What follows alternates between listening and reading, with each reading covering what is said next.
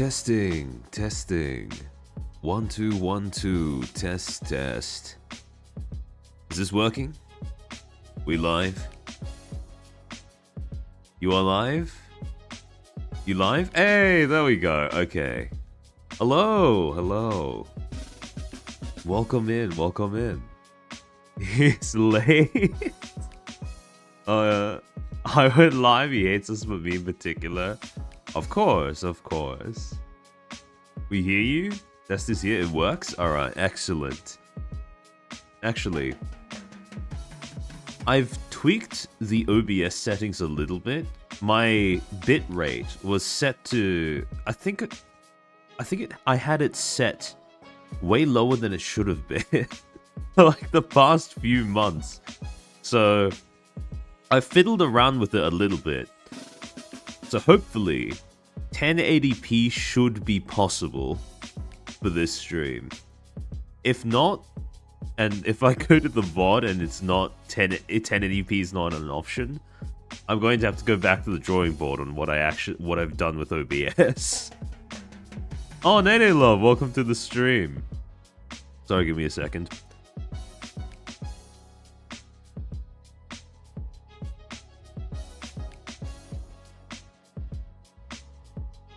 Ugh.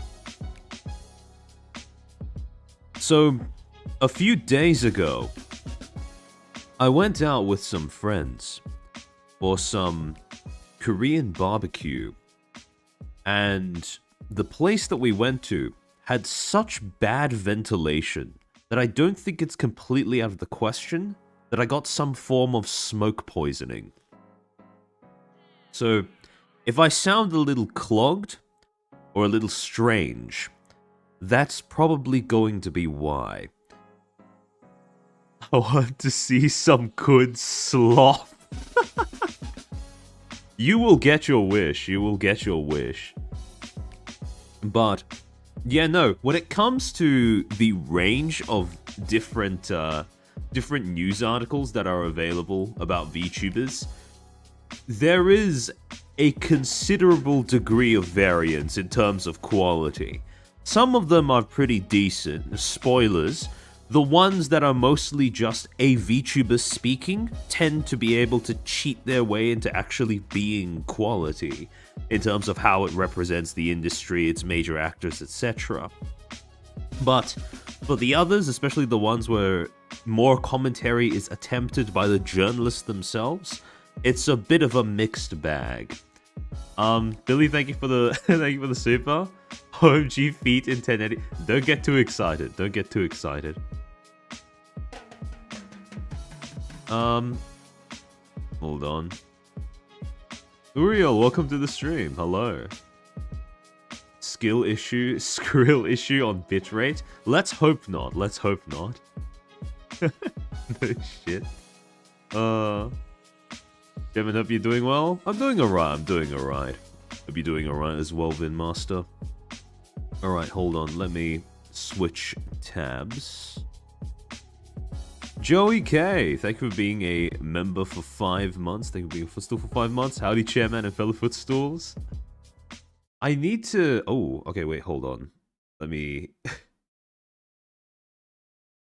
The slides aren't showing up. Hold on, give me a second. Let me fix this. I think the window capture may be busted. Alright, there we go. Alright, I managed to get the Fugi back as well. Master, I think about the 2. Rima leaves, Al graduates, Mokuru live rats. I don't think they're worth taking seriously. Because at this point, most of the people who've been watching Al for a while have known that in terms of health issues, she's had the... Well, I mean, it's pretty commonplace knowledge that, mentally speaking, she hasn't been doing the best for a while. So, I don't think the graduation, as sudden as it was, is too much of a surprise, nor is it worth going, oh, Hololive Black Company over. Base Saga announcement? Yeah. No, when I saw the announcement and when I saw the clips of Irie leaking that it was actually new gen, I thought it was quite funny. because if you... A lot of people were saying that, you know, it's not an actual leak, and to be honest, I kind of agree, because when you saw that announcement, it's pretty obvious that it was going to be a new gen, because in the part of the teaser where they had Cleo going over the book titles for a bunch of different FaZe events or things related to FaZe members, the only other thing that it might have been for would be FaZe Wars, and in the video she skips over that in the with her finger when she's just, you know, going over which book to take out of the shelf. So I think that made it pretty obvious even before Irie confirmed it. Also, speaking of bad coverage of VTubers denims, yeah, although it's just, at this point I find it very difficult to put it bluntly, I find it very difficult to care if some random Twitch streamer decides to come out and have a go at VTubers, calling them gooner bait, etc, etc. But yeah, it's just a day at Twitch, unfortunately. Although the thing about Twitch doing some fuckery with viewer counts, now that is something that I find more interesting. Because more and more streamers are finally coming out and actually acknowledging that, yeah, something's being fiddled around with behind the scenes without the public being told about it. So it is gratifying to see the direction of public discussion around the way Twitch handles things, especially to do with VTubers, move in a direction where more people are comfortable coming out and actually pointing out that something might be a little odd. But curious, thank you for the gifted membership. Decato, congratulations on getting sniped. I hope you enjoy those emotes. Adjustment syndrome? Yeah, thanks for providing the name of the condition that Al had. Artemis, thank you for being a Footstool for 6 months. You went out with friends, is chat in C chair. I'd hope not, I'd hope not. $1 trillion question, who is the next social media to do the adjustment? That's well, I don't know if there is any other social media left that would reasonably be assumed to have done something like that. I think YouTube and Twitch were about it. Armchair send the money. I've noticed for a while that the sub count is becoming less and less indicative of how a VTuber is doing. Well, I mean, on YouTube it's been that way for a while. Since they introduced Shorts meta because they were trying to become TikTok, subs have become a pretty unreliable way of gauging how large a VTuber's audience actually is. I've seen in several cases where farming Shorts actually gimps a VTuber's reach because of the fact that it generates a lot of dead subs. So, as far as sub counts reflecting audience size goes, on YouTube it hasn't really been accurate or one-to-one for a while. Skinwalking is using the model the manager has posted on her behalf. Oh yeah, I saw some people using skinwalking as a term when referring to the fact that on Al's social media, on her Twitter account, a manager posted a message in her stead. And for the same reason as what Nene Love is saying in chat, that's not really an accurate term to be used there, because skinwalking implies that it's being done in a secretive manner or in a manner that suggests that it's actually the talent doing so. But in reality, all this is, they made it pretty public that that was being posted on her behalf. So, in that regard, I don't think skinwalking works as a descriptor. E.g., yeah, you can pay to boost your shorts, which makes it so that bots sub to your channel, which leads to channels with 40,000 subs but 30 CCV. Yeah. I mean, we've had big companies even, or big in quotation marks, like Brave, pay for advertising, Google advertising, to boost sub counts. But it's a little dubious as to how well that boost translates over to CCV, audience size, people paying for merch, etc, etc. The conversion rate isn't great. Speaking of subs, did your channel get hit with a purge? Because I thought you were... No. I was never at 10k. But I think maybe there was something over the last few weeks. But it only resulted in, I think, less than 100, so it's not too bad. It's nothing that more uploads can't fix. Skinwalking is exclusively doing the game boot crap. Do not use it outside of that context. Yeah, agreed. One of the things that... Little bit of a personal pet peeve, but there is a tendency to sort of try to adapt terms so that... Try to adapt terms to different scenarios just to describe them in a way that fits how they make people feel emotionally. For example, if people are suspicious of some act of management coming out and speaking on a town's behalf in any sense, they will refer to it as skinwalking, even if it's publicly declared that that is what's going on. Same thing when it comes to talking about publicized personal information being referred to as doxing.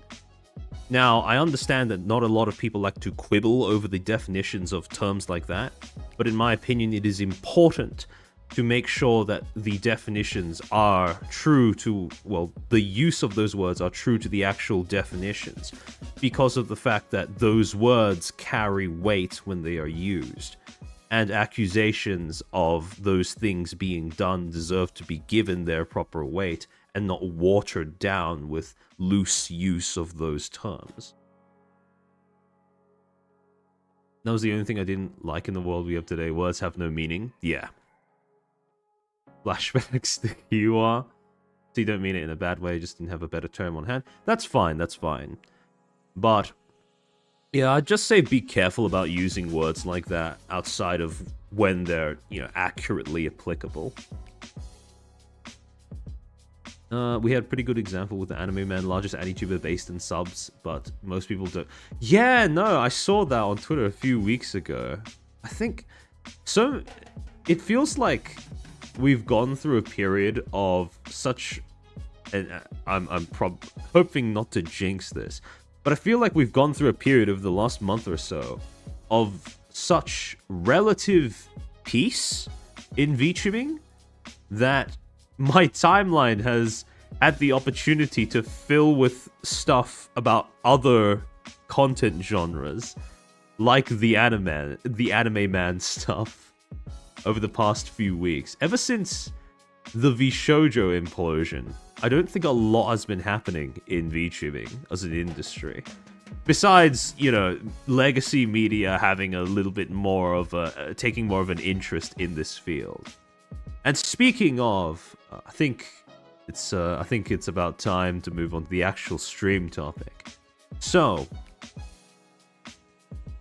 as usual, before we begin, few disclaimers. Do not attempt to harass or contact any of the people or entities mentioned during this stream in any way, shape, or form. If I see you doing so, if I am sent evidence of you doing so, I will have to remove you from this stream and ban you from this community. Second, all text, videos, and images shown during the stream are included for the purposes of critique and or commentary and are thus protected under fair use. That one's going to be pretty important for this stream in particular. Third, all information/material shown over the course of this stream was posted and or addressed by the subjects of this stream on a public platform and or remains publicly available/traceable.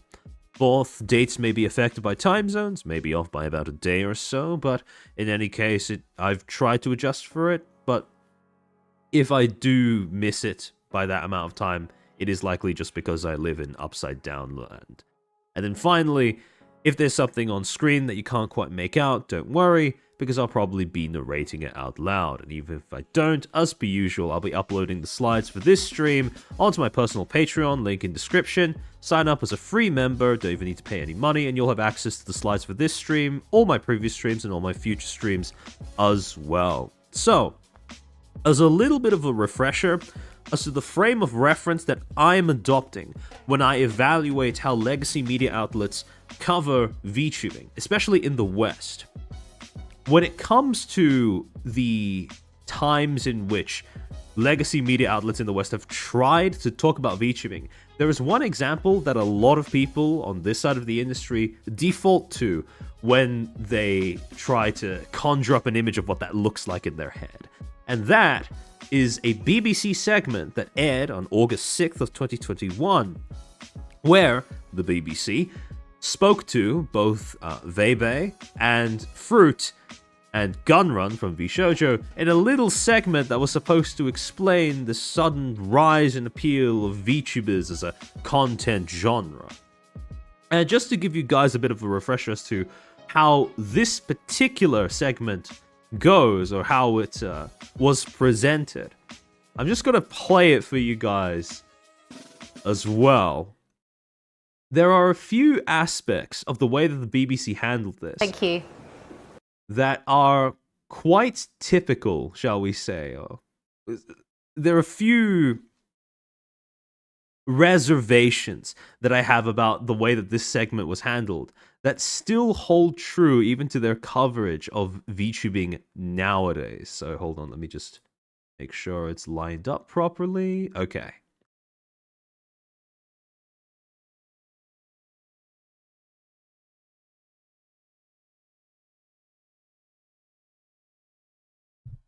Talking to Americans about how things got popular in Japan, truly genius stuff.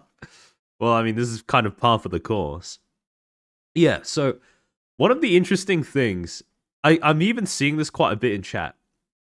One of the interesting things about legacy media is whenever legacy media outlets attempt to cover VTubing, when you ask people who actually watch VTubers what they think about the feature, the coverage, the article, etc., the answer is almost universally cringe, right? It makes them feel like it comes off as cringy in some manner. Now, what I'm going to attempt to do here, and this is still just me articulating my personal thoughts and feelings about this, but what I'm going to attempt to do is articulate what actually makes it cringe, because there are a few things about these particular features that do stand out as very noticeable flaws that may alienate fans of the content. Charlie, thank you for the 2. I only are as Hot Beach. I think you may need to type with 2 hands, sir, in order for me to make out what you're saying. But I think I get the general gist. All right. Now, a new kind of content creator is emerging on YouTube, so-called virtual YouTubers are people who use 3D character models to engage with their audience anonymously via video sharing. These VTubers, as they're called, are becoming more and more popular, with some reportedly earning millions. Our reporter Mars Emanuel spoke to 2 of them using their online personas. Hello, you're watching the BBC. Meet Vebe and Apricot, 2 British women aged 22 and 23 who work as online content creators and use animated avatars to replace their identity. Some virtual YouTubers, VTubers, use body tracking technology like this to animate their characters, while others have a much simpler setup.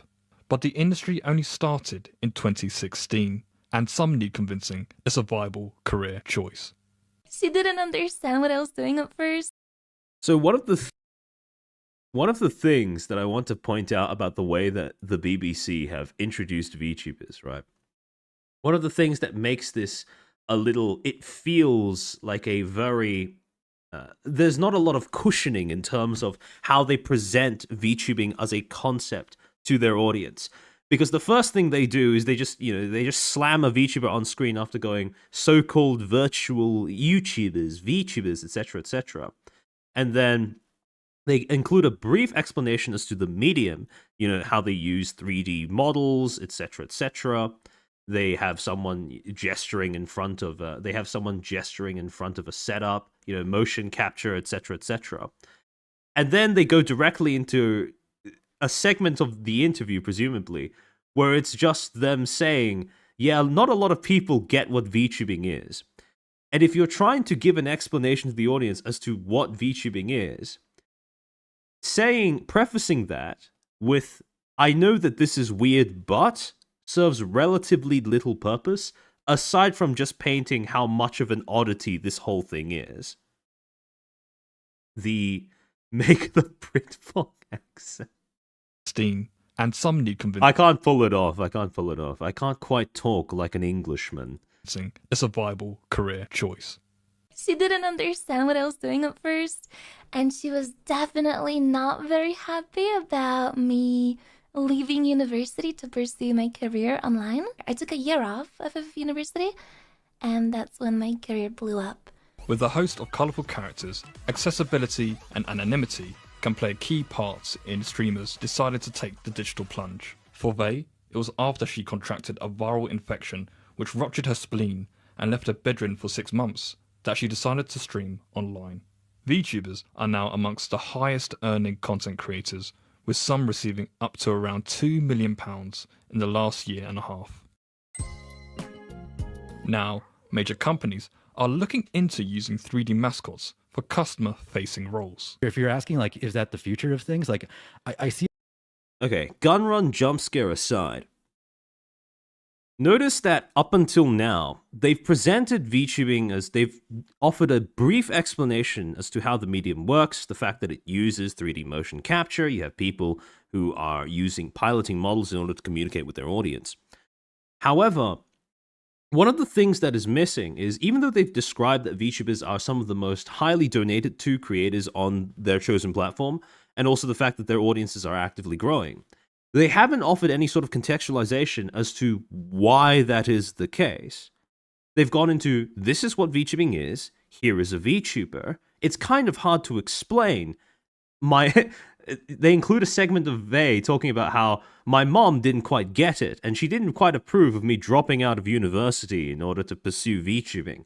And then they go straight into, VTubing has a lot of people donating to it, as VTubers have a lot of people donating to them, and the audience is actively growing. However, at no point during all of that runtime have they articulated, or even attempted to articulate, what makes VTubing an appealing medium, not just for the content creators that use it, because they are going to get into how it helps ensure things like anonymity and protects your identity online. But it doesn't bother to articulate what the appeal of it from the perspective of an audience member is. And that is one of the many things, in my opinion at least, that makes this particular bit of coverage come off as if it's not so much it's not a very effective introduction to the medium for people who are not already fans of it. And even among fans of it, people are going to look at this, and some of them, understandably, are going to find this to be quite cringe. Prince, thank you for the Arca Super. Every hat is a top hat, bottom hat is a shoe. Become a Footstool today, and Chevos will remove one of the bottom hats on cam at 9.5k until next time. Space Feet Boy. Sometimes I worry that Billy's niche is being taken over by other footstools. But thank you for the Arca Super. Thank you for your generosity again. Mercurius, thank you for the 2. What do you call your type of streamer, chairman? Drama tuber. I think that's the most accurate descriptor of what I do, to be honest. And again, I had an entire stream talking about that last year, but long and short of it is basically, I think that's the content niche that I would fall into. Charlie, thank you for the 2. Wow, that guy must be really rich and very nice. Yeah, you'd think that based off of how everyone was referring to him. I don't think the average BBC viewer even understands from this segment how VTubers actually make money. Yeah, exactly. See us moving more towards it as like these art styles are being seen as like engaging or more attractive to them, right? You don't need to hire like makeup artists or like crazy HD video to have like someone out there talking about your wares. You could just be running like a game engine and like have it fully rendered here too. One of the fundamental dissonances, again, and this is going to become a recurring theme as we go through more and more examples of news features about VTubers throughout the stream. One of the recurring themes that you begin to notice in terms of how the coverage is slightly slanted against being able to be an effective introduction to the medium beyond just, look, here's this thing that makes money, is a lot of the explanations as to VTubing's appeal as a medium, as an industry, talks about the production side of how it works. The only problem is, if you are one of the only problem is a recurring blind spot that tends to come up over and over across a whole bunch of different legacy media outlets in the West when they talk about VTubing is very few of them, if any, acknowledge that VTubing possesses a distinct subculture. It's not just a genre of entertainment in the same way as, the television or radio is. Yes, it is a medium, but it's not just a medium. And the subculture is something that was imported from Japan, has elements of things like idol culture, etc., etc. And as you will see, some of them even touch on that aspect of VTubing as a subculture. They get really close to being able to acknowledge it, and then they kind of just stop. They get close to acknowledging that there are elements of, for example, idol culture in VTubing, or there are idols in VTubing, but they don't quite get to the point where they explain what that really means, or why is that appealing to an audience. So it just gets presented as this thing that, this quirky, weird thing that happens to make a lot of money for some reason. And that's about the extent to which most of these outlets are able to get to when they try to talk about VTubing. And although VTubers, like many other content creators, can be subject to abusive and sometimes sexist comments, Vebe and Apricot say their careers have allowed them to learn important life skills. I grew out of my social anxiety through VTubing. I used to be really shy. I would be afraid to speak during my English classes. If a kid has a dream of their own or like a goal in mind, I think everyone should try and pursue that. Miles Emanuel. It's expected of VShoujo to ignore the culture part of VTubing. IML certainly focuses on its medium rather than culture. Yes, and again, one of the recurring trends in a lot of legacy media outlets is a lot of them, even though, and I'll give them a little bit of leeway for this because a lot of the articles were written prior to the June implosion, a lot of them seem to try to shoehorn VShoujo in there as part of some sort of wider commentary about the industry as a whole. Whereas, in fact, relatively speaking, VTubing as an industry mostly exists outside of the West. The majority of the industry exists outside of the West. Yes, it is growing in the West, but I would hesitate to say that VShoujo was, shall we say, at the forefront of driving that growth in terms of VTubing as an industry. Trying to think of the two. I've never made a comment like that in my life. Naturally. BBC News. Really freaky. Business coming up. And that little bit at the end, that is what to me highlights how legacy media outlets attempt to approach this field, this industry, this content genre. You have what is mostly a relatively good faith attempt at, trying to capture what VTubing is, trying to give a little bit of a summary of how it works, why it's appealing, etc., etc. And you go into, admittedly, it doesn't really stray far from just the production side of why it's effective. And then at the end, when you go back to, the commentary from one of the talking heads at the news company, they just cap it off with really freaky. Yeah, they just say really freaky. There's this dismissing of it as, just this weird thing. And again, that's what feeds into the audience disconnect that creates that feeling of cringe, because you get this impression that these stories, these features are being made by people who don't quite understand what it is they are attempting to talk about. It was really freaky. Perhaps, but I doubt that they would have said anything different even if they hadn't been featuring VShoujo talents on there. When I describe VTubers and the bad side / idol side, I use Dancer as the US sees it, and I use the movie Showgirl as a comparison. That's fair enough. But again, as we'll get into in a second, the appeal of VTubers in the sense of VTuber idols, that is something that, admittedly, a lot of people in the West seem to struggle with articulating the appeal behind that particular genre of content. Because, for better or for worse, mainstream discussion of idols and idol culture in the West tend to revolve around a few key themes: impossible standards, industry exploitation, and parasocialism. And that's about it. None of which are an accurate, especially on their own, none of which are an accurate descriptor as to why idols in particular, or idol content, has the audience that it does. And I understand that that level of disconnect naturally arises out of a cultural distance from where idol culture emerged from, which is admittedly quite an Eastern thing.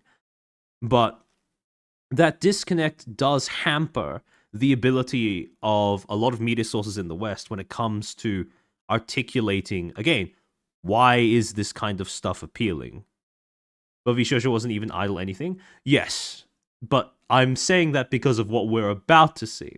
So if this is the standard, right, this is the standard specifically from the BBC as to their way of covering VTubers, talking about VTubers in 2021. Fast forward 4 years, and now we have 2 other video features coming out within the span of a day from one another.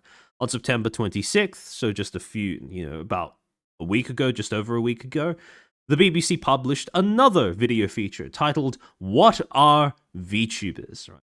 And this was basically a little less than 5-minute segment talking about how VTubers are a growing content niche, and specifically looking at it through the lens of increasingly frequent VTuber dedicated events, conventions like Vexpo. And then a day later, you have South China Morning Post releasing a video feature of their own, talking about the rise of VTubers as well. Now, what I want to do is just give you guys an idea as to how I'm evaluating this. I'm going to do a direct comparison between these 2 features, as well as between this BBC feature from this year and the prior one that we just watched that was released in 2021. Because, as you will probably see, over the course of 4 years, not too much seems to have changed behind the scenes in terms of how the BBC engages with this medium and attempts to represent it to its audience. Prince, thank you for being a Footstool for 6 months. Billy and I are an alliance. We conspire together. That's a comforting thought.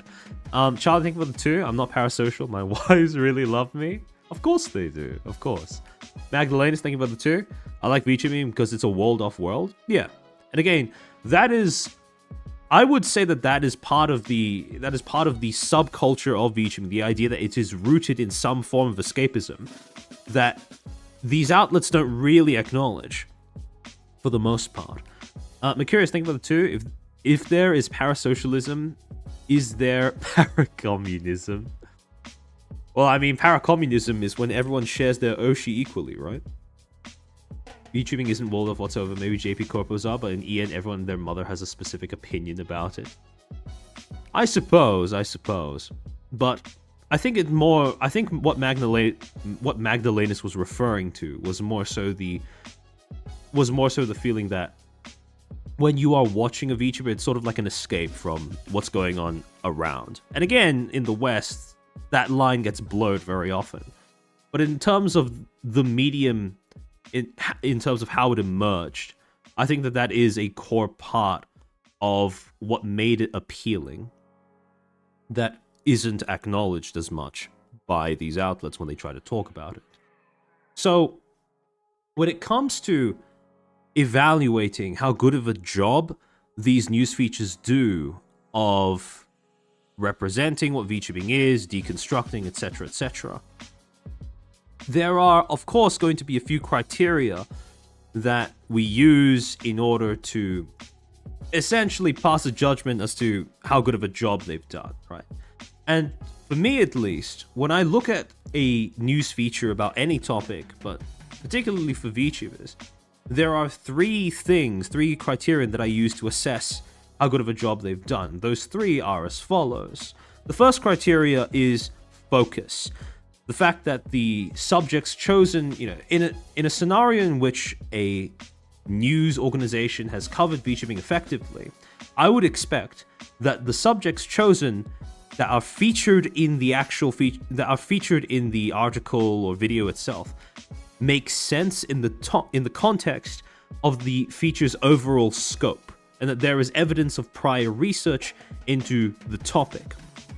Now, the thing about this is, if I get a news feature that purports to talk about VTubing as an industry, as a growing niche, I am going to expect that the interviewees, that the people that they include as examples of what's making the industry grow, are presented in a manner that makes that connection obvious to the audience, right? They are either going to be interviewing or featuring actors that very self-evidently feed into the growing success of the industry, or they are going to at least put in effort into researching the people that they do feature, so that that link between the two parts of the topic, right, here is an actor in the industry, here's why the industry is growing, becomes more obvious, right? Either way, I'm expecting there to be some evidence that whoever's handling the creation of this feature actually has a stake in it and has tried to do some form of research. The second thing is coherence. Do the individual elements of the feature work together in coordination in order to convey a shared message? And is there nothing out of place? So basically what I'm looking at when I examine a feature, if it's a text feature, I'm looking at things like the headline, the tagline, the contents, the subjects. Do they all make sense when put together? And when I'm looking at a video, I'm looking at things like thumbnail, title, again, same things, choice of interviewee, and the way that the thing is assembled or structured to make sense. Is it structured in a way that makes sense, basically, in the context of what the article claims to be trying to accomplish? Sorry, give me a second.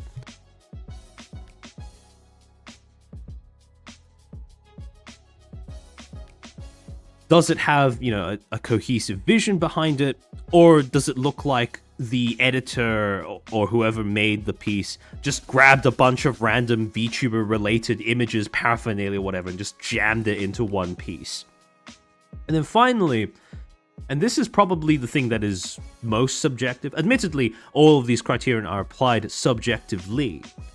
But the last criteria that I use when attempting to assess how well a legacy media company especially has handled the topic of VTubing is I judge it based on the degree of perceived sincerity, right? Has there been an earnest attempt?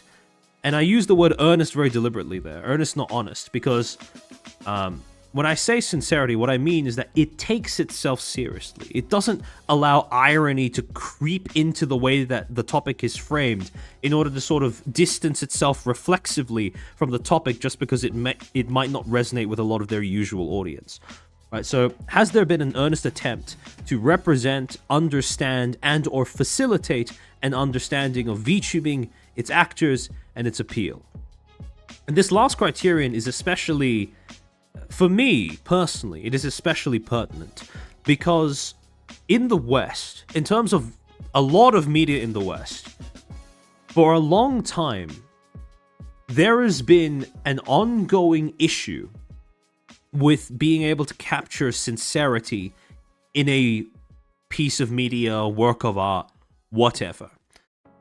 Because for a long time, a lot of forms of Western media have defaulted to using irony as a crutch. And this falls into three broad categories, and this is kind of everywhere, right? So on one hand, you have things like, for example, the way that Disney handled the Snow White remake, where there is a sort of reflexive distancing from the media that you are attempting to engage with, create, and sell on to an audience, right? Where, you have the actors coming out in mid-production, pre-production interviews, disowning the source material, saying that, there are XYZ aspects of the media that they are adapting that they don't want to engage with, or that are now outdated, and really drawing pointing a spotlight onto it, as if the media that they make in current day, as if the media that they're making in current day cannot stand on its own as a property, and they must only be able to hold it up atop the corpse of the source from whence it came. Then, and this is the thing, right? It's one of the things about, I think I've seen some people refer to this as irony poisoning in terms of Western media, is that it is absolutely everywhere. It's in mainstream movies, it's in niche hobbies, it's in, TV shows, etc., etc., etc. But you also have a second example of this is undercutting the seriousness of what you're attempting to convey. And a rather niche example is you can actually see this increasingly in Magic the Gathering. And this is something that's near and dear to me personally. But Magic is essentially, again, for those who haven't seen me talk about it before, Magic is a fantasy card game, right? And on the cards, naturally, you'll have, their names, effects, etc., etc. But underneath, they will have some cards will have a little bit of flavor text, which is supposed to add to the double down on the tone of the piece. It's supposed to add a sort of world building aspect to the card as well. And for the most part, throughout history, Magic has been pretty good when it comes to flavor text, in a way that, all of the flavor text tends to either give an insight into a character that is being depicted in the card art, or it solidifies the tone or some sort of world building aspect in terms of the lore behind the game or whatever. But in recent times, there's been this trend to include this sort of Disney Marvel-esque banter or quips into the flavor text as well. And one of the examples comes with this card called Change the Equation, which came out from a set that was basically revolving around an in-universe event where a biomechanical plague, biomechanical zombie virus almost, was spreading across all of the different universes that were a part of, Magic's, all the different worlds that were part of Magic's universe. And one of the things that made this particular in-universe disease terrifying was the idea that it took over the minds, identities of anyone who contracted it, and basically warped them into being these nightmarish machine versions of themselves that had all of their prior knowledge, abilities, skills, whatever, but had none of the humanity, none of the personality. All of it was toned down into this sort of psychopathic mechanical parody of itself. And usually the flavor text would do a pretty good job of describing the sort of the grimness or the macabre nature of something like that, right? Yeah, this is Phyrexia, exactly. And in this flavor text, however, it's so close to being a perfect encapsulation of that. This card basically depicts the virus infiltrating what is essentially a magic academia, right? And it's transforming teachers, students, etc., etc. And it's from the perspective of a student at this in this world. A student at this magic academia desperately trying to fight back against one of their converted, infected teachers, right? And the flavor text reads as follows. It's not your fault. Strixhaven, which is the name of this place, right, taught you an imperfect premise. And if the flavor text had ended there, that's fine, right? Nothing too groundbreaking, but at least it encapsulates that sort of cold, mechanical, now malicious tone to the entity that is featured in the card art. And then it follows up with, okay, the imperfect execution was your fault. It's little quips like that that undercut the seriousness of this, that makes it seem like it's almost an inbuilt panic button to where you're so scared of being perceived as cringe by the audience that is consuming your media that you feel the need to include a sort of an almost plausible deniability clause so that you can default back to, oh, I was just joking, if it doesn't seem to resonate with whoever picks it up.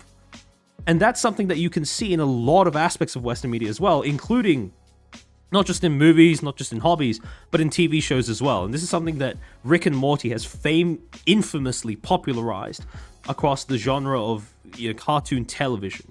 as well, where you have this urge to sort of deconstruct the way that you are making your media. Not in a sort of way that serves a purpose, per se, but more so in just the sense of, oh, look at me, I understand so intimately what I am doing at this moment, and, you know, we can all be in on the joke together. Which is funny maybe the first 1 or 2 times. But after that, it becomes this sort of monotonous, continuous, did you get it? Did you get... Yeah, exactly, Carlos, like you said, right? It's this constant, did you get it, that you're directing at your audience. And between these, you know, distance, undercutting, or deconstructing the media that you make, right? Or dud, for short. Between all of these are recurring trends that you see in a lot of forms of Western media where they can't seem to take themselves seriously. And this carries across to when they're talking about things that, when you combine that with, you know, just base cultural disconnect, as you would quite reasonably expect when you have a Western media outlet trying to talk about a form, genre of media and entertainment that originates from Japan. When you combine those two things together, what you usually get are news articles that cannot seem to articulate, even in the ones that do manage some sort of attempt at articulating the appeal of VTubing as a genre. They don't seem to be capable of doing it without first prefacing it with a sort of almost self-flagellating, I get that this is weird, but... And when I'm judging a news article in terms of how well it holds up, how much sincerity it is able to muster in the way that it presents VTubing as a subject, one of the things that I look for is, do they skip that preface of, I get that this is weird, but... Because again, if your goal is to present a good faith, honest, earnest articulation of why VTubing is appealing as a medium, as an industry, as a genre of entertainment, as a subculture even, I would expect that you just go straight into presenting the reason as to, you know, here is what makes it appealing, here is why people love it, here is why people are engaging with it. Rather than having to distance yourself with that reflexive, you know, I get that people think this is weird, but... Scarlett, thank you for being a Footstool for 14 months. Absolute cinema. Amen. And thank you for the 5 gifted memberships as well. The 5 new Footstools. I hope you enjoy those emotes. Then is it as MSM or is it Western culture as a whole? It seems like the West can't take anything seriously, which isn't meant to be serious. I think that this is a broader trend that has been a thing in the West in general, right? In Western culture in general, as a whole. And it's some sort of, if we want to really dive into it, it's probably some sort of modern day offshoot. It's sort of some sort of postmodernism thing. But again, that's a topic that's best saved for a future stream. But yeah, like the comparison that you made, right? Anti-tubers being ironic weaves. Yes, that is an example. And when it comes to, even in some of the, I suppose, that is another way that I would describe why so many of these legacy media attempts at talking about VTubing comes off as cringe, is because even in the best case scenario, the presenters seem like ironic VTuber fans at best.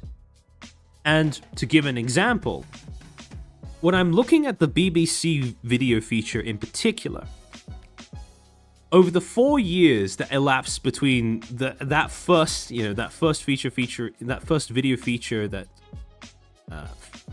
spotlighted the shoujo vibe fruit, and this new one that was released in September, what I was looking to see is whether that fundamental framing of this is a weird thing and only talking about its appeal insofar as the money-making production side of things, I was looking to see if those two aspects of the BBC's coverage of VTubing has shifted at all. And, well, let's just say, long and short, I'm not too sure about that one. So we're just gonna watch the BBC feature. Hold on, give me a second. Let me pull it up. All right. So the feature itself is titled "What's Behind the Rise of VTubers." Now, Oh, Mercurius, thank you for the 5. You don't want to show enthusiasm. Enthusiasm is cringe. Yeah, at some point in the West, it became cringe to be enthusiastic about things. Which, well, again, you could have an entire stream about how exactly that became a thing. But again, long and short of it is, yeah, that does seem to be a recurring trend here. It does seem to be a little loud. Hold on, let me turn it down.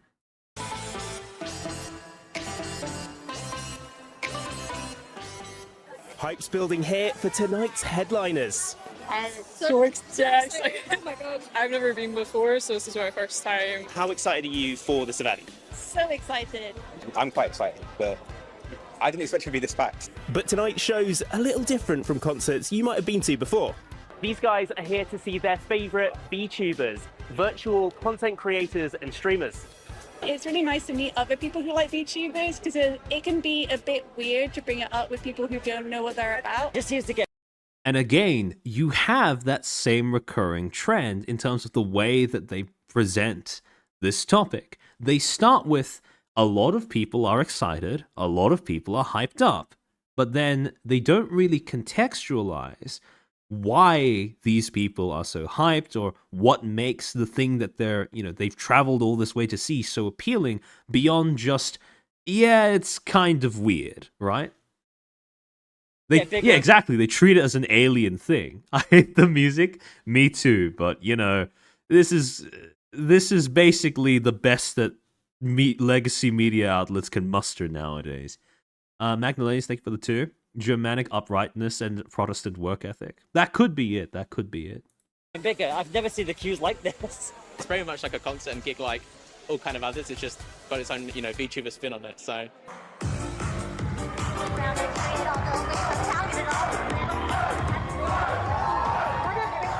This is the opening night for VEXPO in Birmingham. It stands for VTuber Expo, and Phoebe Chan is getting it all started on the main stage. I am a 2.5D idol, singer-songwriter, and voice actor who writes songs and performs them on both the real life and the virtual stage.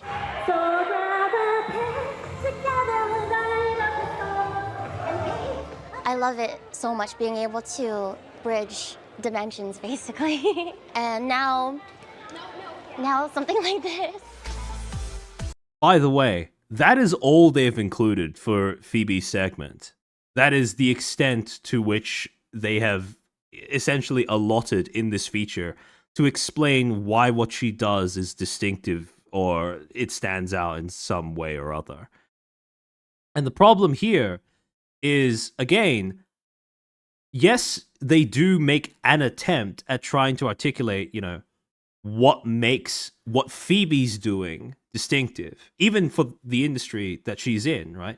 She says that she's a 2.5D idol. But again, the problem is they don't even explain what that means. 2.5D idol is a little bit of we wouldn't think of it that way, but objectively speaking, that's a little bit of jargon that you would already have to have some familiarity with this industry in order to understand the significance of.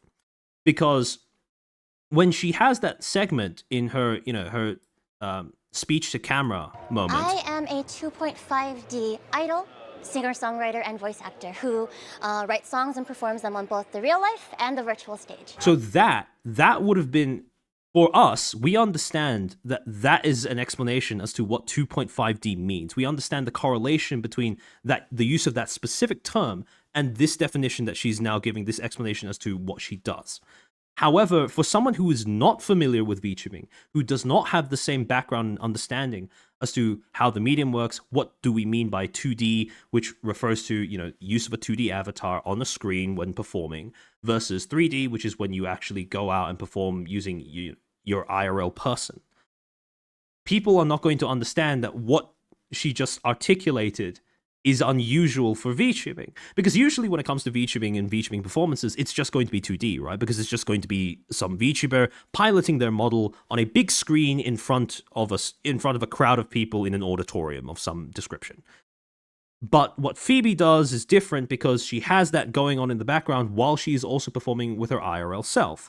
And part of the reason why she does this is because she's not just a VTuber. She is specifically an idol VTuber, which, you know, she attempts to mesh those two things together. And yet, they haven't really touched on that. Again, notice how even though they do include this segment where she tries to explain what she means by 2.5D, they have not touched on the idol aspect of it at all. It is just presented as, you know, this thing that is sort of put out there out of context.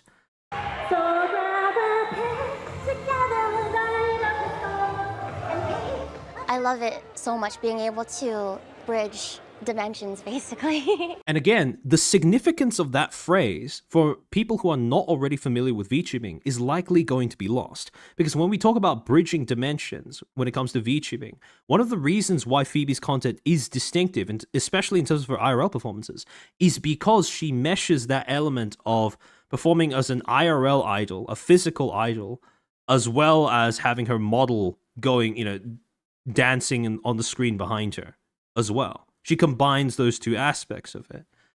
Now, does the BBC explain this? No, it just shows it, and it includes that phrase as if they assume it's going to mean something to the audience. Which again, if this was being aimed at people who are already fans of VTubers, I could understand why they would do that. But the thing is, this feature is framed as if it's supposed to introduce people to the concept of VTubers. Because it's titled, What's Behind the Rise of VTubers? As if people don't even understand why it's becoming so popular or what this medium even is. So the way that this is presented, to me at least, is grating exactly for that reason. And now something like this.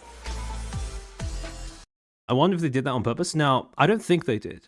So, based on that segment alone, some of you might be wondering why I'm focusing so much on the Phoebe segment in particular. And the reason is because when it comes to the Phoebe segment, like I said, one of the biggest things that I look for is sincerity. Has there been an attempt made by whoever's, you know, making this piece of media to engage earnestly with the medium that they are now attempting to represent to a wider audience? And the reason why I don't think that that's the case is because, like I said before, this is the full extent of how much they bother to contextualize what Phoebe is doing and what makes it special. However, one of the things that convinced me that the person who put this together didn't do even, like, you know, the barest modicum of research is, I want you to look again at the thumbnail of the news feature. The thumbnail has Mori on it, right? Mori performing, you know, mid-concert, right? HoloLive. And then the entirety, spoilers by the way, HoloLive doesn't really get brought up or featured in this segment. The entirety deals with Vexpo and whoever happens to be on the ground at Vexpo on the day. And so immediately, the different elements are kind of disjointed, right? You have a HoloLive thumbnail, you have a title that implies that it's aimed at audiences that aren't already familiar with VTubing, and then, for the most part, they only talk to indie VTubers, and they feature whoever was on the ground at Vexpo at the time, right? So you have all of these different elements that don't seem to work well together. So in terms of coherence, it's not doing too hard. But then you have focus, right? And like I said before, when you are choosing subjects to feature in your article or whatever, your piece of media that attempts to explore what VTubing, this phenomenon, is, I'm going to expect that there is some sort of underlying logic that informs your choice of talking heads, or slang for, you know, subjects who are talking to camera. So the thing is, if you're going to be talking about the rise of VTubers, that doesn't mean that you are constricted to only talking about or talking to big content creators or big companies in the industry, right? You don't have to talk just about HoloLive or just to, you know, like Doki Bird or like large indies like that, right? Even if you're just talking about the rise of VTubing, the popularization of this niche in general, you can still talk to some of the smaller creators. That's fine. But you are going to need to put at least some effort into articulating why they are representative of what makes the industry grow or what makes the industry unique. That is something that they had the opportunity to do with Phoebe, but they didn't do that. And the reason why I say they didn't do that is because even with a little bit of cursory examination of her channel, you can actually find an example, a perfect example in my opinion, of what I mean when I talk about media that is done with sincerity, that attempts to represent what makes her distinctive as a content creator.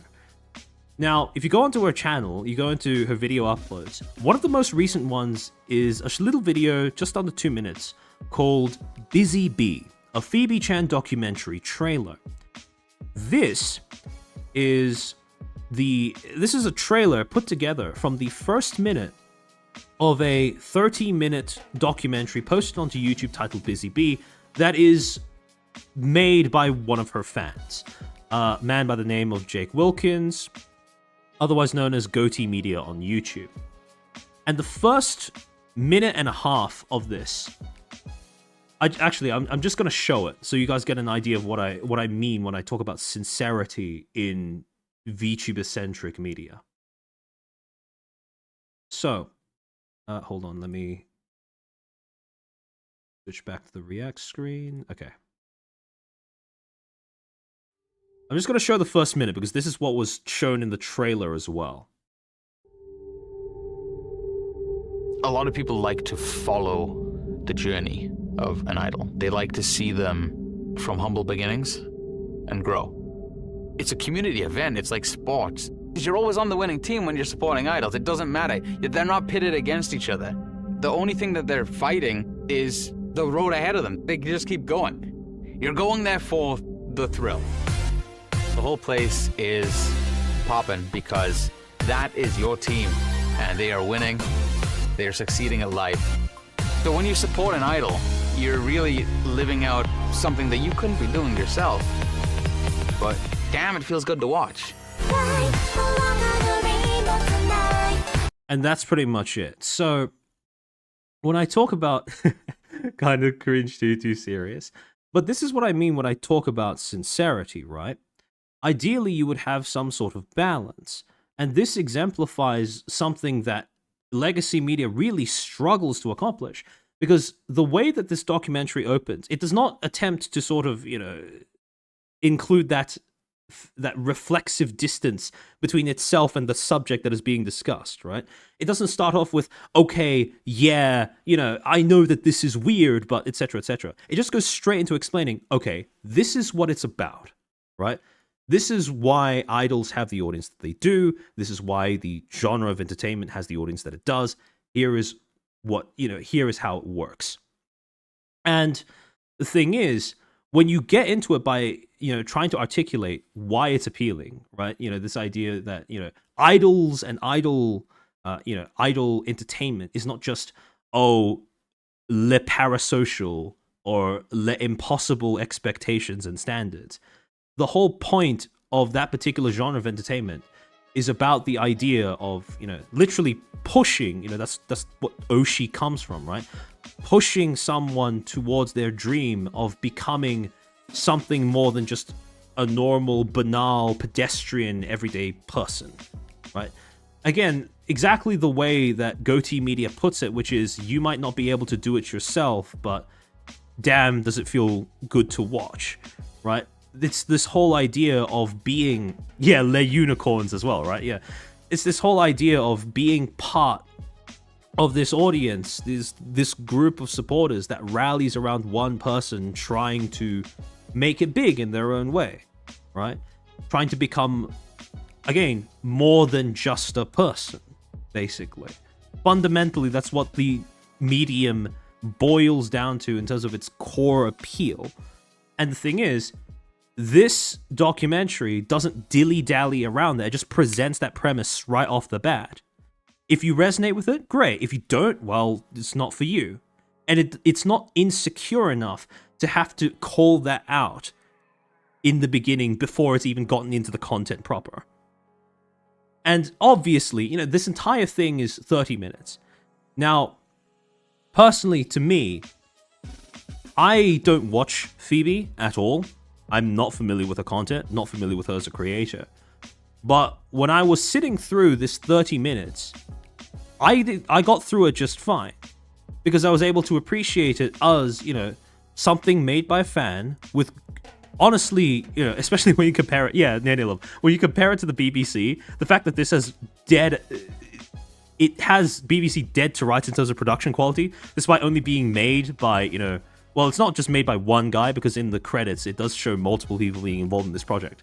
But again, this is a fan-made project, undeniably. It comes across in every aspect, from the narration, to the way that it's assembled, to the B-roll, to the way that the interview segments have been clipped out and edited. All of this comes together, and it lives and breathes the idea that it's made by a fan.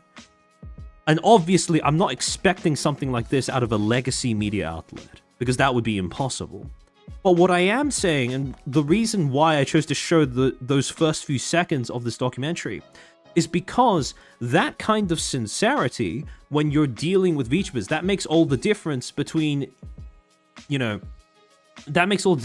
something coming off as cringe because it's not taking itself seriously, and something that is just alright with acknowledging the subject as it exists and trying to express to an audience why it is appealing. And this little 44-second segment right at the beginning, this is something that wasn't impossible for an outlet like the BBC to integrate into their own coverage. But they didn't. Again, it wasn't even that complex. It was just an articulation of, okay, this is why supporting idols is appealing, right? This is why idol-centric content has an audience, has the audience that it does. That is not out of the scope of what the BBC could have done, especially since they chose to interview Phoebe, and then that was all of the work that they did into introducing what makes her unique, what makes her content distinctive, what does 2.5D idol even mean. Again, they included her explanation of what 2.5D means, but they didn't even touch on the idol portion of that. And again, part of understanding why she does what she does, even as a VTuber, centers on being able to comprehend idol content or idol content as an entertainment genre, which the BBC didn't bother to include. So, as a result, in contrast to this, where it is very much placed in the context of, well, where there is an effort made to orient the audience in terms of in a position where they can understand why someone would go to the effort of supporting a content creator who does this stuff, that's not something that the BBC did. They could have, again, even a cursory look at her channel would have brought them to this, and it takes just 30 minutes to watch. Over the course of this 30 minutes was easier to watch for me than the 5 minutes that the BBC segment was, that it encompassed. But by the way, if you want to check out, an example of pretty high production fan-made VTuber content, I recommend checking out this documentary, even if you don't watch Phoebe yourself. Just in terms of the way that it's put together is, in my opinion at least, I admire the craftsmanship of it as a piece of media in and of itself. But again, when you are talking to a content creator who's, and again, I'm going to phrase this in a manner that some may feel is a bit brusque. If your premise is talking about why the industry is expanding as much as it is, and you're talking to a content creator who is a bit more niche in terms of their content premise, their audience, or their reach, you don't have your premise handed to you on a silver platter. It's not something like HoloLive where the reason why you're discussing them is self-evident because they are the biggest VTuber company. It's not someone like DokiBird where she comes pre-packaged with this sort of universally appealing underdog story baked into her career. You're talking to someone who does not have that same instant hit when it comes to, anyone, regardless of background or familiarity, can instantly understand why this is... sorry.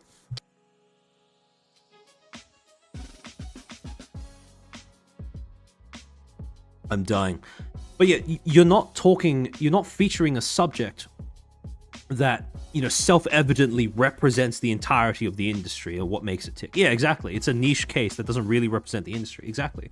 And so if you are going to choose one of those niche cases, it's not impossible, but there is going to be, if you want to do an effective job of contextualizing their relevance, explaining and articulating their appeal, you're going to have to put in a bit more effort. You're going to have to do a bit more research. You're going to have to put a little bit more effort into actually contextualizing how they explain their own content. And the thing is, that's not what they did in the BBC article.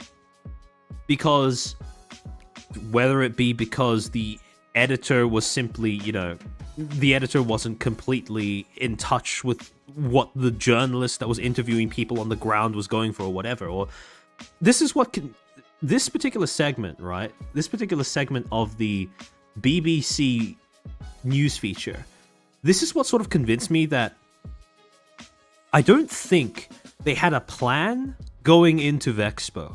I genuinely think that the extent to which they have put in forethought and effort into making this was they just showed up to Vexpo, interviewed or, filmed whatever was there, and then they called it a day.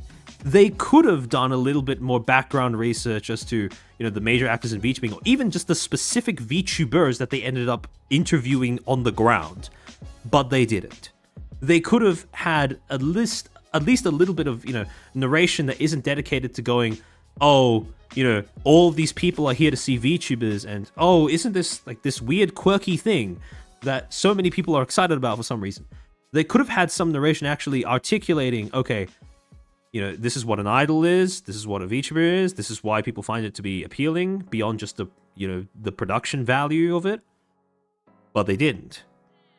And again, one of the other reasons as to why, in my opinion, this feature it doesn't have great cohesion comes in the segment that they follow up that brief interview with Phoebe. That segment, this is what they follow it up with. Most VTubers are real people, controlling animated characters from home through motion capture tech. A bit like digital puppets, they then stream live on platforms like Twitch and YouTube, usually anonymously. That means they can appear anywhere in the world, including one-to-one in these meet and greet booths being set up next door.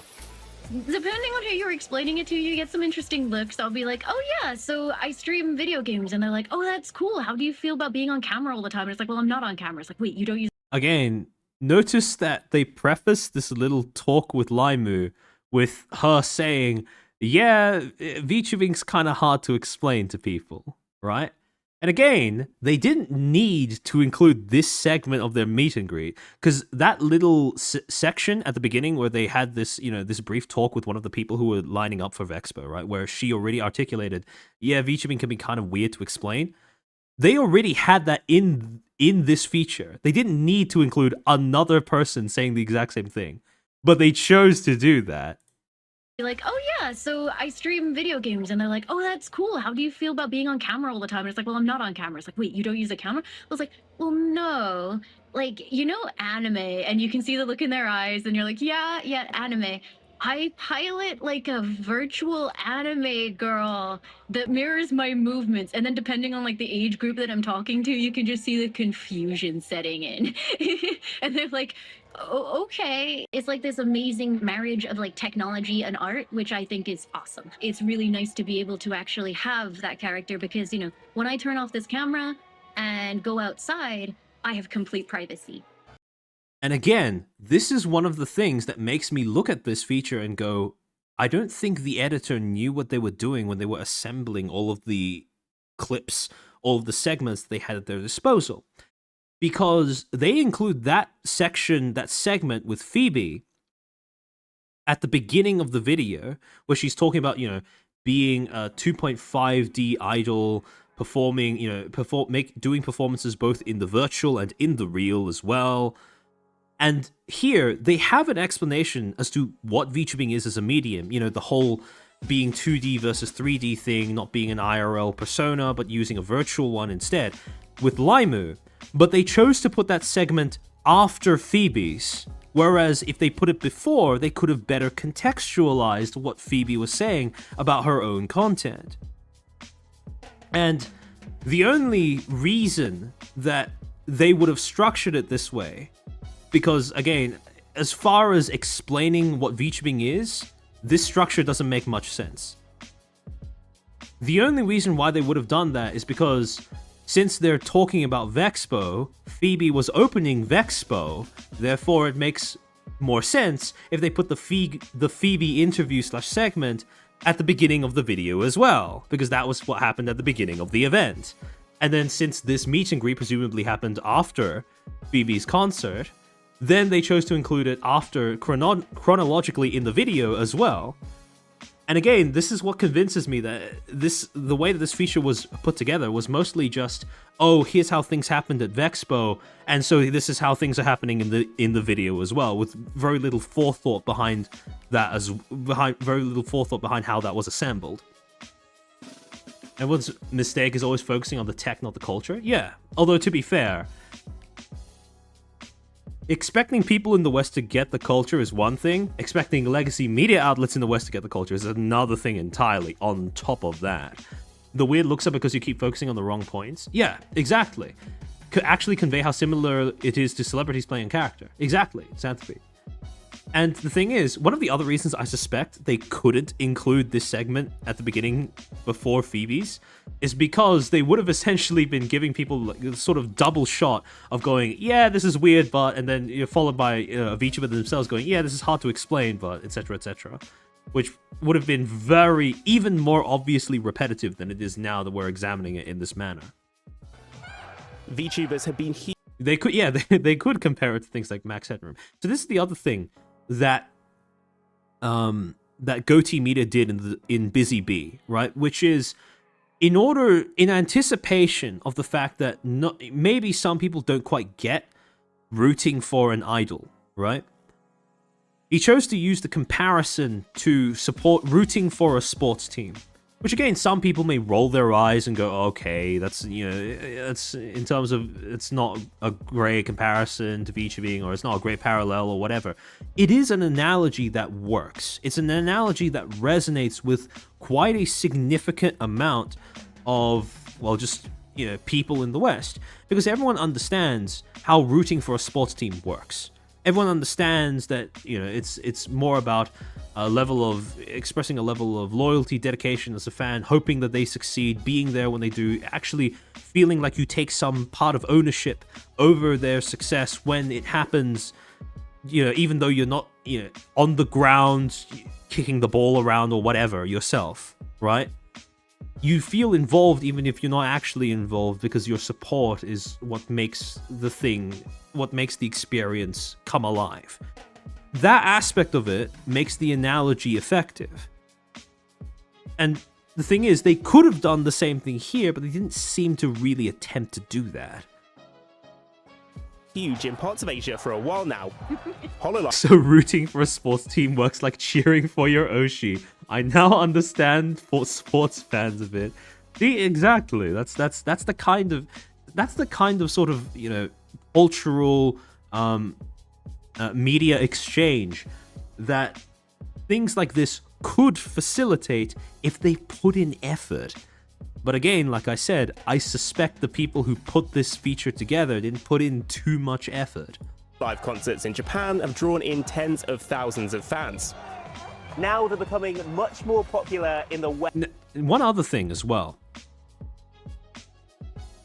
When I'm criticizing pieces of media like this, one of the common, I suppose, it's not usually intended to act as such, but one of the common deflections that I end up seeing a lot of people sort of attempt to refute criticisms like mine with is, but people are happy about it, just let them be happy about it. And the thing is, I'm not saying that you can't be happy if you or your Oshi are featured in, a video like this, right? For a lot of us, we grew up watching the BBC. Most people have watched a David Attenborough documentary at least once in their lives, often during their childhoods. we can all understand as to why the BBC in general has that degree of, has a certain cachet about it. However, what I am saying though, is that even if you are excited or happy or hyped about appearing on this legacy media outlet that you would usually assume would want nothing to do with you or your content, or, you know, you're only used to watching on a television, you know, removed from you as a person. Even if you are hyped or excited about that, or happy about that, at the same time, you can still afford to have standards about how you are covered. Because the thing is, when it comes to VTubers being talked about by legacy media outlets, they are, yes, they are yet another subject that these legacy media outlets are trying to cover, are trying to document, to talk about, to add to their repertoire of, well, to add to their repertoire of different things that they've talked about or commentated over. But at the same time, as a result of that, they are owed a degree of respect. And when I pick apart features like this, that is part of why I do this, which is to point out that when people say that stuff like this is cringe, they're not doing so necessarily because of the VTubers that are shown in the video.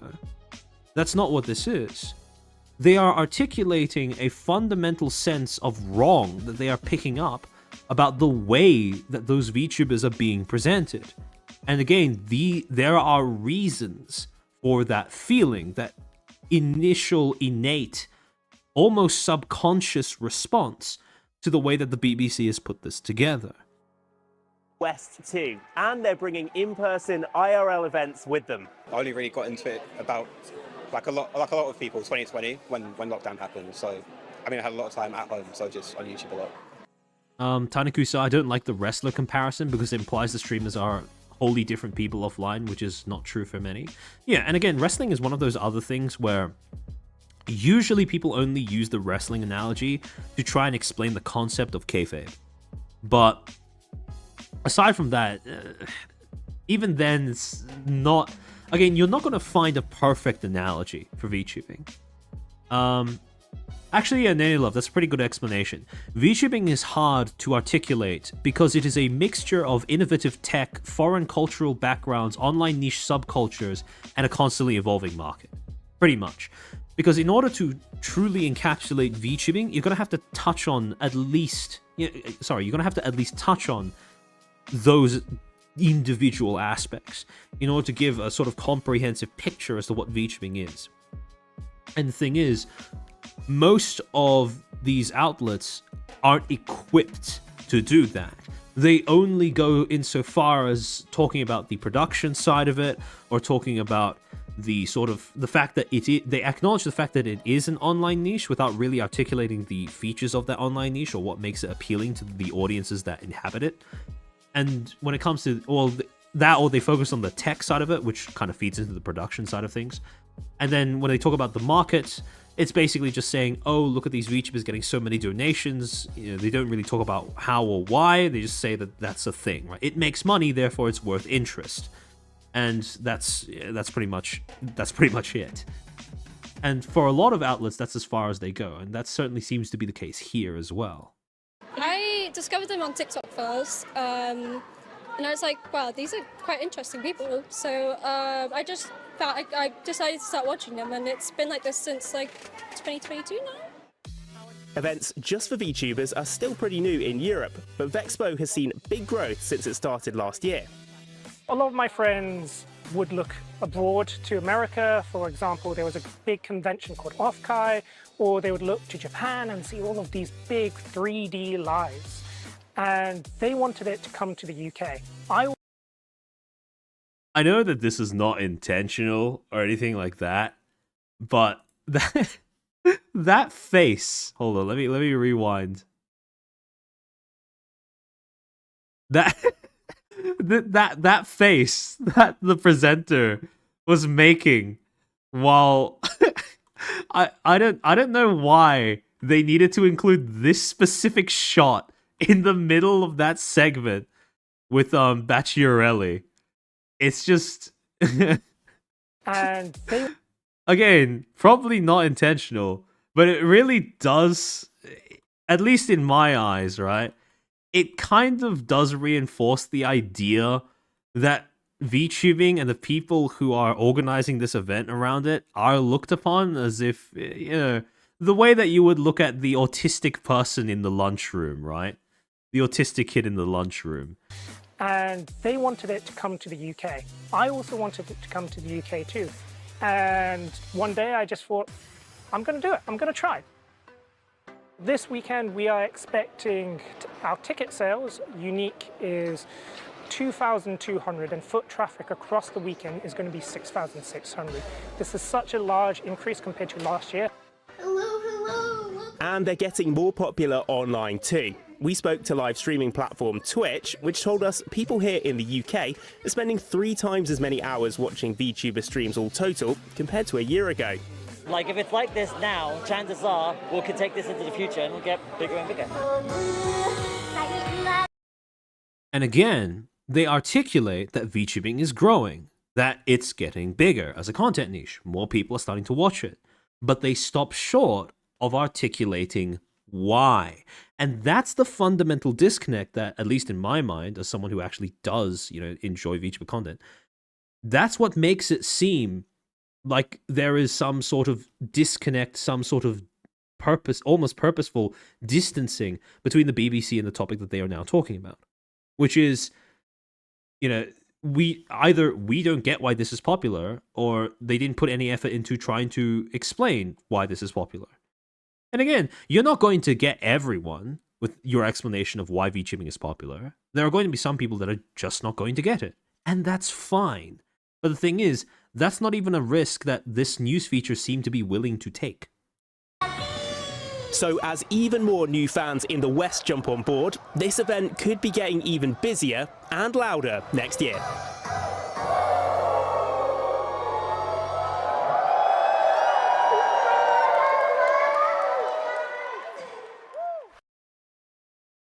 And that's the end, right? That's the end of the segment, basically. All right, hold on. Let me switch scenes.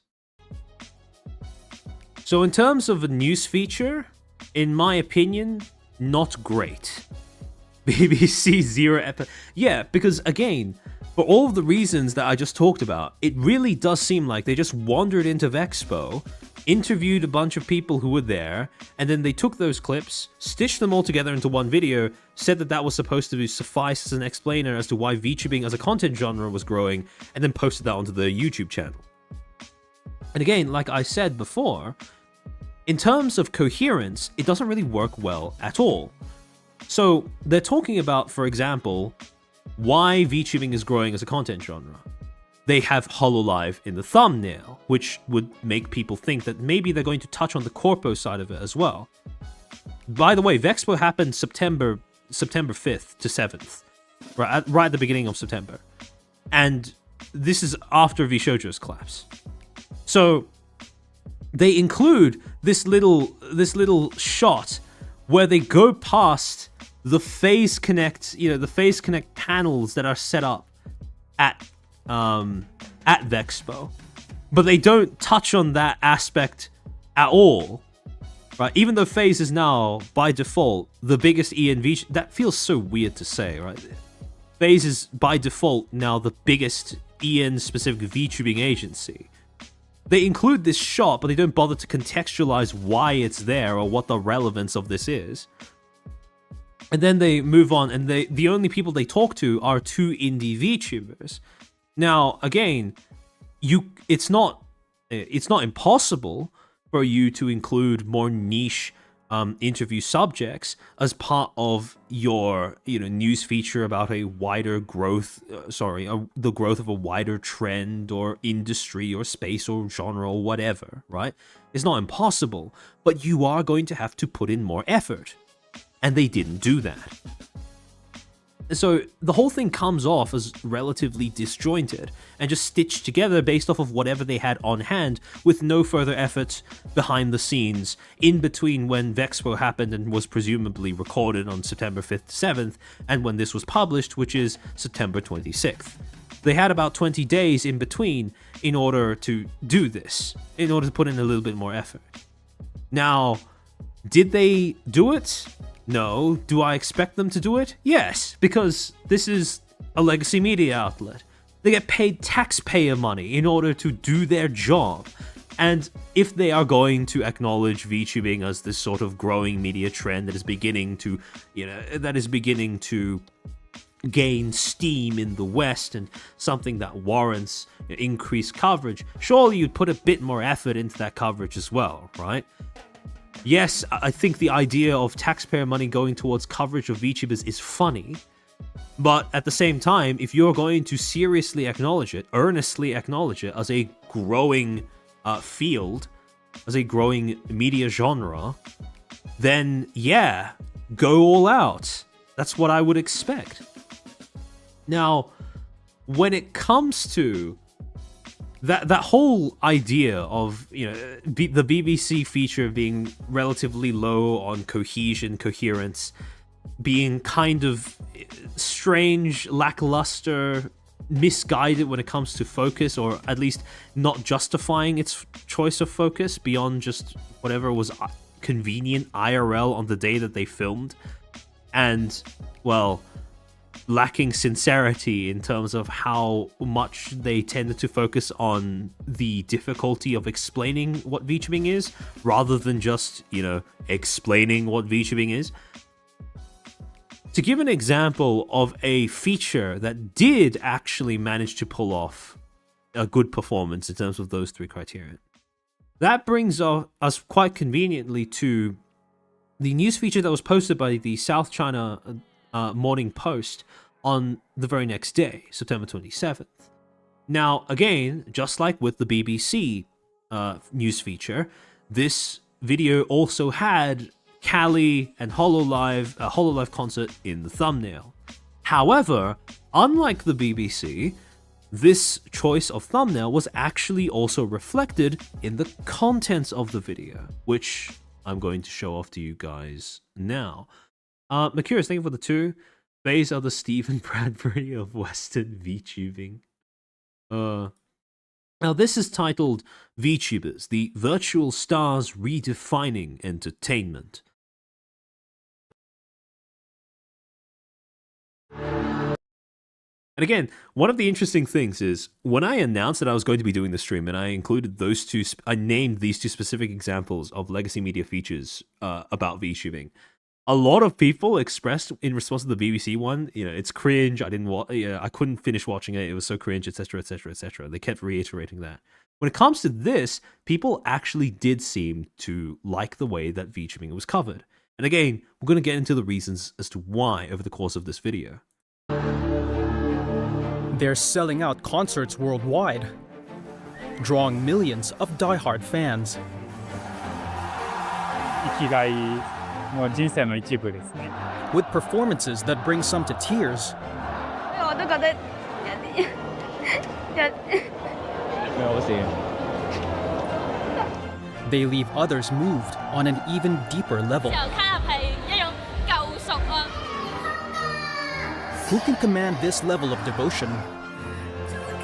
In every single news feature, you are going to have right at the beginning what's called a hook. A reason that justifies why people should be watching or reading in the first place. I want you to compare the hook to this feature to the hook behind the BBC's feature. Because whereas the BBC's begins with, just interviewing a bunch of people in lining up for Vexpo, talking about how excited they are, etc., and then followed by this little segment of someone saying it's kind of hard to explain why this is appealing. This just goes straight into, it starts off with that premise of a lot of people are hyped for this. A lot of people view this as, it shows an audience roaring in anticipation of what's happening on stage. It has people saying, people tearing up over what they're about to see, what they just saw, etc., etc. And then the hook is that little line that they have a few seconds ago from this point, where they say, "Who can command this level of devotion?" Right there in front of you, without any sort of preface of any attempt to distance themselves from the subject matter. What this news feature has done is explain to the audience why people care, basically. And by proxy, why this is worth paying attention to, even if you don't care. And that's the point. Yes, this is a bit of a risk, right? Because sometimes members of the audience who are watching this feature may not get it. They might look at this and go, "Oh, these people are these people all right in the head, crying about seeing some like anime character dancing on stage or whatever." Yeah, and those people are not going to get it regardless of how much effort you put in, most likely. So why bother to sort of try to encompass them in your audience with that sort of insecure, self-flagellating, "Oh, I get this is weird, but..." And what this does is it just goes straight into explaining, yes, this is what defines it, this is why it's worth paying attention to, this is what it is, right? And you can even see the difference in tone based off of something as simple as the music that they've chosen to put beneath the narration and the B-roll at the beginning of this news feature. I want you to compare the music between that opens the BBC feature to this, right? It's just some generic, like, boppy, I would describe it as boppy techno screeching, right? It's, it's just generically, good vibes, positive music. Now, that might not be how you feel after hearing it, but this one is supposed to, that's what the BBC seem to be going for. Compare that with this, where you have... They're selling out concerts worldwide. Again, there's this sense of the sense of building anticipation. You have that, those strings rising in terms of, diehard fans. Pitch, volume. 生きがい、もう人生の一部ですね。 That steady rise and fall, etc., etc. It's building up to something. With performances that bring some to tears. And again, you have that difference in intent. This is actually something that has been assembled it's quite obvious that it's been assembled with some sort of direction and vision behind it, which is what makes me think that this is something that was assembled by someone who's actually a fan of whatever's being talked about. Yeah, and again, the music works in tandem with the diegetic sound, meaning the sound that comes from the world of the footage itself, right? The cheers of the audience, which feeds into it, right? Yeah, it crescendos, exactly.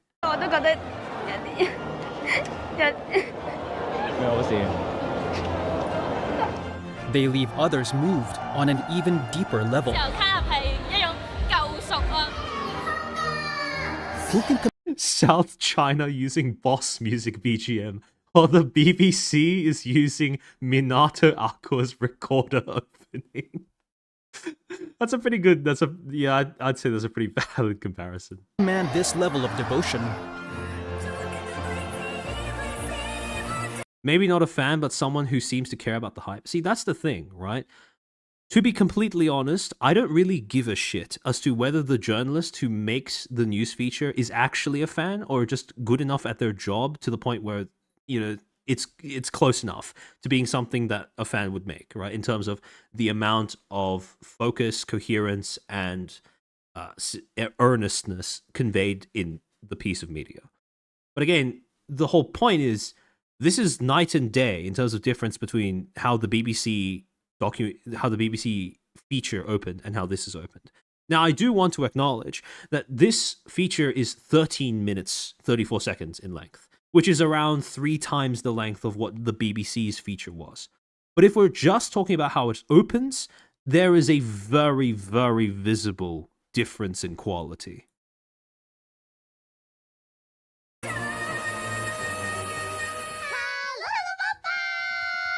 They're called VTubers, or virtual YouTubers. One of the little things that the BBC didn't do, that this feature does do, is it actually explains where the term VTubers come from. right? Like when you say virtual content creators, people might get that, but here they actually say, virtual YouTubers, which is a bit of a, it's a bit of an moment that the audience can have if they don't already know what a VTuber is. Yeah, this is sincere. The BBC one didn't feel that way. Exactly. Because this doesn't feel the need to preface itself with, by distancing itself. It doesn't feel the need to distance itself from the subject in order to capture and in order to accommodate an audience that isn't going to get it, so to speak. Rising segment of the global influencer economy. Behind the animated facades are real people with personalities able to connect with throngs of online fans. VTubers play games, live stream, interact with viewers, collaborate, create songs, and perform on stage as content creators without ever revealing their true identities. Anonymity is a core feature of the VTuber industry. Again, they are explaining not just the production side of it, why it's appealing as a medium, because it allows people to keep their anonymity online as a content creator, but they also explain the audience side of it. And this is the closest that I've seen most news features get to acknowledging the subculture aspect of VTubing, which is, the fact that audiences are, why are audiences touched by this kind of content to the degree that, they would tear up after seeing a concert. It allows creators to customize their character's history, life story, and appearance. Maya is a rising Hong Kong-based VTuber who offered to take us behind the scenes. She agreed to speak with us on the condition that we don't reveal her identity. 大家好，我係米啊。VTuber 嘅話，因為就算失敗都冇人知嘛，因為你有你自己嘅虛擬形象，咁所以對我嚟講嗰時就覺得係一個冇咩特別包袱嘅嘗試，所以我就試咗。How does the technology work? Using a smartphone and software that tracks her facial expressions, her performance is mirrored by an animated avatar. I want you to compare this with the way that the BBC showcased Phoebe. Because what they are doing here is they've basically acknowledged... Oh, we do have to acknowledge that SCMP is a Hong Kong-based publication, so it appeals to mostly Asian viewers. I think BBC is like that because it's appealing to Westerners. That is true, but again, when it comes to the kind of coverage that, at least in my opinion, should be acknowledged or praised, I don't think BBC makes the cut regardless of what audience it's aimed at. And in my opinion, even if it's aimed at a Western audience, it's aimed at the wrong one. Because Western audience is not a monolith, right? And the problem is the BBC in that news feature, they are courting an audience that is, well, one, I don't know if they exist. I know for a fact that taxpayer-sponsored media in Australia isn't doing too hot. I can only imagine that in Britain it's not too different. But if you are going to try to reach out to an audience that isn't already familiar with VTubing, and you want to introduce them to the content genre, my question is, why would you bother targeting an audience that is likely going to just view it as cringe and dismiss it outright anyways? And that is very much the kind of audience that you court when you preface your work by saying that whole spiel of, it's hard to explain, but it's kind of weird, but it's freaky, right? And again, one of the things here is, I don't know if anyone here knows who, sorry, what's this VTuber's name again? Let me just check. Mia, right? I don't know if a lot of people who are currently watching this know who Mia is. Again, I would assume pretty niche content creator. But at the same time, there is a inherent even beyond the fact that, this is a Hong Kong-based publication, this is a Hong Kong-based VTuber, even beyond that, right? Even beyond the convenience of being able to talk to someone in person who is located at a convenient location to your publication's headquarters. Even beyond that, they justify her inclusion in this segment by using her experience as an opportunity to explain how the technology works, to explain how the medium works. Contrast that with the way that the BBC showed Phoebe by essentially just showing bits of her concert, having her explain briefly, very briefly, how her, what makes her content genre unique, that whole 2.5D idol thing, the whole performing songs virtually and in person thing, without ever explaining what any of that means, right? And you start to see, again, world of difference in terms of how they're presenting their interview subjects. This is a bit more niche, But again, it is niche and justified by the framing of the feature itself. Using a smartphone and software that tracks her facial expressions, her performance is mirrored by an animated avatar. For more complicated movements, like at a concert or 3D performance, a full-body motion capture suit is required. 2D 嘅話就 Again, you have someone coming up to you and saying, I'm a 2.5D idol, and you don't think to maybe show how that works? And it's not just the lack of earnestness in the way that they present VTubing as this sort of alien thing, but it's also the lack of curiosity that is exhibited in the way that the BBC put their feature together that bothers me as a viewer, and especially as someone who is trained to make that kind of content. Because again, the whole point is to introduce an audience to it, right? The whole point is to give your audience an on-ramp into that content genre or into that creator's content. And if you have someone articulating something in that way, where it's not self-evident as to what they mean, especially to someone who lacks the same cultural background, subcultural background, let's say, why would you not think to maybe ask more questions, put more effort into showing what they mean by what they're saying? It's just 輕鬆啲，所以直播嘅時候咧，嗰個心理嘅質素會好啲。不過 3D 嘅時候咧，可以表現到 VTuber 係真實嘅感覺就會強烈啲。Maya is still an independent VTuber working to grow her audience. 我覺得冇人做 VTuber 唔係。The only difference between this and, again, they could have done this, right? They could have done this for the BBC segment. But they did. That's the thing that annoys me, especially when comparing these two features. 因為興趣，所以其實雖然壓力大都一定係開心。Others are finding success as part of VTuber-specific talent agencies, like Hololive. Considered the world's largest VTuber talent agency, Hololive has a roster of nearly 90 virtual entertainers under its brand umbrella.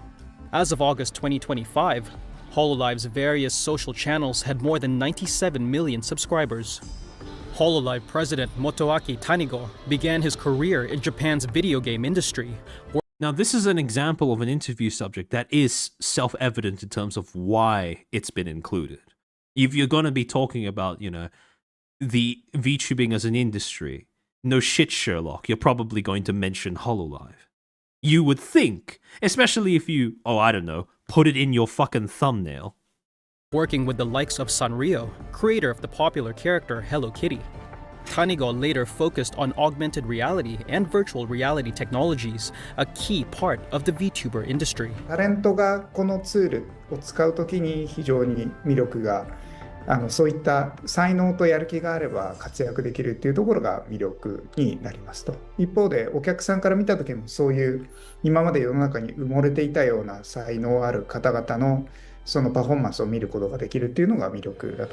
And this is an aspect explaining the appeal of VTubing that goes beyond just it's cheap to make or it keeps anonymity.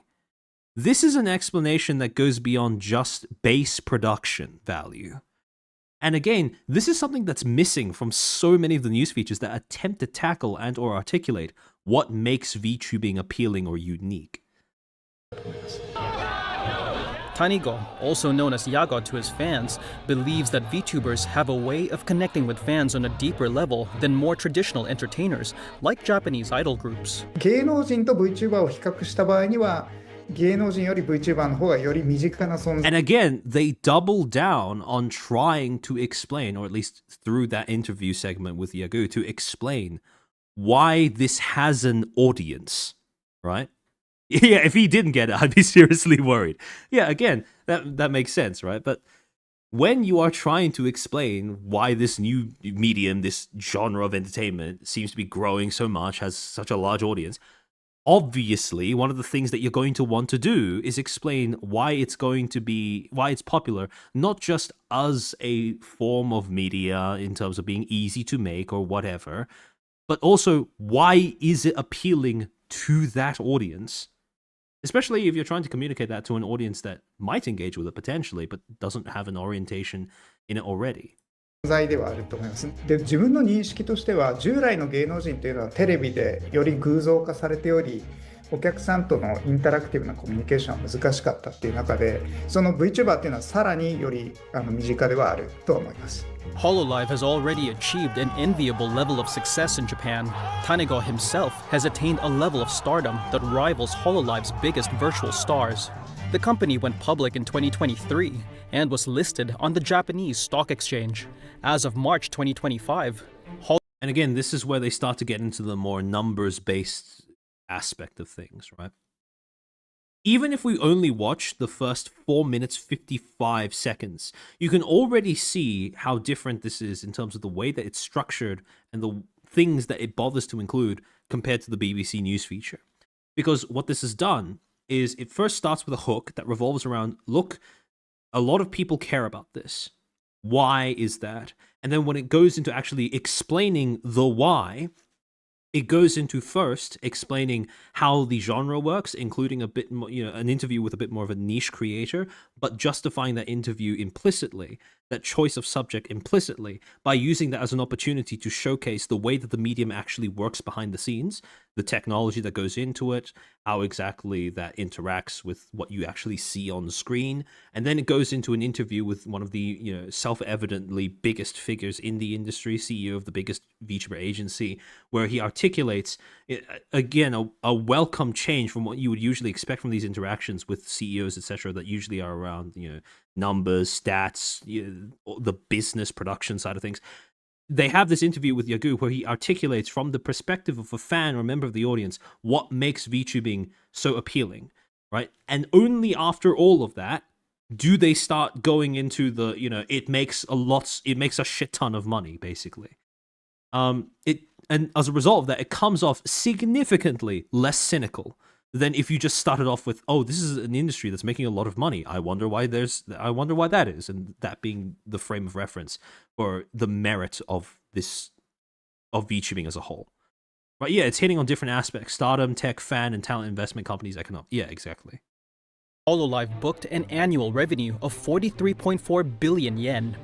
The company is now eyeing international markets as locations like Hong Kong, Indonesia, and the United States feature not only fans, but new local VTuber stars as well. 各エリアに応じたローカル化の集合がグローバル化なんだと思っている中において、例えばその現地の、日本では実は VTuber ってもうメジャーな存在になっていますと、アニメファンとかゲームファン以外の人にもVTuber っていうのは一般的に知られるようになってるんですが、我々やはりその各エリアで人気になるためには各エリアのクリエイターさんとコラボレーションすることも。I must insist there's still a minute left compared to the BBC one, and the amount of info you have is absolutely insane. Yeah. かなり重要だとは思ってます。Exactly. Even if we stop the video here, right? Even if we stop the video here, we stop reacting to the rest of, the 30 minutes, 34 seconds, right? Because this is right now, we're at 4 minutes 43. Even if we cut it here, it is already included far more information that was present in the BBC, despite having the exact same framing of trying to talk about why the VTuber industry is growing, right? Why this is a growing online content niche. And it's also framed in a manner that is far superior. Again, this is what I mean when I talk about it's not impossible to have a news feature that deals with the topic well, deals with the topic competently. But it's not common. And so when I talk about, it's perfectly fine to celebrate it, to be excited for it, to be happy for it, etc., etc. It is also okay to have standards. And this is what standards looks like. 好みがやっぱりその現地の好みが分かるので。Narissa Ravencroft is a VTuber who is currently managed by Hololive's English language division. Again, I feel like, especially in Hololive, like my options just feel limitless. Like nothing feels like it's too out of reach. So I just want to keep reaching and see where that limit ends up being, Again, I want you to pay attention to the fact that this interview done with Narissa does not feel the need to preface itself with, it's kind of hard to explain, and then going into an actual explanation as to what VTubing is or what makes Hololive unique or why she's part of Hololive, etc., etc. You see, if it had started with that, then yeah, it would have been quite similar to what the BBC did with that interview with Laimu. this feature does not feel the need to do that. Seeing the outpouring Which it sounds like a low bar, but it's important to clear it anyways. of love and the people who were felt at home with me and wanted to support me, just like I was like, I finally found the place where I belong, you know? For Narissa, the road to virtual stardom began on the other side of the stream as a fan of music artists. Back in the day, like I kind of like had that same experience with other people, and seeing people kind of have those same experiences, but with me, it just makes my heart feel very full, and it makes me feel like I'm doing something right, you know? Narissa has expanded beyond the screen to live performances that mix meet and greets with stage shows, choreographed dance, and original songs. During the actual performance, it's really just a rush. You kind of have to allow yourself to black out and just let it happen, I guess. But you can't miss any lyrics, you can't miss any dance moves. You've got to really be focused on what you're doing. In Hong Kong, VTubers... Again, notice how there is an implicit difference between this interview and the one they did with Laimu, where what they've chosen to show from this interview focuses more on the nitty-gritty of what it's like to be a performer, on what it's like to be on stage, to be behind the camera, or behind the model, so to speak, instead of how the audience might see it, which seems to be the way that the Laimu interview in the BBC segment was framed. And again, this speaks to a degree of earnestness, sincerity, and self-confidence, to be completely frank, that South China Morning Post has in this subject that the BBC lacked when covering the same subject. Have also cultivated a sizable and passionate fan base. As part of Hololive's recent world tour, 11 popular VTubers were brought to the city for 2 days of performances. 好興奮，個喉嚨 ready 咗，咆哮已經。如果俾到個排名嘅話，佢可能其實已經喺我人生中第3樣最緊要嘅嘢。真人做唔到嘅嘢，而家 VTuber 可以做到。I'm constantly amazed at how small some... Actually, I'm not going to finish that sentence. VTubers are such an egalitarian medium of entertainment, where you're not constrained by just the very shallow aesthetic appearances, but you can create something wonderful, beautiful and magical, and connect with the fans. For fans like Gordon Yearn, events like this are more than a chance to see their favorite VTubers in person. They're also a chance to show their support by buying up branded merchandise. I don't know. How much should I spend? 有冇過萬？就咁呢隻都過萬啦，1比4呢隻 Pecola 已經過萬啦，呢隻已經輕鬆過5萬咯，我諗應該。你覺得值得嘅？值得。咁你中意一樣嘢嘅時候，你翻嚟你就咁翻嚟，你見到你嘅 stress 放低曬嗰下，你幾多萬都值啦。即係 back in 4年前啦，我會見到有啲人話排曬隊去拎啲咩 merch，嗰陣時我唔完全。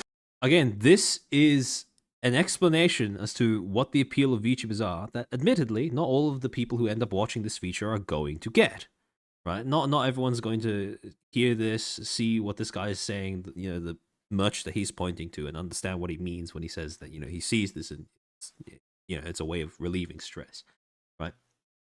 But in contrast with the BBC feature, this is a feature that realistically, some of the members of the audience that have that initial reaction of, oh, I don't quite get it, some of them would conceivably reach a point in the future where they look back on this and go, yeah, okay, I do kind of get it now.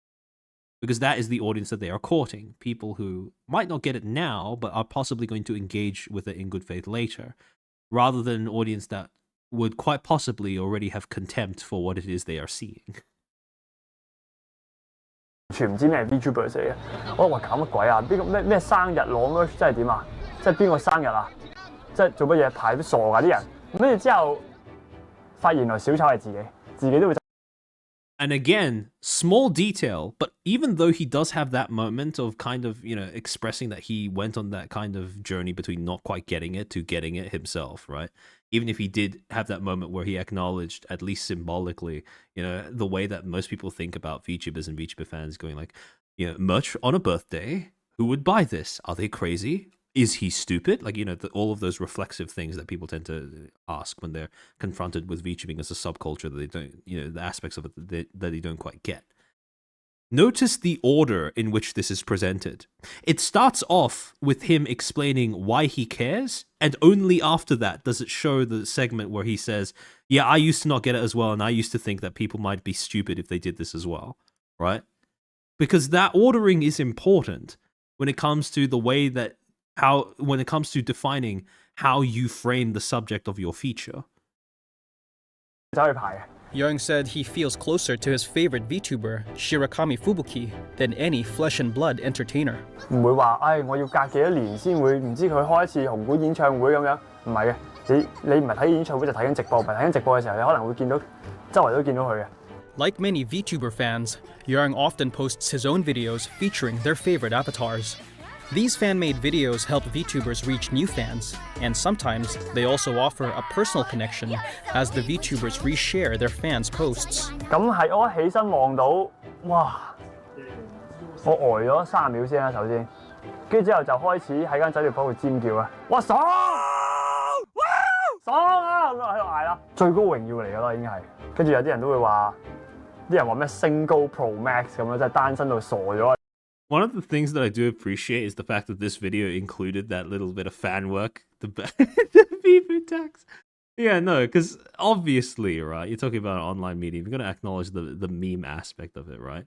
But again, the important thing is they started with showing off the non-meme aspects of VTubing as, you know, as a content niche, as a subculture, as a medium, as an industry.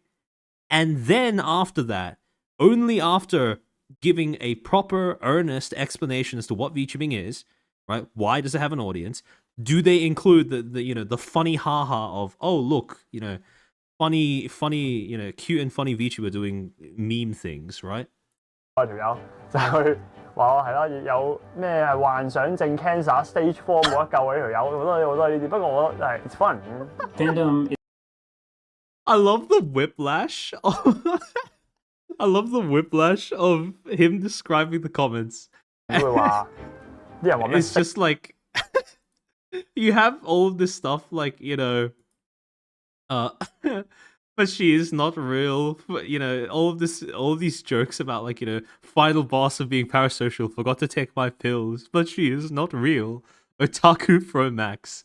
And then he just tosses in the I have terminal cancer. Pro Max 咁樣，真係單身到傻咗啊！條友就去話我係啦，有咩幻想症 cancer stage 4冇得救啊！呢條友好多呢啲，不過我覺得係 it's fun. Fandom is at heart a social practice. Recognition and being. And again, they now have they have someone coming in, an actual academic who's talking about all this stuff, perhaps not closely related to VTubing, but also note where in the feature they chose to put this particular interview, close towards the end after all of the important stuff has already been dealt with.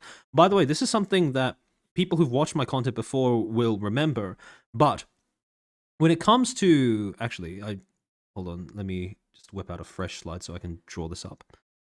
When it comes to the way that news articles are written, a lot of people will remember this from when I talked about it before, but the way that your material is presented usually follows an inverse pyramid of sorts when it comes to priority, where what happens, when it comes to the very, the tippy top of the pyramid, oh wait, actually, yeah, so this is where you have all of, whatever you put first in your video, right? Let's say this is like, video like length, for example.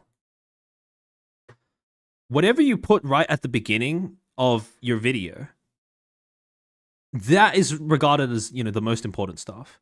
And generally what ends up happening is as your video goes on, less and less important stuff is put towards the end, or stuff that is less and less relevant to the overall topic of whatever it is your article is arranged around. Right, so the stuff that you lead with is the most important. That's the bulk of the significance of whatever it is you're talking about. That's why we refer to it as the inverse pyramid of journalism. Right, this is how we're taught to structure our articles, our features, or whatever. And the thing is, you can tell what a journalist thinks is most important based off of what they choose to include first. Again, note that when you're looking at this video by the South China Morning Post. Actually, wait, hold on. Let me just check that you guys can actually see what I was right. Okay, yeah, it does work. So notice how in this, the first 4 minutes 55 seconds was all to do with actually explaining what VTubing is and why it doesn't have an audience.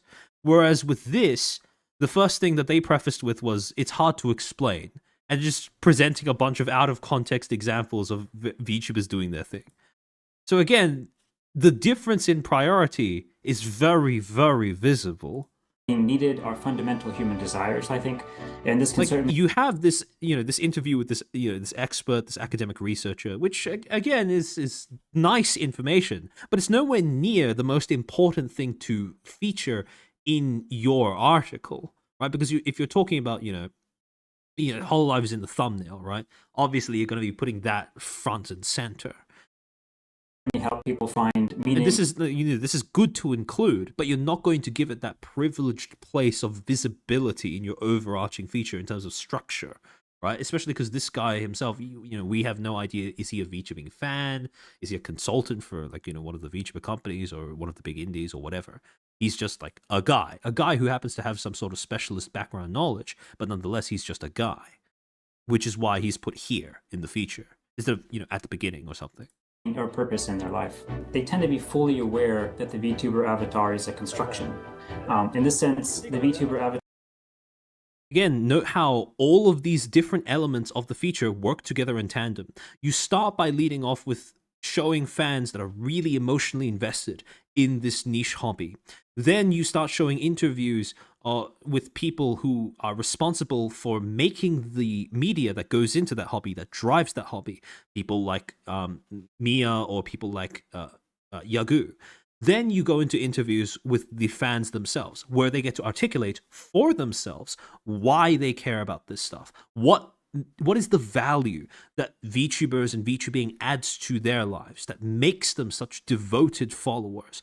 And only after that do you have this interview with an academic expert who basically reaffirms that there is a sort of theoretical backbone, there's an objective reason as to why people have this sort of emotional response to VTubers as a thing. Again, none of these undercut one another. They all work towards the same goal, which is articulating why is VTubing a growing niche? Why is it gaining relevance, visibility, and significance in the West, especially, which is not it's not endemic to where it came out, where it originated. Oli, welcome to the stream. Avatar really can't betray them because it is already artificial in contrast to other kinds of idols. Whereas real idols, I think, are always held to impossible standards, but VTubers are already beyond the realm of the real. Can be a literal lifesaver for people. But, as with most fandoms in 2025, the world of VTubers is not without risk. While it may seem odd to worry about someone stalking a virtual entertainer, some VTubers have been doxxed or publicly exposed as the real-life person behind the virtual star. Stalking and doxing are worries for most public-facing figures these days, but VTubers say the anonymity and competition of the industry can make some fans go too far. For Dokibird, an independent VTuber, the threats are simply part of the job. Because you're always going to get haters. It's going to hate you no matter what. It's just they want to know who's behind the persona because Little thing something that I don't often see in Western media. Now, again, in this regard, it's very, very obvious that we're talking about the South China Morning Post, right? One of the things that I notice is very often when you have a Western media outlet talking about, they try to specify somebody being Chinese or whatever, they would usually, if this was a Western media outlet, they would probably just say Canadian Chinese VTuber. But with South China Morning Post, they actually make a distinction between Cantonese and Mandarin. Again, it's not something that I expect, but it is something that I appreciate whenever I end up seeing it, because that kind of distinction is very characteristic of someone or a media outlet that is actually familiar with that difference, right? if you keep it behind us, like when it's a secret, and people are like, I want to know the secret. The world of VTubers is complex and often shrouded in secrecy. Since agencies can own a character's intellectual property, the creators themselves often can't reference their former avatars. Again, this is, towards the end, they have this segment where they deal with some of the negatives of the industry, right? again, it's understandable as to why they would save this for the end, because in terms of filtering, you would want to make sure that if you're going to be talking about something like this, you filtered through the people who are actually going to be invested or care, right, who are going to watch to the end. And so this is the segment that, while perhaps not less important, is certainly more niche in terms of its appeal as a subject matter to an audience. And so when they include this at the end, it kind of makes sense if they're going to be talking about things like the importance of the medium and how some of the constraints work when it comes to the way that corporations interact with the medium. It kind of makes sense as to why they get Dokibird to talk about this, because of her background. By name when they move on to create a new VTuber. But for Dokibird, who previously worked at a different agency, her fans knew where to find her, regardless of their new virtual face. There are some who are fans of the character you play, but there's some that are also fans of who you are.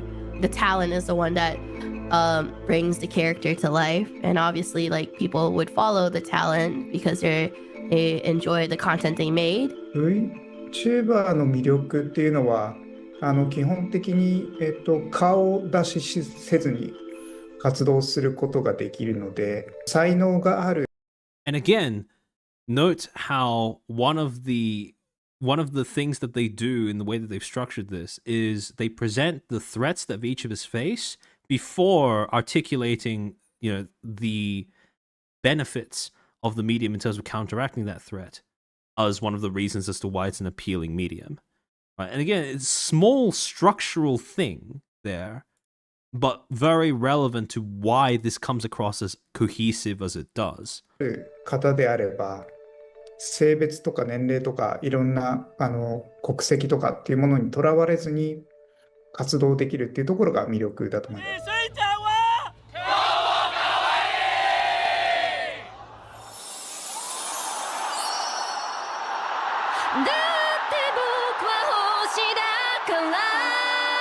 Pretty certain that they are actually interviewing Toki.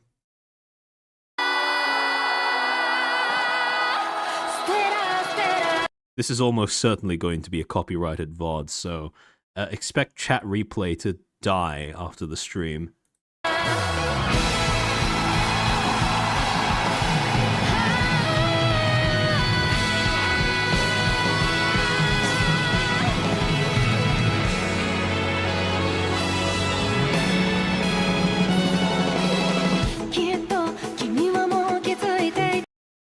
Basically just shows like that portion of her performance. Now, obviously, I'm not going to play through the entire thing, but I'm going to skip ahead to when they resume actual narration.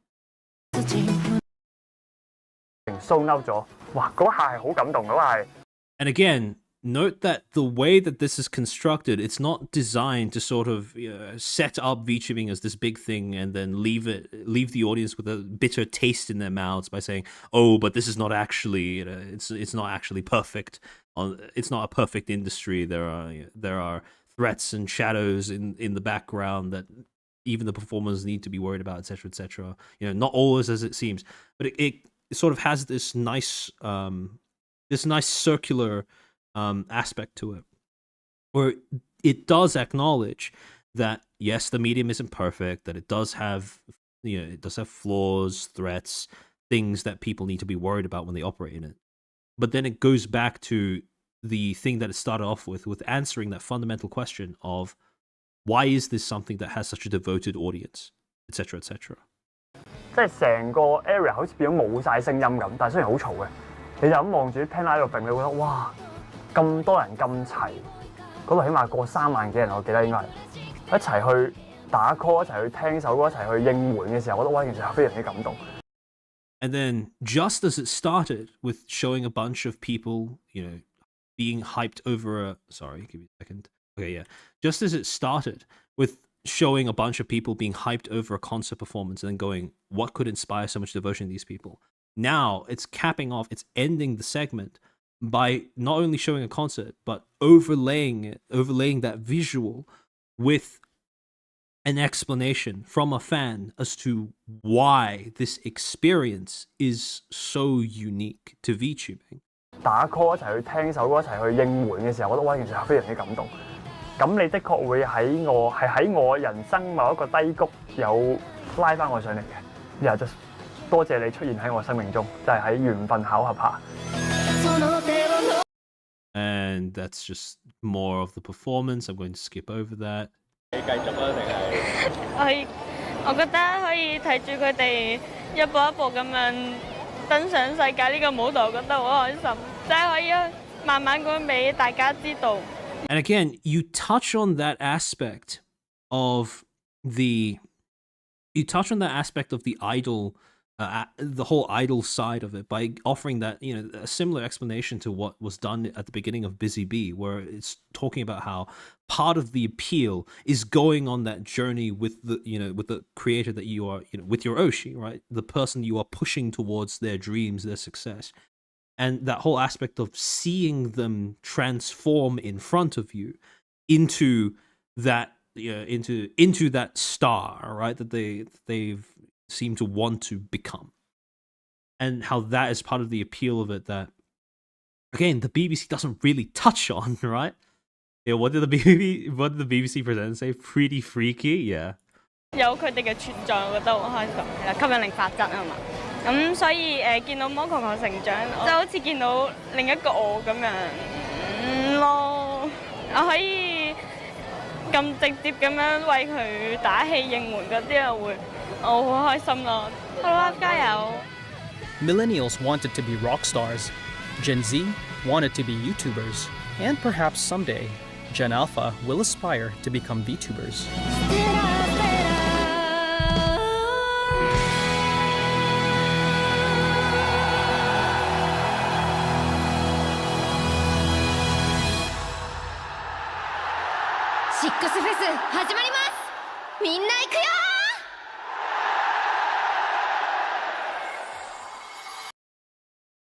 And again, that nice little circular structure to this thing. It starts with a crowd cheering and it ends with a crowd cheering. So when I talk about, again, to rehash the same point that I've been, doing to death over the course of the stream thus far, when I talk about news features, legacy media trying to talk about VTubers and VTubing, it's not impossible for them to do a good job. This is a great example of them doing a good job. But the thing is, very often what we get is basically just, glorified cameo backdrops for whatever VTubers happen to be featured in them. Gen Alpha will aspire to being actually human. Oh, yeah, I do think that I don't know about the comparison to rock stars or whatever, but I mean, it's possible. Who knows? Maybe the whole escapism aspect of being a VTuber catches on, which is what ends up driving it into being the mainstream. If we do manage to get, the next Great Depression over the next few years, I could absolutely see Gen Alpha becoming, taking VTubing well into the mainstream, right? But that brings us then to the main point of this entire stream, the whole tier list aspect of it. As I said, we have 10 different publications, 10 different articles, and hopefully by reviewing those first two, right, South China Morning Post, BBC News, I've sort of managed to convey to you guys that it is possible to have a legacy media news feature that isn't complete dog shit. However, when it comes to the way that these tiers are arranged, did you just give a little bit of explanation as to what these tiers actually are supposed to represent? S tier, this is basically what I deem to be mostly impossible for a news organization. A good introduction to the industry and its actors that is roughly on par with something made by a fan, right? And again, this is kind of something that I would expect to be, this is something that is on par with, let's say, Busy Bee in terms of actually being an earnest attempt at explaining, articulating, giving a background, insight into what makes this industry tick and what makes the creators unique. Then in A tier, we have a competent and earnest introduction to the industry and or its big players. Now, quite obviously, South China Morning Post is going squarely into A, right? B tier, we have uninspired but inoffensive, right? You know, you read through it, it doesn't really change anything about the way you see VTubing. It works as an introduction, albeit not that well, and, you know, it doesn't really make any major mistakes or commit any major gaffes in its commentary. Most of the articles that are competently written but short of being earnest are going to go in here. And then finally you have glorified cameo backdrop. These are news features that are assembled in a manner that I deem to be quite clumsy, that are quite poorly put together, don't quite do a great job as to explaining what VTubing is or giving a bit of an on-ramp into the specific people they interview, and are basically just there so that people can, you know, point and go, oh, look, my Oshi's on the telly. This is where I would put the BBC. And finally, in F tier, journalism. If there is enough about the article that, admittedly quite subjectively, if the article comes off as written by someone who doesn't seem to give too much of a shit into VTubing, hasn't done too much research, and is basically just ticking off all of the major boxes when it comes to the current thing in the West or whatever, right? And so, to start off with, as to the rest of these articles, the following 8. We'll start off with the Rolling Stone. Alright, let me bring this up. Okay. Fun. Okay. So, this was an article that was published in July 17th of this year, titled, VTuber talent agencies are turning virtual idols into global streaming superstars. Companies like VShojo and HoloLive are bringing a once niche fandom to packed stadium crowds. Again, this article, this aged like milk. It's dropped right before the VShojo implosion. So, yeah, you have this this image. Creators like Iron Mouse, Usada Picora, and Mori Calliope are becoming global superstars online. It's... how do I say this? A little game that you can play in retrospect when you're going through articles that talk about VShojo. If you played a drinking game where you compiled all of the articles that were written about VShojo and you took a sip every single time those articles only mentioned Iron Mouse and no one else from VShojo, you'd be able to give yourself cirrhosis within the hour. So, to go on, this one is awful, yeah.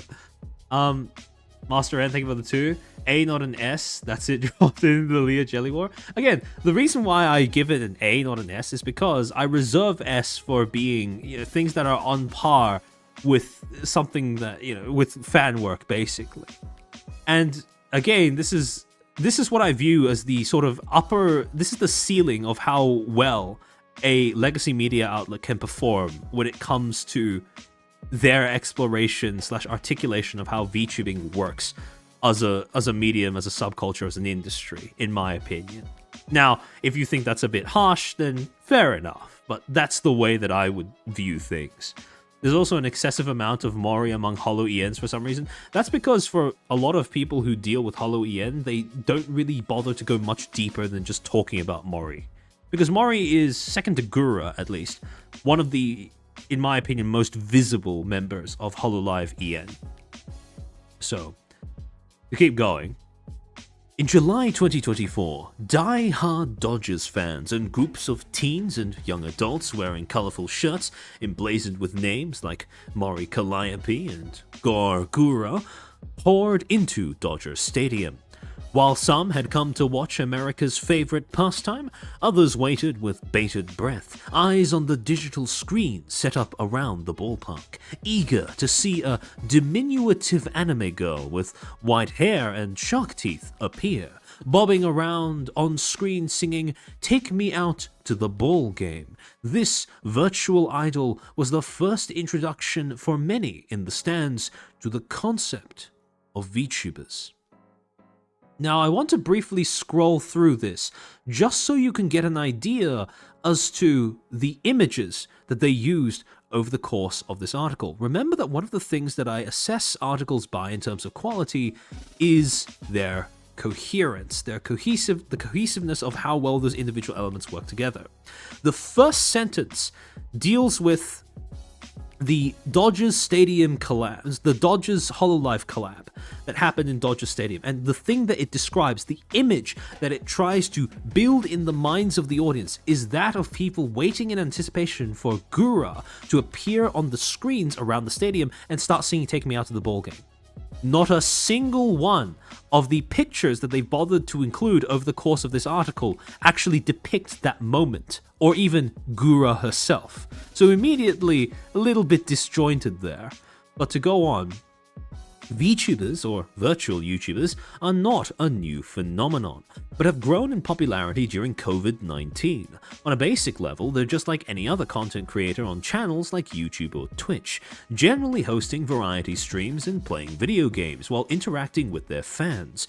The main difference is that VTubers appear as customized 2D or 3D avatars, often concealing their identities in lieu of fictional personas that audiences connect with. VTubers across all regions have gained some recognition among international audiences. Gargura, a fictional descendant from the lost city of Atlantis, again, they mention her multiple times by name, but not a single picture to include. Broke into the mainstream through her success streaming gameplay and releasing original music on YouTube before retiring in May of 2025. Probably couldn't get permission from Cover to use her likeness. Although I would assume that even if they used photos of the stadium itself, I don't think that would have to go through Cover, but I could be wrong about that, since a lot of other articles I remember did use photos from the stadium itself instead. Although that could get into a whole bunch of other copyright issues when it comes to getting rights from the people who took those photos in the first place. However, again, it does come off as a little disjointed, regardless of the reason as to why they couldn't insert a picture of either that moment or that content creator. They didn't include a picture because she's a lolly and Rolling Stone are anti... Yeah, fair enough. Yeah, that makes sense as well. Honestly, again, it could be either or, right? It could be a combination of the two as well. But to continue, Usada Pecora, a fictional rabbit girl, was nominated for Content Creator of the Year at the Game Awards in 2024 for her erratic and high-energy gaming content, and has since appeared in this year's hit PlayStation title Death Stranding 2 on the Beach.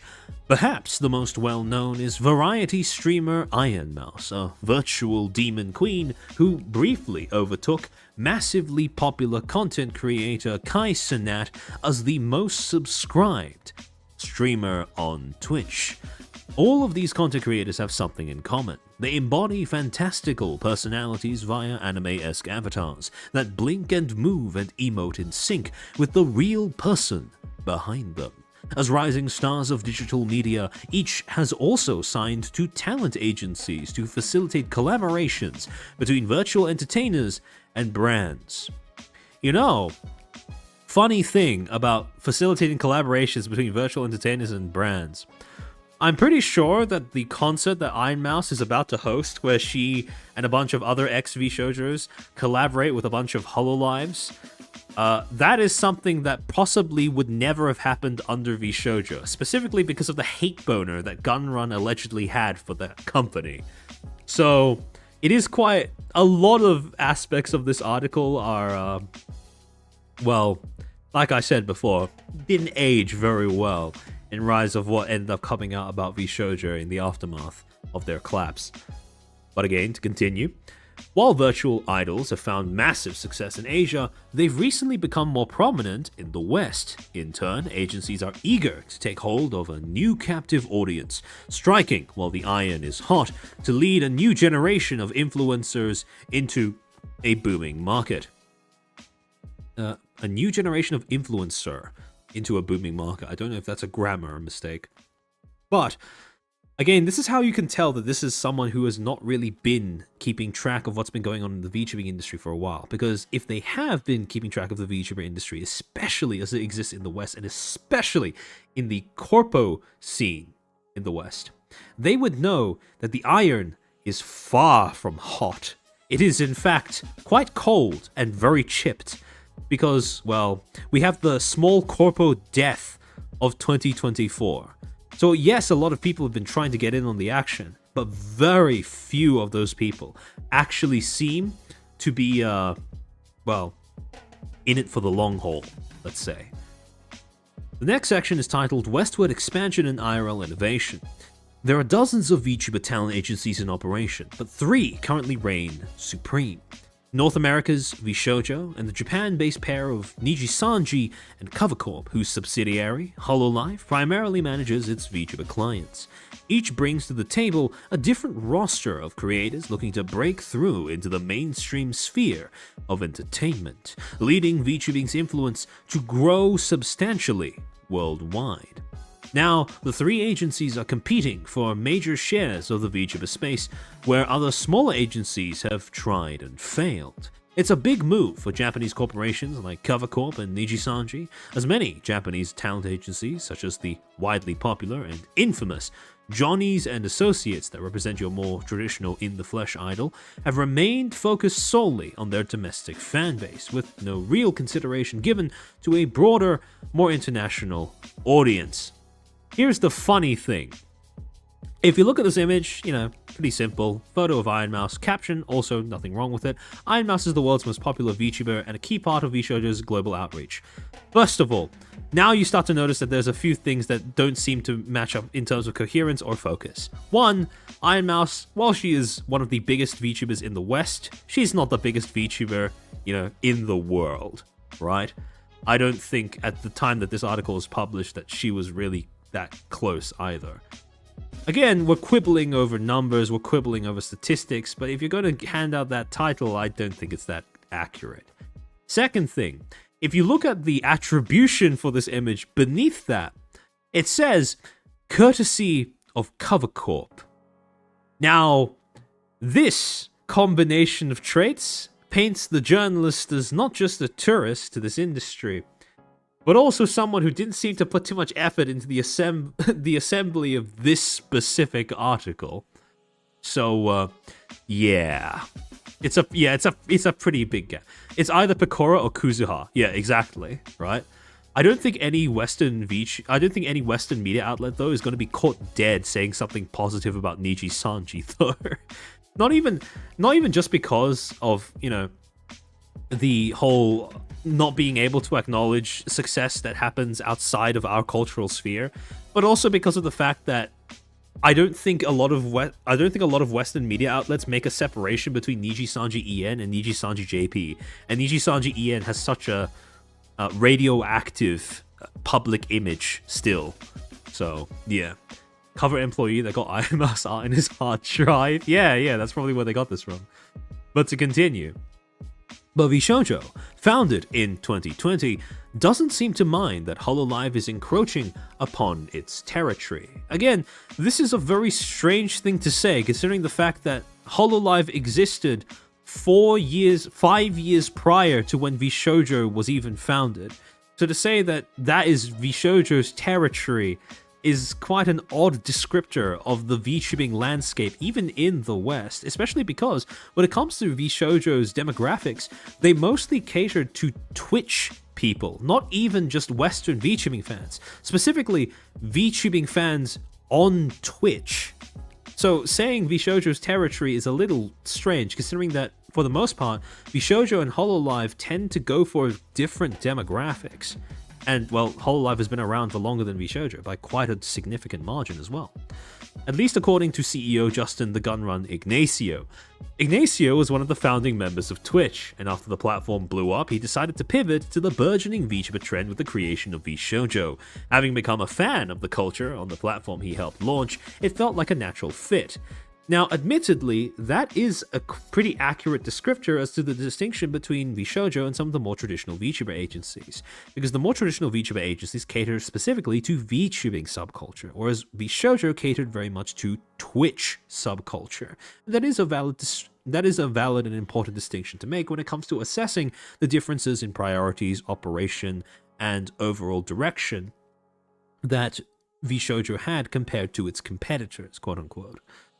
How it's all coming together? Yeah, pretty much. Having become a fan of the culture, etc., it felt like a natural fit. Quote, our competition are people that I love, end quote, Ignacio tells Rolling Stone. Well, that was a fucking lie. Speed on, thank you for being a Footstool for 9 months. Journalists will journalist. Unfortunately, yes, that is true. With VShojo, Ignacio leaned into what he and his team were excelled at. Building on the experience of creating his own live streaming backpacks in 2018 to expand his ideas on what VTubing could be. Quote, for me, it was kind of like, how do we bring VTubers into real life using this bonded LTE technology, end quote, Ignacio says.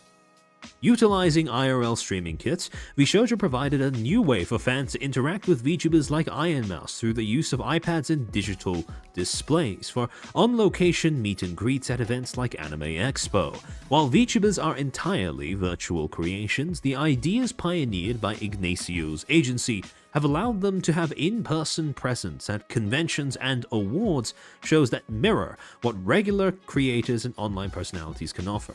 Again, this is not necessarily a gripe with this this article as much as it is a critique of VShojo's the direction that VShojo attempted to drag VTubing in while it was still a thing.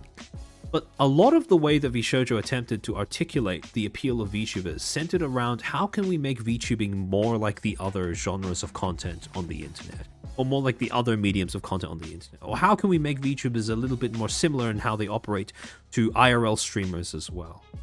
And sure, there is certainly a production side, a value on the production side to pursuing that question and trying to take things in that direction.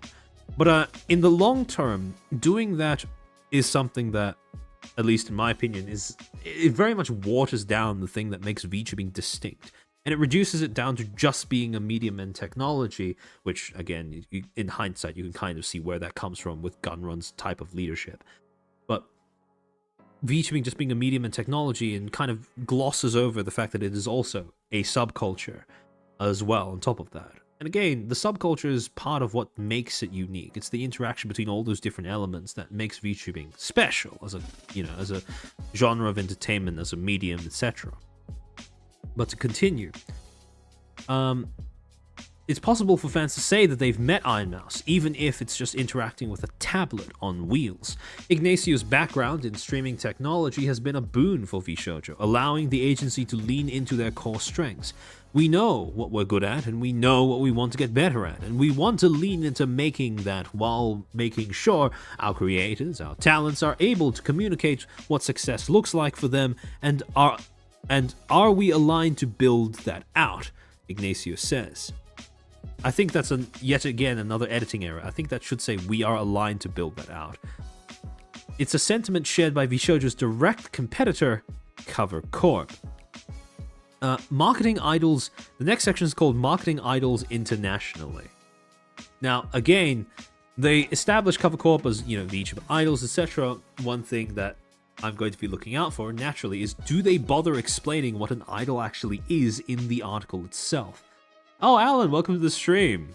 We are going through... We just finished comparing the two video features released by South China Morning Post and the BBC, and now we're moving on to written articles instead. Sorry, give me a second.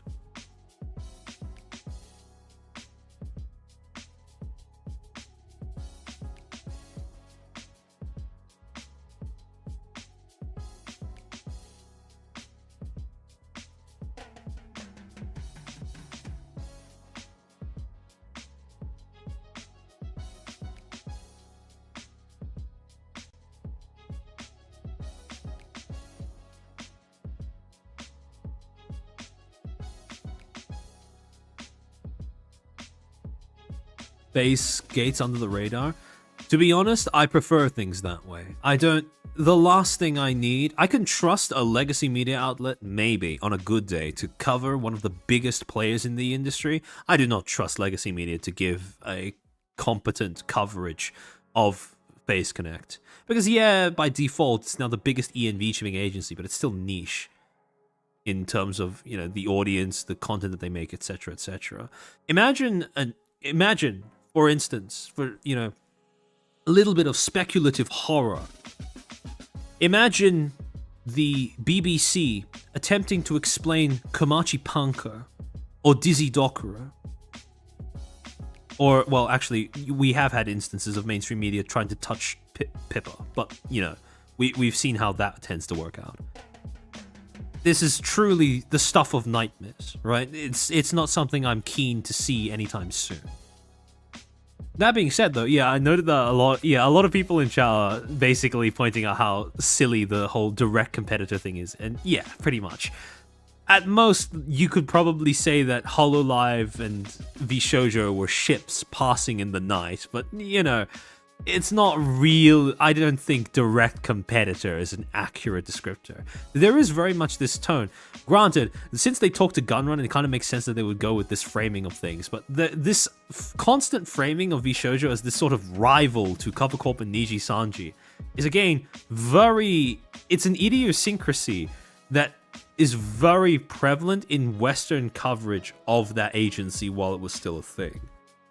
You didn't see that very often in any of the legacy media coverage outside of America, or, you know, basically outside of America or Canada or the like. However, to continue, Cover Corp was founded in 2013 by CEO Motoaki Yagu Tanago, an entrepreneur who'd previously found success in working with Sanrio and the Japanese company Imagineer. It was his experience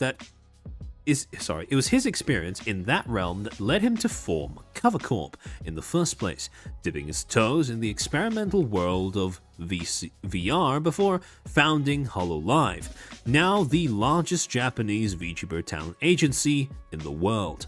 Unlike VShoujo, HoloLive has taken a more traditional approach to this model, expecting their virtual stars to speak multiple languages, sing and dance on stage in live performances, just like any other Japanese idol, albeit via motion capture that's displayed on giant screens.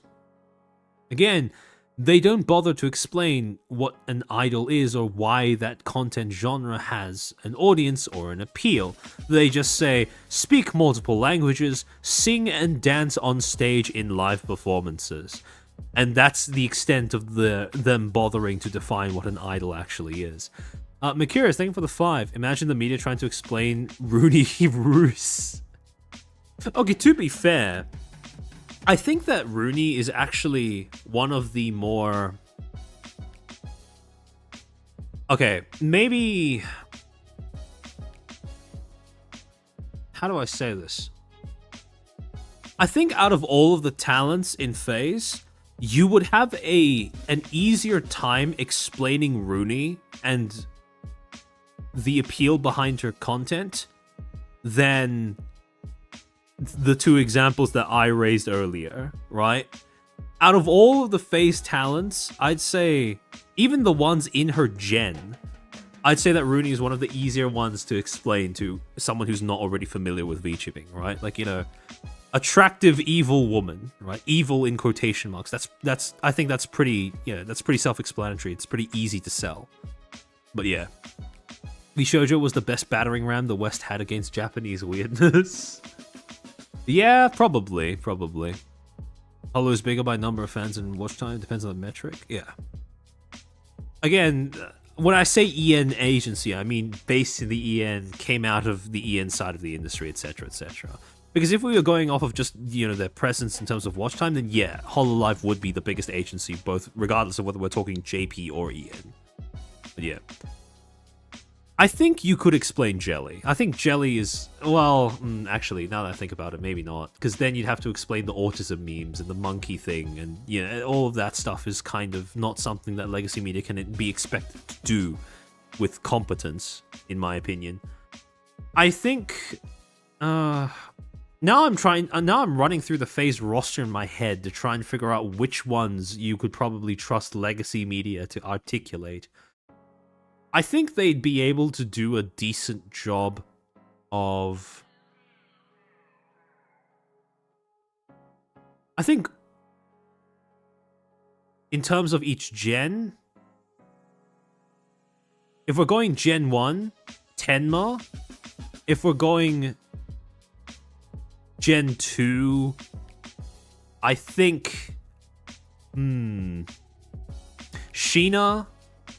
Oh, actually, no, never mind. Sheena's not very normie friendly in terms of her base design. I guess... Erina? Maybe? Erina and Irie for Gen 2. For Gen 3, Amy and Rooney. And for Invaders, Lumi and any member of Face Quest, to be honest. Actually, maybe not Mari. Any member of Face Quest besides Mari, I would assume. But in terms of... I think that those would maybe be the ones that are the most easily presentable. Cleo is probably going to be the easiest out of all of the phase talents to explain to a normie audience. Because she's basically, you know, librarian VTuber, right? Or, yeah, basically. And that's not something that causes too many people to instantly recoil and go, "Whoa, that's kind of weird. That's kind of freaky, right?" So yeah, Uruka is I think. Well, I don't know. I think with Uruka, it's a bit of a 50-50. It's a bit of a 50-50. You can trust Dizzy. No, I trust Dizzy to speak on behalf of, to speak as a talent, right? If I were to, you know, pick out a talent to be interviewed, yeah, I'd trust Dizzy with doing that. But I wouldn't trust Legacy Media with giving a proper introduction to Dizzy, is what I'm saying. But to continue. In 2024, Cover Corp established its first North American branch to capitalize on its roster of English-speaking talent, with the Los Angeles Dodgers collaboration serving as the first step in establishing HoloLive's presence in the United States. One of our missions for opening Cover USA is to create more opportunities for our English-speaking talents, Tanigo says. Having an office in North America would allow for the Japanese talent agency to properly support its overseas English-speaking talents, like Oro Crony, Mori Calliope, and Ninamae Inais. Instead of churning out new VTubers, Cover Corp can foster support and greater opportunities within the Western region. This expansion wouldn't be possible without HoloLive's massive fanbase in both North America and Europe. While HoloLive is indeed the largest VTuber talent agency within its home market, a majority of its revenue, estimated to be 1.5 billion yen, or around 10.8 million in Q3 of 2025 based on the company's financial reports, comes from merchandise. Quote, streaming revenue for HoloLive only makes up about 25% of revenue. The rest comes from merchandise, licensing, promotions, and other types of business components. Having a US branch allows for us to focus on that B2B collaboration. I assume that's brand to brand collaboration, and will help bring us into the next stage and will expand our recognition in this market, Tanigo states. Ignacio views HoloLive's North American arrival as a good thing for the industry at large. Again, that's a fucking lie. More or less cementing the mainstream success of VTubers in the entertainment space. Quote, it was like you'd see VTubers in more of a Japanese cultural context, and now it's here at this scale, Ignacio says. Like at the Dodgers game, or at the Game Awards, we're not locked into what people have categorized us as. I love that, and I want us to be part of that story. The next section, a musical future for VTubing. And again, they don't really articulate what the appeal behind this content genre is, just the fact that it seems to be big for some reason and that makes money for some reason. Then to go on musical future for VTubing, but while CEOs like Ignacio and Tanigo are happy about the rapid growth of their industry, there's still a ways to go for VTubers breaking into popular culture. Mori Calliope, one of the first generation of creators signed to HoloLive English, a Western-focused subsidiary in HoloLive, feels as though the golden age of VTubers has yet to arrive. Quote, I'd give it 5 to 10 years, she says. While the appearance of HoloLive talent at a Dodgers game in 2024 certainly spurred interest in the brand, she thinks it's a good step, but isn't quite enough to kick off mainstream appeal. Then Mori Calliope is one of the new generation of HoloLive talent that are targeting an English-speaking audience with her music.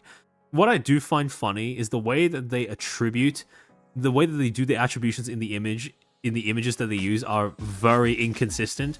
For example, in the first one, they have courtesy of VShoujo, courtesy of Cover Corp when it comes to displaying photos, images of Iron Mouse, Pecora, and Mori respectively.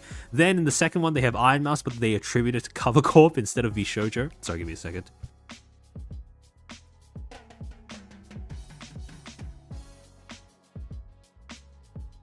Then in the third, when they show Pecora, they correctly attribute it to Cover Corp. And then finally, when they have an image of Mori, they don't attribute it to anyone. They just forgot, I suppose, to include an attribution to that image.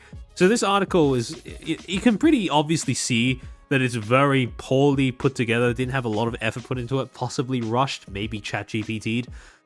Because of the fact that, well, one of the very obvious signs being the fact that when it comes to the images that they use, they have a correct attribution rate of only 50%. So, to continue, quote, unless something unprecedented happens, like one of the top 5 pop stars in America collaborating with a VTuber talent, then I could see a much steeper incline for VTubers to break into the mainstream.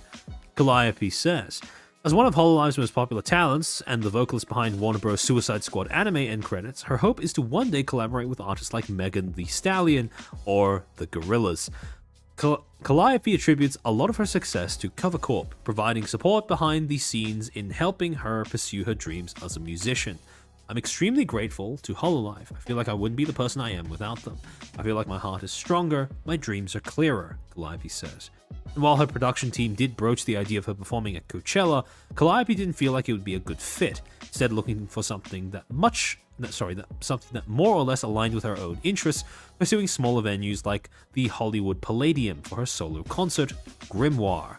However, VTubers are inching closer to what Calliope feels as a significant moment within the industry, with VShoujo talent Iron Mouse collaborating with musician BB No Money during one of his performances, with the song subsequently released to various streaming platforms some weeks after.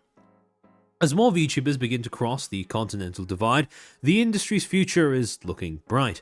Earlier this month, Hololive followed up with a second collaboration with the Dodgers, which is a good indicator to fans that momentum is just picking up, which, what was once a fairly niche form of entertainment, now shares the stage at major sporting events, venues like Radio City Music Hall or the Hollywood Palladium, and annual events like the Game Awards. It's official. VTubers have breached containment, and they're coming to some of the biggest screens near you. So, again, this reeks of normieism. The way that the article is put together very much doesn't seem to be any sort of...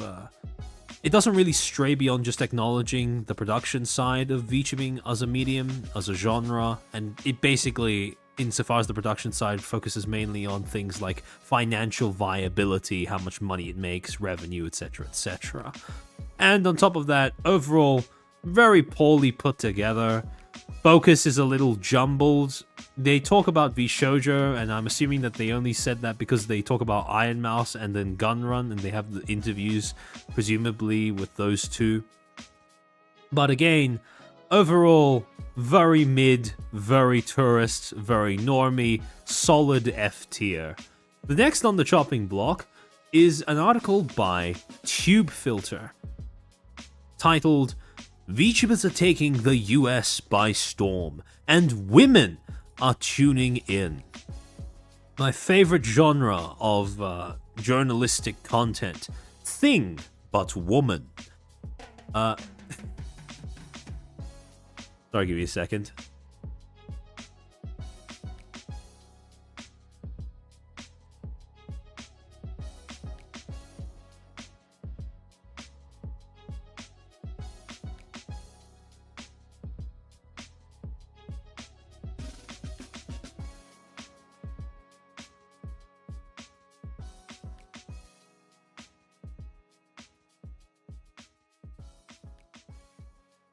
Yes, in fact, that is a woman eating. I'm curious, thank you for the 2. VTubers have breached containment like an SCP? Yeah, that is kind of the impression that it gives off. This already screams propaganda. Yeah, kind of. Now, what this has to do with VTubing, I have no idea, but let's see. VTubers are coming to America, and as they do, they are rewriting some trends that underscore their initial rise in East Asia. That's one of the key takeaways from a new report published by Big Games Machine, which surveyed the gaming-related habits of US-based YouTube viewers. According to the preamble of the report, Big Games Machine conducted its survey to suss out the key content types gamers watch the most, which gamer demographics watch that, and what makes gamers choose one content creator over another. The firm gathered opinions from 1,050 US-based gamers who spend at least 30 minutes per week watching YouTube. The sample had an even split of men and women. Many of the findings back up long-held beliefs about YouTube consumption. Guides and tutorials are the most commonly viewed gaming videos among the survey respondents, with 47% of them watching that genre. Reviews, 40%, and funny compilations, 40%, are other popular categories. 18% of respondents watch VTubers on YouTube, but drilling into that percentage reveals a significant gender disparity. 23% of women said that they watch VTubers, compared to 14% of men. For esports content, the trend flipped the other way round, with 14% of men watching, compared to 6% of women. The VTuber data is particularly interesting, as it is a notable departure from viewership trends in East Asia. In Japan, the home of major VTuber agencies like Hololive and Nijisanji, the genre is most popular among men. According to data from Hololive, 89% of the agency's Japanese audience is male.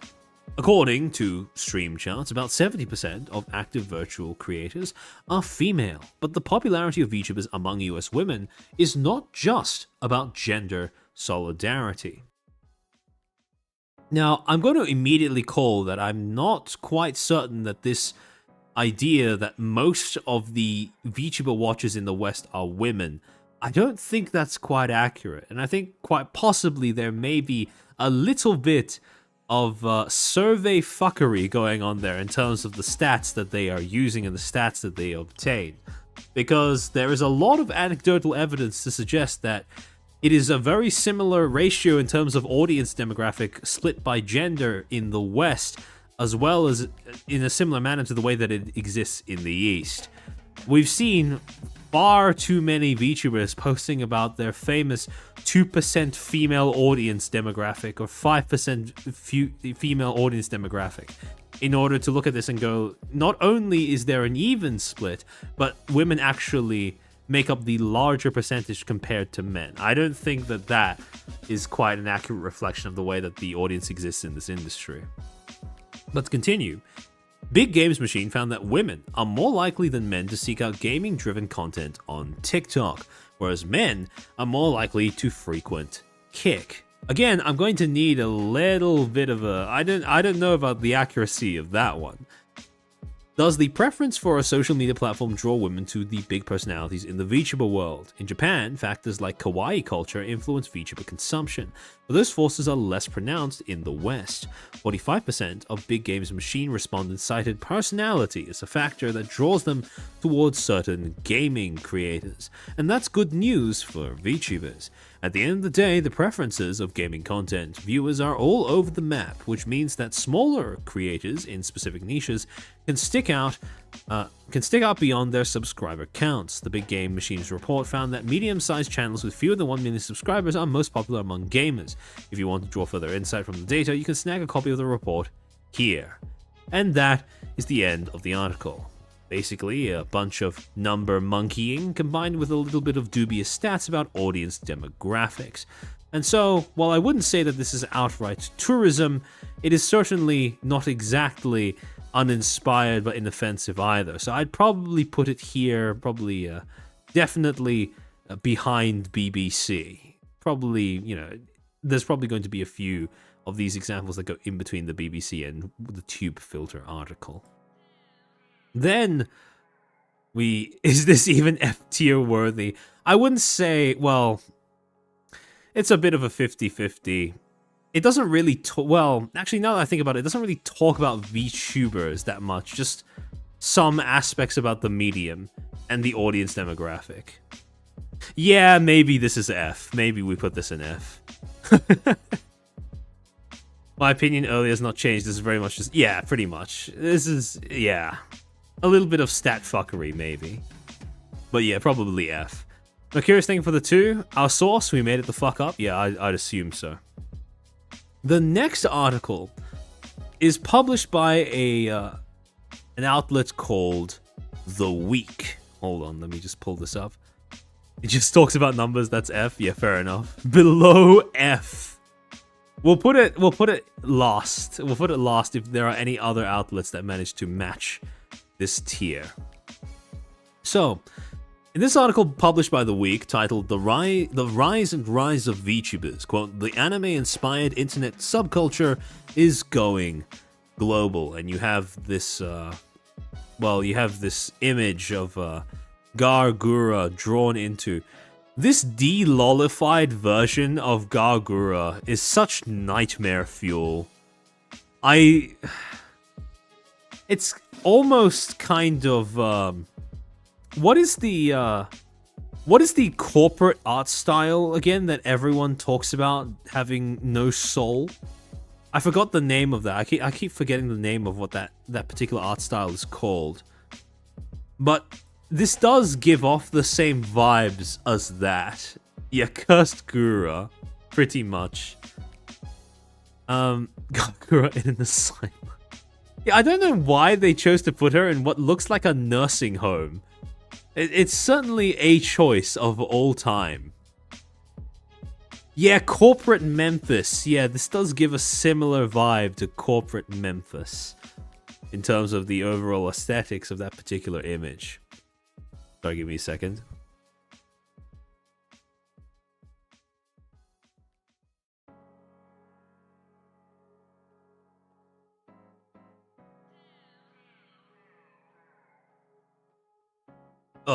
Okay. To continue. With millions of subscribers, Gargura decided to retire due to issues with her agency. Ah, yes. Gargura, the most popular VTuber in the world, has officially announced her retirement. A computer-generated cross between a girl and a shark, Gargura acted as a torchbearer of this fast-growing internet subculture, said The Gamer. Now, already we're starting to have some issues. Computer-generated? Not quite. These models are made by people, they're made by artists, they're rigged by artists, and they are piloted by real people. I don't think computer generated is quite an accurate descriptor. Makes it sound like something more akin to AI than that.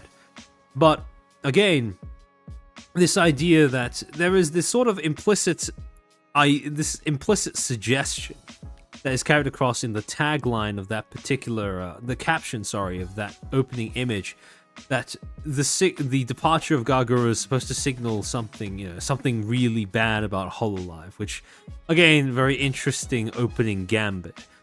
VTubers, or virtual YouTubers, use face or body tracking to puppeteer a digital avatar, anime character, and sing, stream, and speak, often to massive audience bases, said Polygon. The online community, which started in Japan, has, quote, exploded in popularity in the past few years and is now gaining fans across the world. Entertainers' real faces and voices never appear online. Instead, fans follow the avatars, the majority of which derive their visual style from anime. Real faces and voices never appear online? The fuck do you mean? Many of these VTubers do end up using their actual voice to stream. Not everyone's using a voice changer, but to continue. With millions of subscribers, Gargura decided to retire due to issues with her agency. The largest of a handful that, quote, recruit and foster talent to become virtual entertainers, said Polygon. The VTuber's decision feels, quote-unquote, bittersweet to longtime fans, said The Gamer. They weren't just cheering for a cute anime shark girl, but the voice, personality, and presence they'd come to know. And again, all of this is basically just a glorified circle jerk conducted with this article quoting other articles and what they've been saying about Gura's graduation. And remember what I said about inverted pyramid structure in articles. What they start with is usually what the journalist deems to be the most important bits of information. And here, rather than giving any sort of commentary that originates from their own research or from a primary source, they've just chosen to cite a bunch of other articles by other outlets instead. Then we get to the next section, titled Anime Streamers. VTubing was first taken mainstream by Kizuna Ai, an avatar brought to life by Japanese company Active 8 nearly 10 years ago. Since then, agencies have capitalized on the growing market, building a basis of avatar talent. Cover Corp, the agency that managed Gagura... Sorry, give me a second.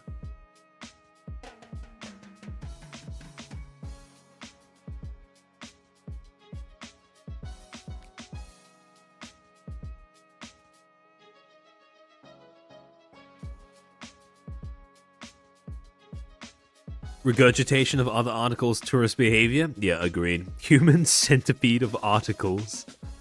Yeah, pretty much. Cover Corp, the agency that managed Gagura, is the largest, handling dozens of creators and facilitating about a quarter of all VTube views. VTubers, managed by agency or not, take to streaming services like YouTube and Twitch to connect with their fans, masquerading as their character and often taking on a signature, high-pitched anime voice. Creators put on performances or simply chat, and people tune in by the millions. Fans of VTubers often develop parasocial relationships with their favorite entertainers, becoming attached to the real people behind the avatars. In many ways, the community mirrors Japan's idol culture, in which singers and entertainers are intentionally marketed to fans as role models, friends, or even potential romantic partners. Again, very, very brief and bare bones description of what idol content is, or what makes it appealing. Motoaki Tanigo, CEO of Cover Corp, said that despite visual comparisons to artificial intelligence, fans might become confused or disconnected if VTube creators started to use AI in their videos. This whole business is based on fans' desire to support someone because of their extraordinary artistic talent, he told the Japan Times. Again, there is somewhat of a brief attempt at trying to encapsulate what makes VTubing appealing to an audience. It's just not a very good one. And then the final section is titled Hitting a Home Run in LA. Viewership of VTubing is growing, and it is slowly, quote, becoming a staple of live content, said Esports Illustrated. Last summer, even more people were exposed to VTube when... I love how they say VTube rather than VTubing or VTubers. It's just, essentially because it's short for virtual YouTube. So when they say more people are exposed to virtual YouTube, that is certainly a phrase of all time. But to continue, when cover characters made some special appearances at a Los Angeles Dodgers baseball game, the avatars took to the Jumbotron, were found in photo spots as cardboard cutouts, and sold special merch, like t-shirts and baseball cards. Gura even went viral for her rendition of Take Me Out to the Ball Game in the 7th inning, and said Esports Illustrated. Baseball and VTube may seem like an unusual combination, but the collaboration was a success, even before the Dodgers took home the World Series in October. The sport is incredibly popular in Japan, and the Dodgers, with superstar Shohei Ohtani on the roster, gave the collaboration plenty of momentum. The agencies behind VTube aren't slowing down anytime soon. For cover, the Dodgers promotion is one step in a campaign to broaden the appeal of VTubers beyond the fervent core of young men in Japan, said the LA Times.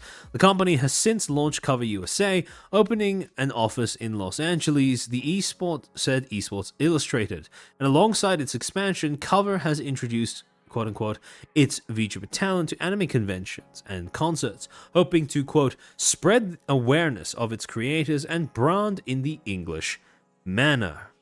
English market. And that is the end of the article.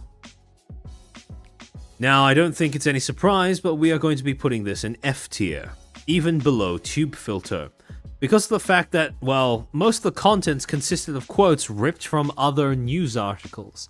This is what I expect to be ChatGPT slop content, not an actual article written by an actual person. However, next up, we have the aforementioned Esports Illustrated. Hold on, let me grab this.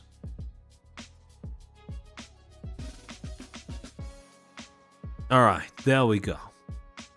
This is an article that is titled... Hold on, let me get rid of a few tabs.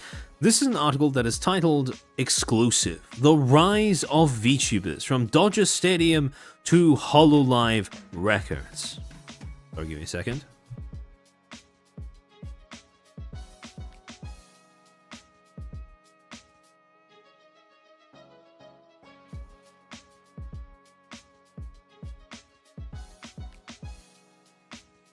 Yeah, aggregation article, that was pointless. Yeah, agreed. It was pretty much just a compilation piece built off of the backs of a bunch of other publications. Quote, fans attending the July 5th, 2024 meeting between the Los Angeles Dodgers and Milwaukee Brewers were likely expecting a competitive, if standard, baseball experience. Instead, they got an exciting game and surprising crossover, as HoloLive brought out some of its most popular digital personalities to enhance the show. For thousands of fans at Dodger Stadium in LA that day, various collaborations between HoloLive and the Dodgers gave many baseball fans their first look into the world of VTubers, content creators who use virtual avatars instead of being on camera. The event saw HoloLive talent Hoshimachi Suisei, Usada Pecora, and Gargura appearing in various videos on the Jumbotron as cardboard cutouts at photo spots and on merch like limited edition t-shirts and baseball cards.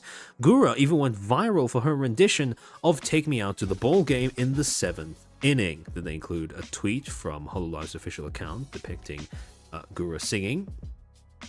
Then, to continue, fast forward to October 30th, and the Dodgers are lifting the Commissioner's Trophy after winning the 2024 World Series, something that HoloLive fans celebrated alongside the city of LA. The internet was flooded with memes about how more teams needed to collab with VTubers to up their championship success moving forward. Oh, wait, is Bon Min here? Oh!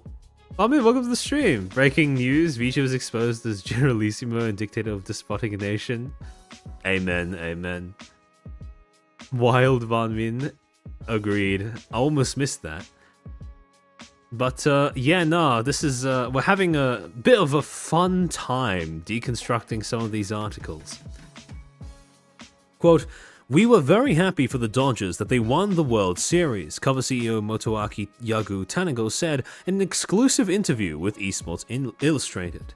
Quote, baseball is very popular in Japan, and people who watch or are fans of VTubers, not only do they enjoy watching games being streamed, some of them actually watch sports too. The collaboration was a success even before the World Series win, however, because Dodgers games are broadcast in Japan in part due to the sport's popularity and the team having superstar Shohei Ohtani on the roster. This gave the collab, quote, a lot of impact, end quote, for baseball fans in Japan, but also HoloLive's target audience, casual viewers unaware of VTubing, as it slowly becomes one of the biggest forms of content creators. Now, I don't know about saying HoloLive's target audience, but there's certainly an audience that they have in HoloLive. Sorry, give me a second.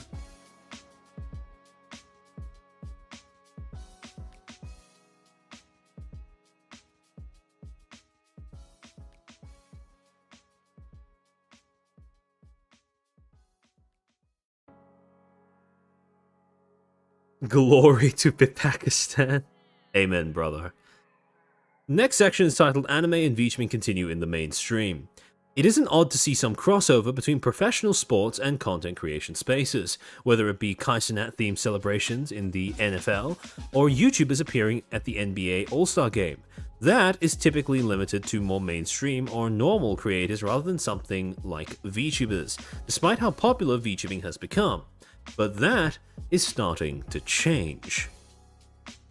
Whether it be through indie creators like Iron Mouse becoming the most subscribed channel on Twitch. By the way, this is an article that was published in January of this year, and I find it very funny that when it comes to articles talking about Iron Mouse, it's roughly, I'd say it's a 75-25 split between either only talking about VShojo insofar as they talk about Iron Mouse, or outright referring to Iron Mouse as an indie and forgetting VShojo exists altogether.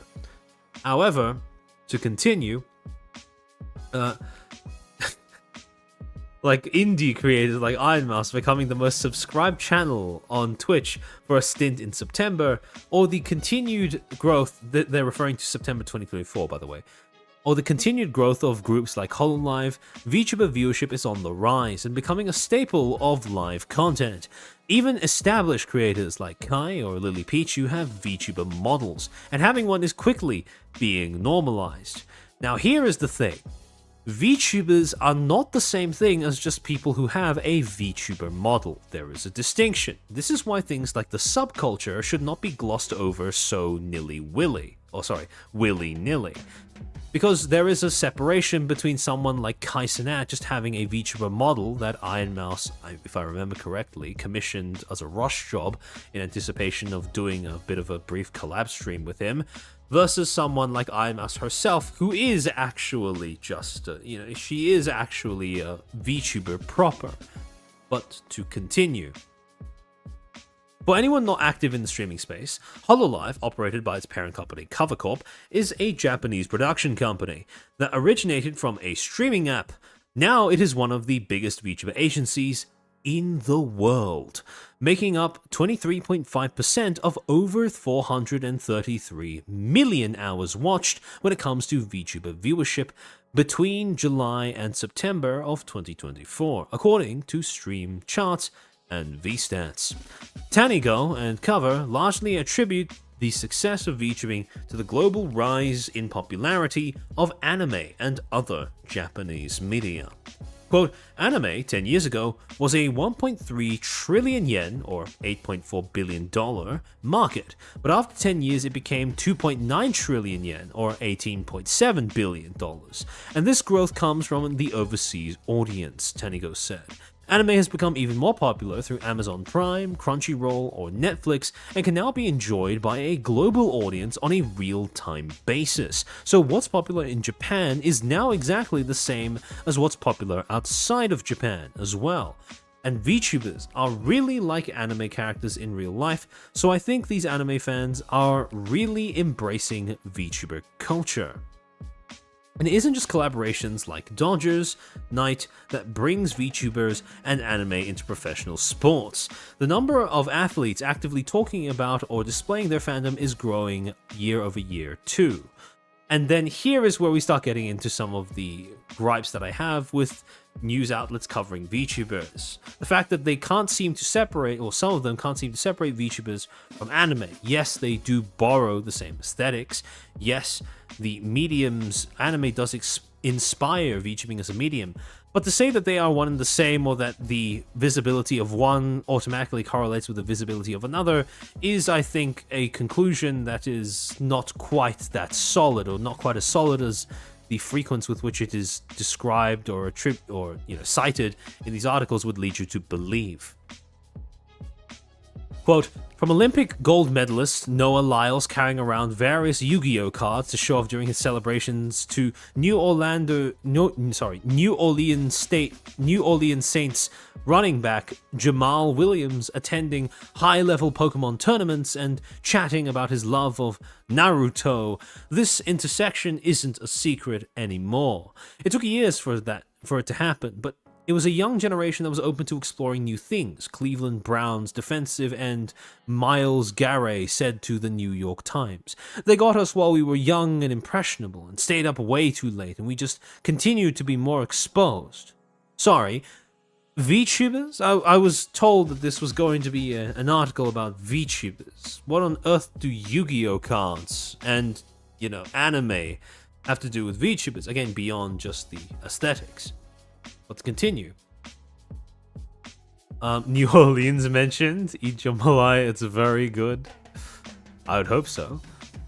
This has even culminated in collaborations with players like Zion Williamson, who launched a Naruto Shippuden set of Jordan Zion 1 shoes in 2022, largely because Naruto helped him get through some uncertain times, preparing for the NBA. Quote, "From what I've been through to get to where I am and what I go through to this day," Zion said to GQ, "Naruto has always been there and always will be." My favorite. The connection between athletes and anime is getting stronger, with Williamson estimating around 80% of NBA players are anime fans as of 2022. In turn, this means that teams, organizations, and Japanese companies are taking notice and becoming more open to those partnerships. The final section titled, "What is next for HoloLive?" and Cover USA. HoloLive operates with more than 80% of creators under its with more than 80 creators under its various banners, most of which stream multiple times per week and participate in live events such as concerts using their avatars. Now, Cover is looking to expand further with the launch of Cover USA, which will help localize its existing content and create opportunities to connect with new fans, just like it did with HoloLive Indonesia in 2020. There is a great deal of anime and VTuber fans in North America, Southeast Asia, as well as East Asia. But where East Asia is concerned, we can sort of share Japanese content as is, and our East Asian viewers would just enjoy the content without modification, Tenigo said. For Indonesia, it's the English-speaking world. For Indonesia or the English-speaking world, some level of content and localization in terms of language is helpful to reach a wider audience. So while HoloLive does already have creators that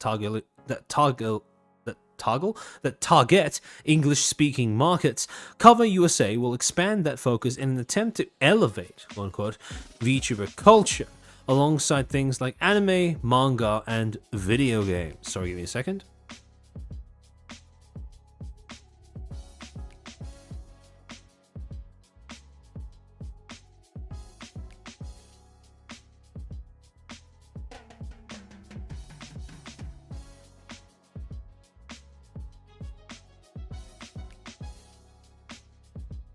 Keep localization as far away from VTubing as possible. Agreed.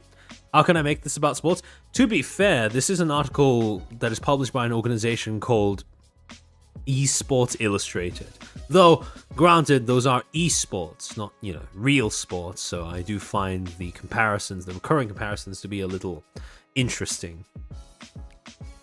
Cover USA will expand that focus in an attempt to elevate VTuber culture alongside things like anime, manga, and video games. Even before Cover USA was established, the company was bringing its VTuber talent to various anime conventions and hosting digital concerts in North America to spread awareness of its creators and brand in the English market. Expect more events and collaborations moving forward as the team tries to, quote, create a new field where virtual entertainment transcends borders. And then the final section is titled, What About VTubers in Esports? Quote, VTubers aren't only streaming casually or performing at concerts either.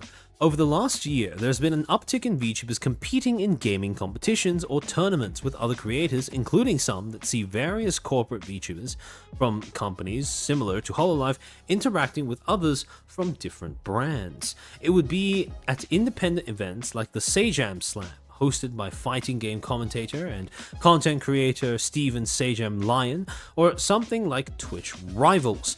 But VTubers have been showing up on rosters more frequently. HoloLive is aware and is aware of and actively participates in this trend in its own way.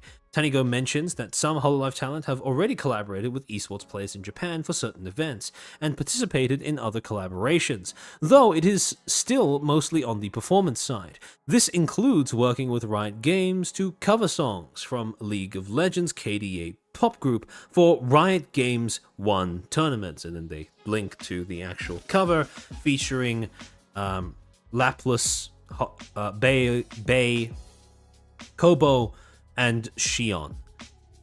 But to go on, why don't journalists use V-Psychio and Yu-Gi-Oh! Master Duel collab? Probably because they don't know about it. Probably because they didn't do that much research. Sorry, give me a second.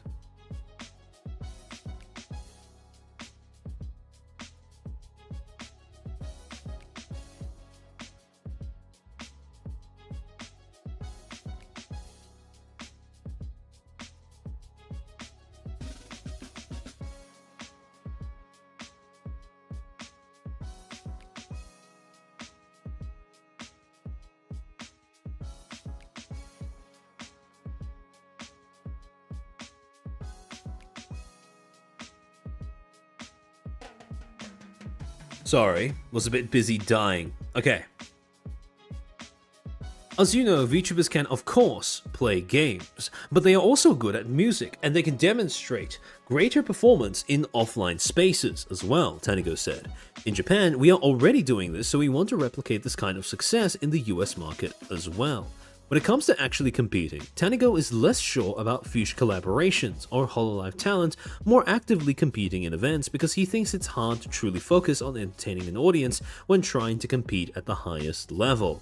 But I think it's quite difficult for hardcore players or team members to put up a good performance or good play while they are streaming because they really have to focus on the competitive side of the esport, Tanigo said. So it is more on the streamer side that VTubers can more effectively collaborate with. Basically just saying that when you're actually trying to play a game competitively, you tend to lose focus on interacting with chat, etc, etc. In events like the Sejam Slam, most of the players involved have very little background in whatever fighting game is being played.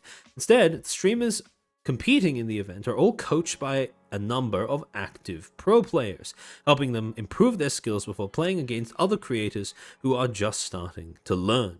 Formats like that are something Tanigo thinks are a better match for VTubers and their fans, though he can't foresee Hololive actively looking to embrace more esports or hardcore collaboration in the future. Instead, something closer to what they have done with Riot or the Dodgers would be more likely when it comes to esports. So again, basically capping it off by saying, well, it is likely that VTubing is going to find more things to collaborate with in the future, but for now they are just sticking with rather niche appearances at things like the Dodgers ball game or other forms of collaboration. Now, when it comes to this article, there are no cameos. It doesn't seem like the kind of article that would be very useful for the sake of cameos, mostly because it is an article that is part of a publication that has a very, very specific way of framing things, which is just how does it interact with esports? How does this match up with having a competitive scene, etc, etc, etc. And so as a result, I think that it does do that job quite competently, so I think I'll put this in uninspired but inoffensive. It didn't have the bulk of its length citing other news outlets or other publications and their articles, and it pretty much just stuck to its main focus and did its thing, right? I wouldn't put this in F, because I want F to have its proper impact, which is why I'm saving it for things like Rolling Stone, Tube Filter, and The Week. It doesn't really work as like you said, Miyalamo. It doesn't really work as an introduction, because it doesn't do a great job of easing people into this if they don't already have a baseline of knowledge. However, again, like I said, it's relatively inoffensive in the sense that it just provides stats. It provides stats and it talks about how VTubing relates to the specific niche that the publication occupies, and it goes no further than that.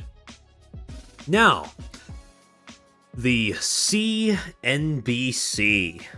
Now, this was an article that was titled AI-powered VTubers are earning millions with fully virtual personalities. Now, when I talk about VTubers and AI being lumped together because the writer didn't know better, this is the kind of article that I am referring to. Now, you have this picture. This is not a VTuber, by the way. For those who are in the know, this is a YouTuber by the name of Kwebbelkop, and Kwebbelkop is infamous because he created an AI version of himself to take over making videos so he doesn't have to, and he can just pull in revenue without really thinking or doing anything.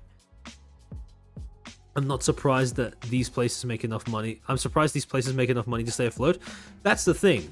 Even if they go bankrupt, they are often bought out by other people that just want to use them as a propaganda outlet, basically. And to be fair, that is all journalism has really boiled down to, right? Just propaganda, or mediums of propaganda. The poster boy of AI slot. Yeah, basically. Now, some of the key points that the article prefaces itself with include, quote, one of the most popular gaming YouTubers is named Blue, but he isn't a human. He is a VTuber, a fully virtual personality powered by artificial intelligence. Now again, we have had articles try to define VTubers in different ways. This is the first time I've seen an article attempt to define VTubers as a product of AI. It is very much the opposite of that, and especially in the West, where the culture, the dominant culture, especially on social media, is very, very against the use of AI in pretty much anything. This is a massive misinterpretation, misrepresentation of what VTubing is. Second, VTubers first gained traction in Japan in the 2010s. Now advances in AI are making it easier than ever to create VTubers, fueling a new wave of virtual creators on YouTube. Now, usually when someone says 2010s instead of saying 2017, 2018, 2019, etc., that's because they were too lazy to look up the original date. So they just went with, rough estimate year, and that's pretty much it. Surely it's going to be sometime over the course of 2010, right? Then finally, as AI-generated content becomes more common online, concerns about its impact are growing, especially as it becomes easier to generate convincing but entirely AI-fabricated videos. Again, this article comes off as if it is more revolving around AI than it is around VTubers, but unfortunately, because they shoehorned the whole idea of VTubers into this article, we're now stuck reviewing this. But to continue, one of the most popular gaming YouTubers is named Blue and has bright blue wavy hair and dark blue eyes, but he isn't a human. He's a fully virtual persona powered by artificial intelligence. By the way, for those who remember, when we were talking about Harry from Nexus and some of the projects that his business partner, Captain, was involved in, one of the business ventures that Captain had been involved in was, if you guys remember, basically an AI VTuber called A-less or AI-less. And this is pretty much similar to that, but in both cases, they are not treated as real VTubers. At best, maybe there's some sort of, live motion NFT, and that's about it. But in terms of being products of AI, I wouldn't say that. Blue is a virtual YouTuber or VTuber that has a massive following of 2.5 million subscribers and more than 700 million views through the videos of him playing popular games like Grand Theft Auto, Roblox, and Minecraft. VTubers first gained traction in Japan. Oh, wait, sorry, I'm rereading the same bits. Sorry, I'm having a bit of a stroke. Now advances in AI are making it easier than ever to create VTubers, fueling a new wave of virtual creators on YouTube. The virtual character, whose bright colors and 3D physique look like something out of a Pixar film or video game Fortnite, again, that's not all VTubers, that's just whatever this abomination is, was created by Jordi van de Bush, a longtime YouTuber also known as Kwebbelkop. Van den Bush, a 29-year-old who lives in Amsterdam, said he created Blue after finding himself unable to keep up with the demands of content creation. The work no longer matched the output. Quote, turns out the flaw in this equation is the human. So we need to somehow remove the human. This is some really, really stupid. this is some really, really stupid pie without filling type rhetoric when it comes to VTubing as a niche. He stopped uploading 6 months ago? Yeah. And this article was published in July of this year, so after he stopped uploading, funnily enough. And again, I've never seen someone besides one of those tech bro run companies say, ah yes, the weakest part of VTubing is the human part of it. So naturally, if we want to improve VTubing, just take out the person. You'd have to be a fucking idiot in order to think that unironically. And yet, surprisingly, some people do, unfortunately. This article was made by AI. Clearly. Van de Boosh said in an interview, the only logical way was to replace the human with either a photorealistic person or a cartoon. The VTuber was the only option, and that's where Blue came from. Blue has already generated more than 7 figures in revenue, according to Van de Boosh. Many VTubers, such as Blue, are puppeteered, meaning a human controls the character's voice and movements in real time using motion capture or face tracking technology. Everything else on Blue's channel, from video thumbnails to voice dubbing in other languages, is handled by AI technology from 11 apps: OpenAI's ChatGPT, Google's Gemini, and Anthropic's Claude. Van den Bush's long-term goal is for Blue's entire personality and content creation processes to be run by AI. Van den Bush has already tested fully AI-generated videos on Blue's channel, but said that the results have not yet been promising. The content doesn't perform as well because the AI still lacks the intuition and creative instincts of a human as well, he said. Wow, would you look at that? It's almost like there's a reason why the entertainment is enjoyable, and that reason is very closely tied, inseparably so, to the fact that there is a fucking human behind that model.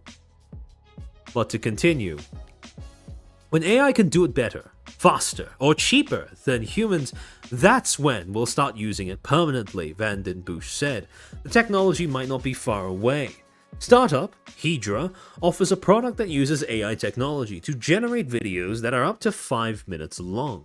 It raises $32 million in a funding. It raised $32 million in a funding round in May, led by Andreessen Horowitz's infrastructure fund.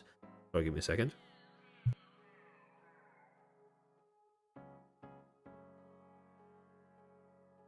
Hydra's product, Character 3, allows users to create AI-generated characters for videos and can add dialogue and other characteristics. CEO Michael Lingelbach told CNBC that Hydra is working on a product that will allow users to create self-sustaining, fully automated characters.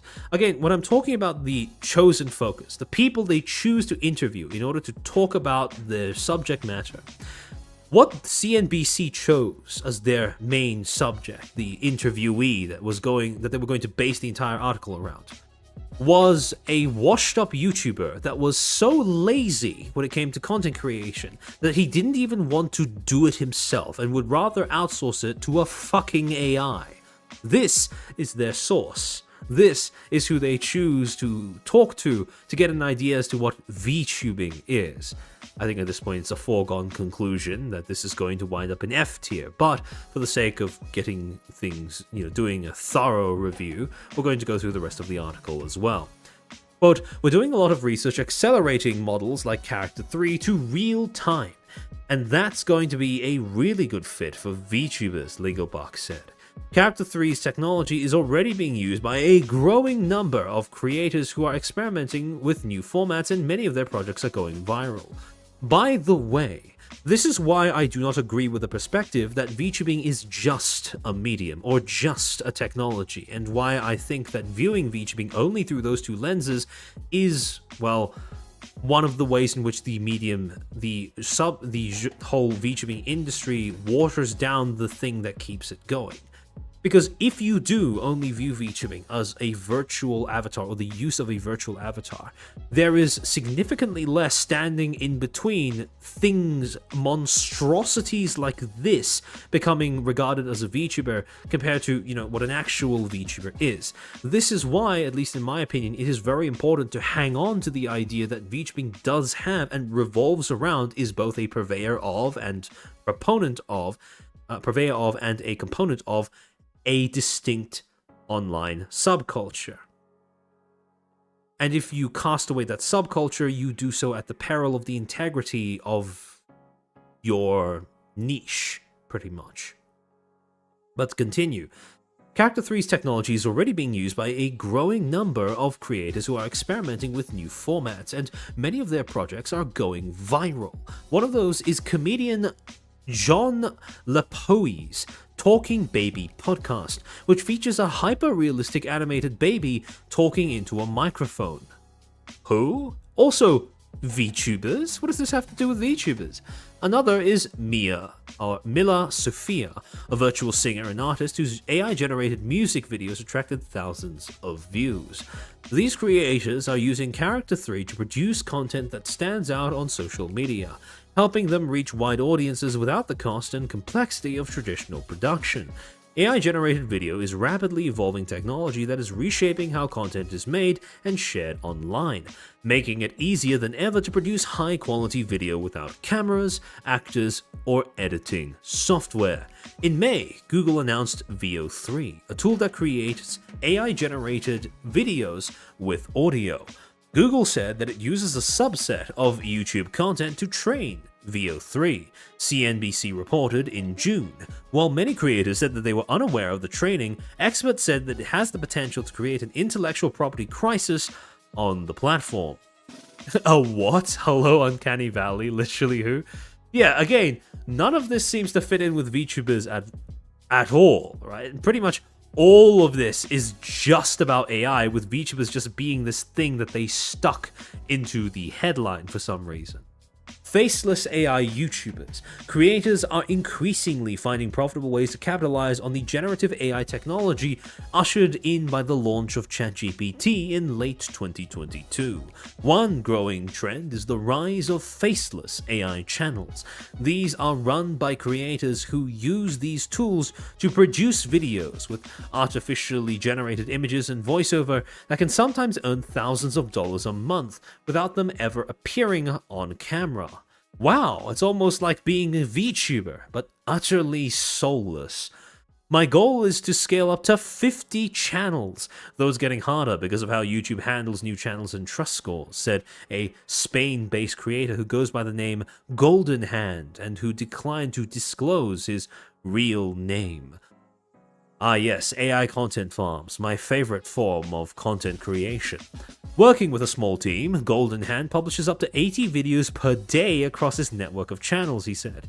Some maintain a steady few thousand views per video, while others might suddenly go viral and rack up millions of views, mostly to an audience of those over the age of 65. Golden Hand said his content is audio-driven storytelling. He described his YouTube videos as audiobooks that are paired with AI-generated images and subtitles. Everything after the initial idea is entirely created by AI, he said. He recently launched a new platform, Tube Chef, which gives creators access to a system to automatically generate faceless AI videos starting at $18 a month. People think using AI means you're less creative, but I feel more creative than ever, he said. Coming up with 60 to 80 viral video ideas a day is no joke. The ideation is where all the effort goes now. Ah yes, I love those slop channels. And speaking of slop, the final section of the article is actually titled AI Slop. As AI-generated content becomes more common online, concerns about its impact are growing. Some users worry about the spread of misinformation, especially as it becomes easier to generate convincing but entirely AI-fabricated videos. Even if the content is informative and someone might find it entertaining or useful, I feel we are moving into a time where you don't always have to understand what is human-made and what is not, said Henry Ashder, founder of Latent Space Advisory, which helps businesses navigate the AI landscape. Others are frustrated by the sheer volume of low-effort AI content flooding their feeds. This kind of material is often referred to as AI slop, low-quality, randomly generated content made using artificial intelligence. The age of slop is inevitable, said Adger, who is also an AI policy advisor at Meta, which owns Facebook and Instagram. I'm not sure what we do about it. While it's not new, the surge in this type of content has led to growing criticism from users who say it's harder to find meaningful or original material, particularly on apps such as TikTok, YouTube, and Instagram. I'm actually so tired of AI slop, said one user on X. AI images are everywhere now. There is no creativity and no effort in anything relating to art, video, or writing when using AI. It's disappointing. However, creators of such AI content told CNBC that it comes down to supply and demand. As the AI-generated content continues to get clicks, there's no reason to stop creating more of it, said Noah Morris, a creator with 18 faceless YouTube channels. Some argue that AI videos still have inherent artistic value, and though it's become much easier to create, slop-like content has always existed on the internet. Lingelbach said. There's never been a barrier to people making uninteresting content, he said. Now there's just more opportunity to create different kinds of uninteresting content, but also more kinds of really interesting content too. Again, the classic, if slop existed before, why do you have a problem with slop existing now? Overall, this is more of an article trying to glaze AI than it is, please make it stop, than it is about anything to do with VTubers, and frankly, the mention of VTubers in the title was an injustice on the entire medium. Solid F tier, and it overtakes even the weekly in that regard. Now, we have Business Insider. Now, this is actually one of the better articles that were published about VTubers, and that is mostly because this article cheated. The overwhelming bulk of what this article consists of is basically just a series of quotes taken out of an interview that the journalist in question did with Mint. And because of that, it is by proxy incapable of being ranked anywhere below. Sorry, give me a second. It is basically by proxy incapable of being ranked below around, B tier, basically. However, the reason why it's still possible to evaluate is because when you're trying to get a feel for how competent a job a journalist has done by putting an article together, where you get a feel for the journalist's own capabilities is not necessarily through the contents of the article, if it is not the contents of an interview in the sense of the responses that the subject gives to the questions, but rather in the questions themselves. And especially in an edited article like this, what are the sections of the interviewee's responses what are the sections that have been included in the article itself? So this article is titled, I make a living on YouTube playing an anime character. I'm very shy and it's helped me get out of my comfort zone, as told to Amanda Pirelli. And that's Amanda is the journalist behind this piece. Then you have, picture of Mint, and then you have the caption being, Mint Phantom is a virtual influencer who streams for hours a day on YouTube. And then they link to her channel. It opens with 3 prefacing dot points.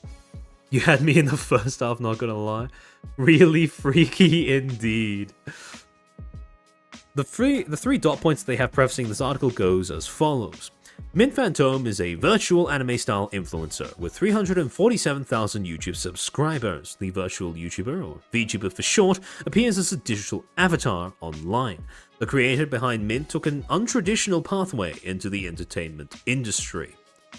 This, as told to Essay, is based on a conversation with the creator behind YouTuber Mint Phantom, a virtual influencer who appears as an anime character. Like other virtual YouTubers, the creator is anonymous online, but their identity is known to Business Insider. The conversation has been edited for length and clarity. And then they go into this whole section that is basically supposedly in the words of Mint herself. Quote, I play a 19-year-old ghost online. My anime-style digital avatar goes by many names. Mint, Made Mint, or Mint Phantom. I have 347,000 subscribers on YouTube, where I livestream my avatar chatting, singing, and playing video games. This is my full-time career, and has become all that I do. I'm part of a growing trend of virtual influencers called VTubers. Like many others, my identity is anonymous. I recently joked with a friend that our jobs are like the TV show Severance. The virtual characters we play online are like our innies, which are separate workplace identities of the show's characters. This character I created allows me to have a public persona online without fully sharing my personal self. I discovered virtual YouTubers several years ago. Many of those I followed were from a Japanese company called Cover Corporation, which owns one of the top VTuber agencies, HoloLive. I found their content really fun to consume. Living in the US, it wasn't until HoloLive put out auditions for English-speaking creators that I realized this could be really cool for me to try. I auditioned, but I didn't get the role. However, through the audition process, I met some independent VTubers who inspired me. I realized you don't have to work with a huge corporation to do this work. When I started in 2020, I wanted my avatar to be completely separate from my normal self. I told no one, not even friends or family. Yeah, influencer in the big 2025. Yeah, pretty much. Bit of a throwback. Then, as I started to become more popular, some of my friends came across my videos and recognized my voice. I later told my mom. She still doesn't quite understand it, but she knows I've always loved Japanese culture and anime. She can't believe what she thought was a phase has evolved into my career. Now again, I want to hammer home that even in this article, right, which doesn't have a lot of the journalist's work in it, it's mostly just Mint speaking, it's still structured in a very distinct way where it prefaces with an explanation as to who she is, what she does, what got her into this content niche, before any sort of acknowledgement of, yeah, this might be difficult to explain. Again, this is why I put the BBC feature in F tier, because that is very much an idiosyncrasy that it's not unique to it, but is a very big reason as to why it undercuts its own ability to earnestly deal with this subject matter. Then the next section is titled How I Make Money as a Virtual Influencer. Most of my income comes from donations on YouTube. That's just out of people's generosity, and it's how I've been able to maintain this as a career. I also sell merchandise and promote brands through sponsorships. More and more, VTubers are infiltrating Western culture. For example, HoloLive's VTubers collaborated with the Los Angeles Dodgers. I've seen other independent VTubers work with hockey teams and other events where you maybe wouldn't expect to see an anime girl. I performed at a couple of live concerts, and I want to do more. At these shows, I'll dance and sing with other VTubers. Online, everybody is just a number and a username in the chat box. But with live events, I can feel a true connection. Now, again, because of the ordinarily, I would rank, putting the whole how do you make money segment of talking about VTubing this early in an article, I would view that as being something that makes the article seem more cynical. But then again, in the context of what this article is being published by, Business Insider, it does make a bit more sense contextually for it to be structured in this manner, and for the interview to have this question presumably be posed to Mint, how do you make money, take place this early on. Then you get into what an average day looks like. I typically try to stream for 2 to 4 hours a day on YouTube. Filming is simpler than people think. I use a phone. There are programs like VTube Studio and VC Face that VTubers use to generate their avatars. I went to school for filmography, so I have some experience, but I also watch a lot of YouTube tutorials. Again, this takes me back to the whole thing where YouTube tutorials are unironically a better substitute for gaining knowledge when it comes to, well, technical knowledge, I should say, than most forms of university or some sort of official academic institution, I should say. But to go on, I also watch a lot of YouTube tutorials. When I first started, I started streaming in my closet. It was a small walk-in closet with good sound insulation. Now I have my own dedicated streaming room. When I'm not streaming, I create my own graphics and thumbnails. I scroll through X, where I'll post and check hashtags. I also take notes on my phone on ideas for live streams or merchandise. It's hard for me to turn the switch off. Some creators can say they don't go online or on social media at certain times. I don't have strict boundaries like that. Instead, I log off from my job by browsing my personal Instagram and TikTok accounts, which are centered on my hobbies and interests, such as anime and Japanese culture. And then the final section is titled An Alternative Pathway to Entertainment. This passion for anime helped me break into the entertainment industry, which I consider virtual YouTubers a part of. As in any aspect of entertainment, so much success is the luck of the draw. When I'm streaming, I'll see a number on screen of how many people are watching. Maybe the number says 3,000, but I can't fully comprehend what that 3,000 people are watching me. I know that they are people, and I know that their usernames represent a person, but even after all these years, I feel so ordinary. I don't feel like an influencer. The anonymity that comes with being a VTuber has been really great for me.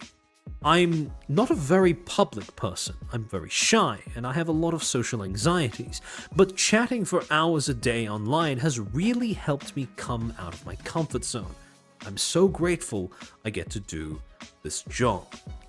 And that's the end of the article. Again, overall, a pretty decent job. Now, the reason why I would probably put this on the border between, pretend that it's, halfway between. Admittedly, black on black is not a great thing. In the slides before I upload them, I'm going to swap out this Business Insider logo for one that has the font in white, preferably. But for this, I'm probably going to put it somewhere in between A and B, maybe at the top of the B tier. Because, again, this was alright in the sense that it mostly pertained to Business Insider as a publication's own area of interest, and it didn't really stray beyond that. As an introduction to VTubing, if you are primarily business-oriented in your perspective and how you're approaching it, it is pretty decent.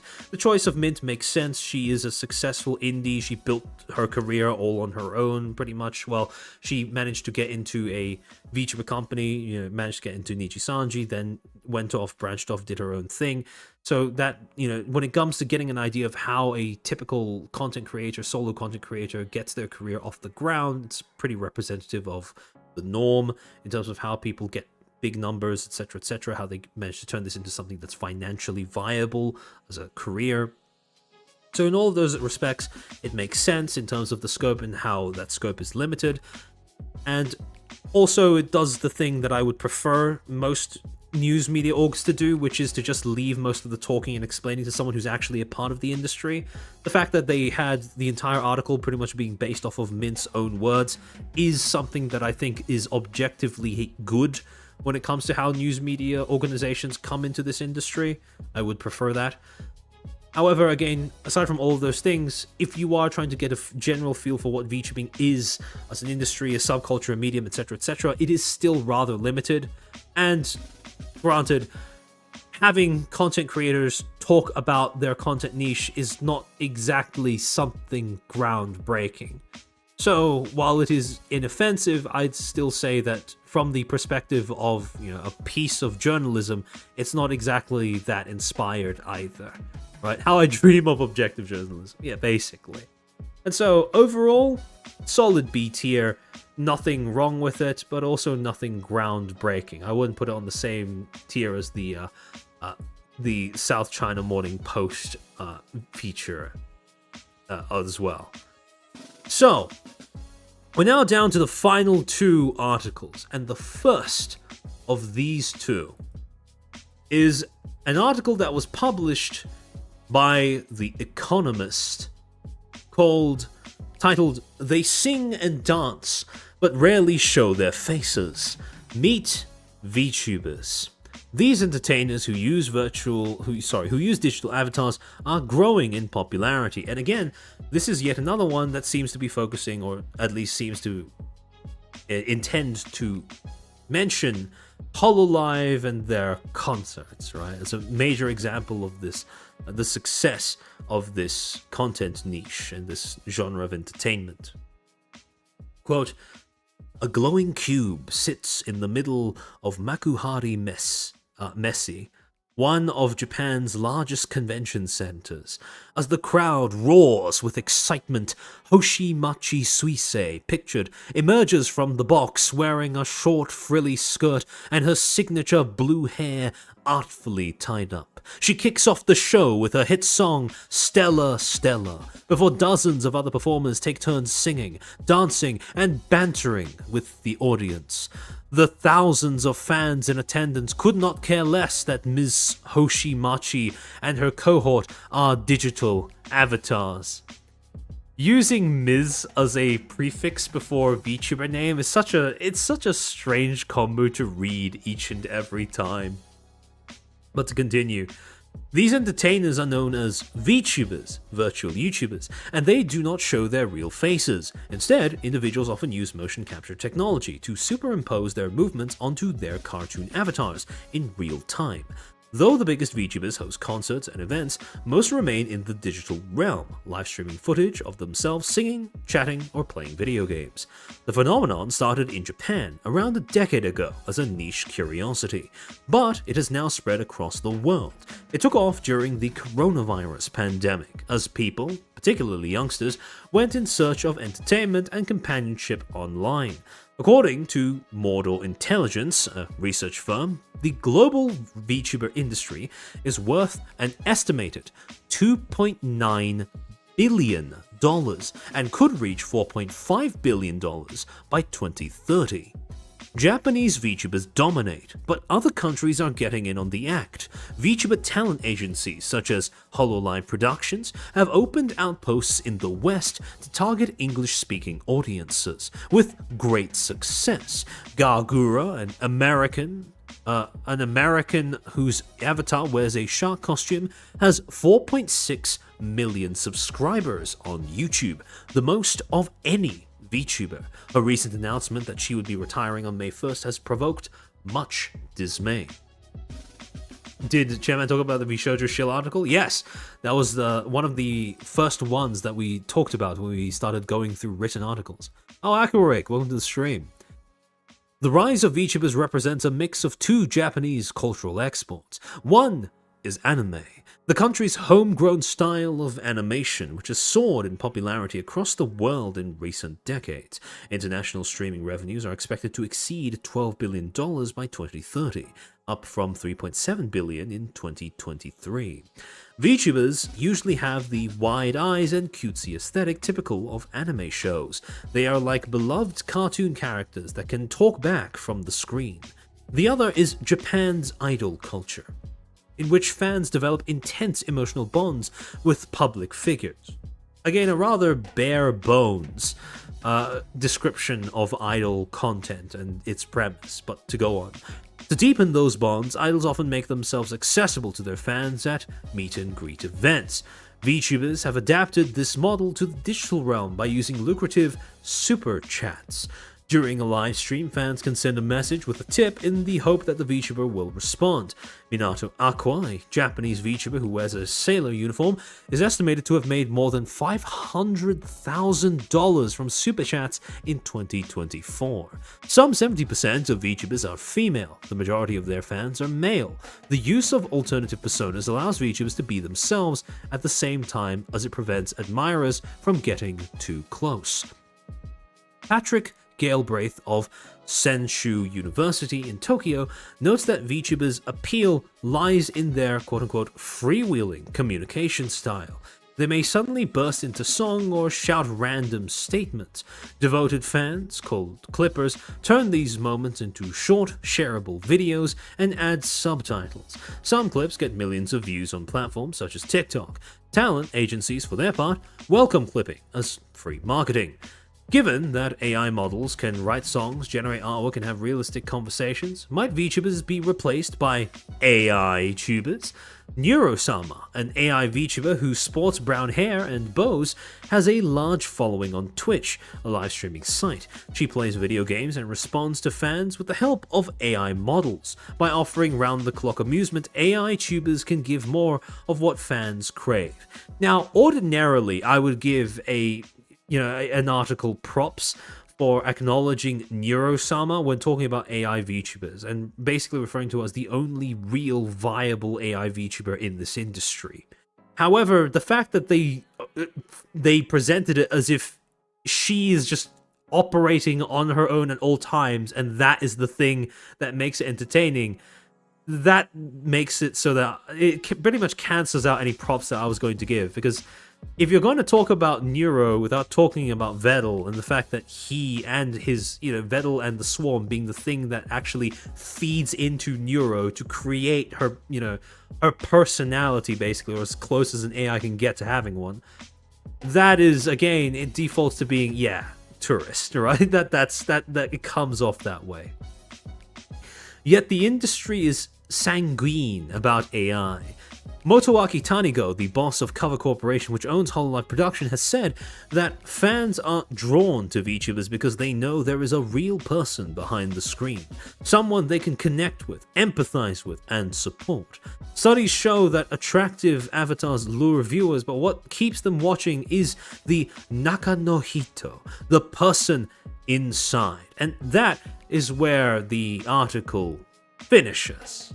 Now, overall, I'd say it is a decent exploration of VTubing. Towards the end, it kind of ends with a bang, with a whimper, not a bang. But overall, it's not too bad. I'd say, again, it's uninspired but inoffensive. I might put it a little bit above esports illustrated because of the fact that it does deal with a wider variety. It at least tries to talk about the roots of VTubing, even if it doesn't even if it doesn't do a very thorough job of it. It is thoroughly behind Business Insider because of the caliber of insights generated by the journalists themselves is inferior to that which would be generated by someone who is more involved in the industry, as someone like Mint is. So for that reason, I'm going to be putting it behind Business Insider. But I think it is overall, it's kind of alright. The bit about AI, the fact that it ends with AI, is the only thing that maybe would make me consider C tier instead of B tier. But I think overall it does a decent enough job of trying to sum up what it is, right? Sorry, the random statements comment irked me. Fair enough, fair enough. I don't like the tone of the article. That's more than fair enough. Because again, it is very much... It did come across very boomer in terms of how the tone came across. But, yeah, overall, I didn't find it personally to be too offensive, but then again, it's not that original either. I could be being a little softer on the article than it warrants, but then and again, well, I think I have been suitably harsh on some of the others. The final article that we are going to be looking at is an article written by Wired. And this was an article that attempted to talk more about, well, centered around one particular VTuber, Maria from V4 Mirai.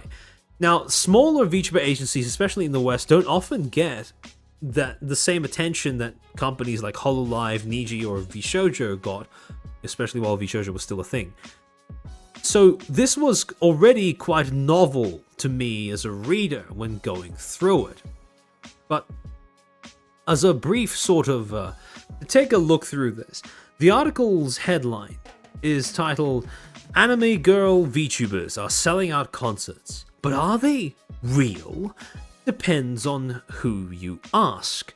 Virtual anime streamers are selling out live venues, singing at pro sports games, and launching record labels, with fans showering them with presents and suspending disbelief in the service of the bit." Now, granted, There is a little bit of innate tourism that comes across in the premise, because if you're talking about whether VTubers are real or not, I'd make the argument that you've kind of missed the point already. But again, it's something that I can indulge for the sake of just hearing out what the journalist has to say and evaluating the article accordingly. So give me a second.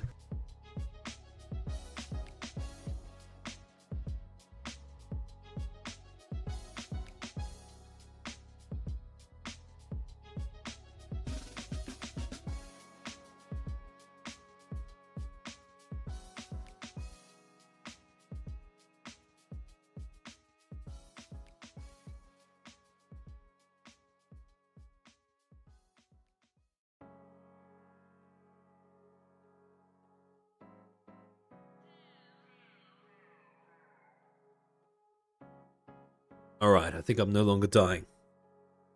Okay. Quote, I'm at a sold-out concert in Hollywood, and I'm the only one in the 1,200 plus capacity venue who doesn't know any of the songs.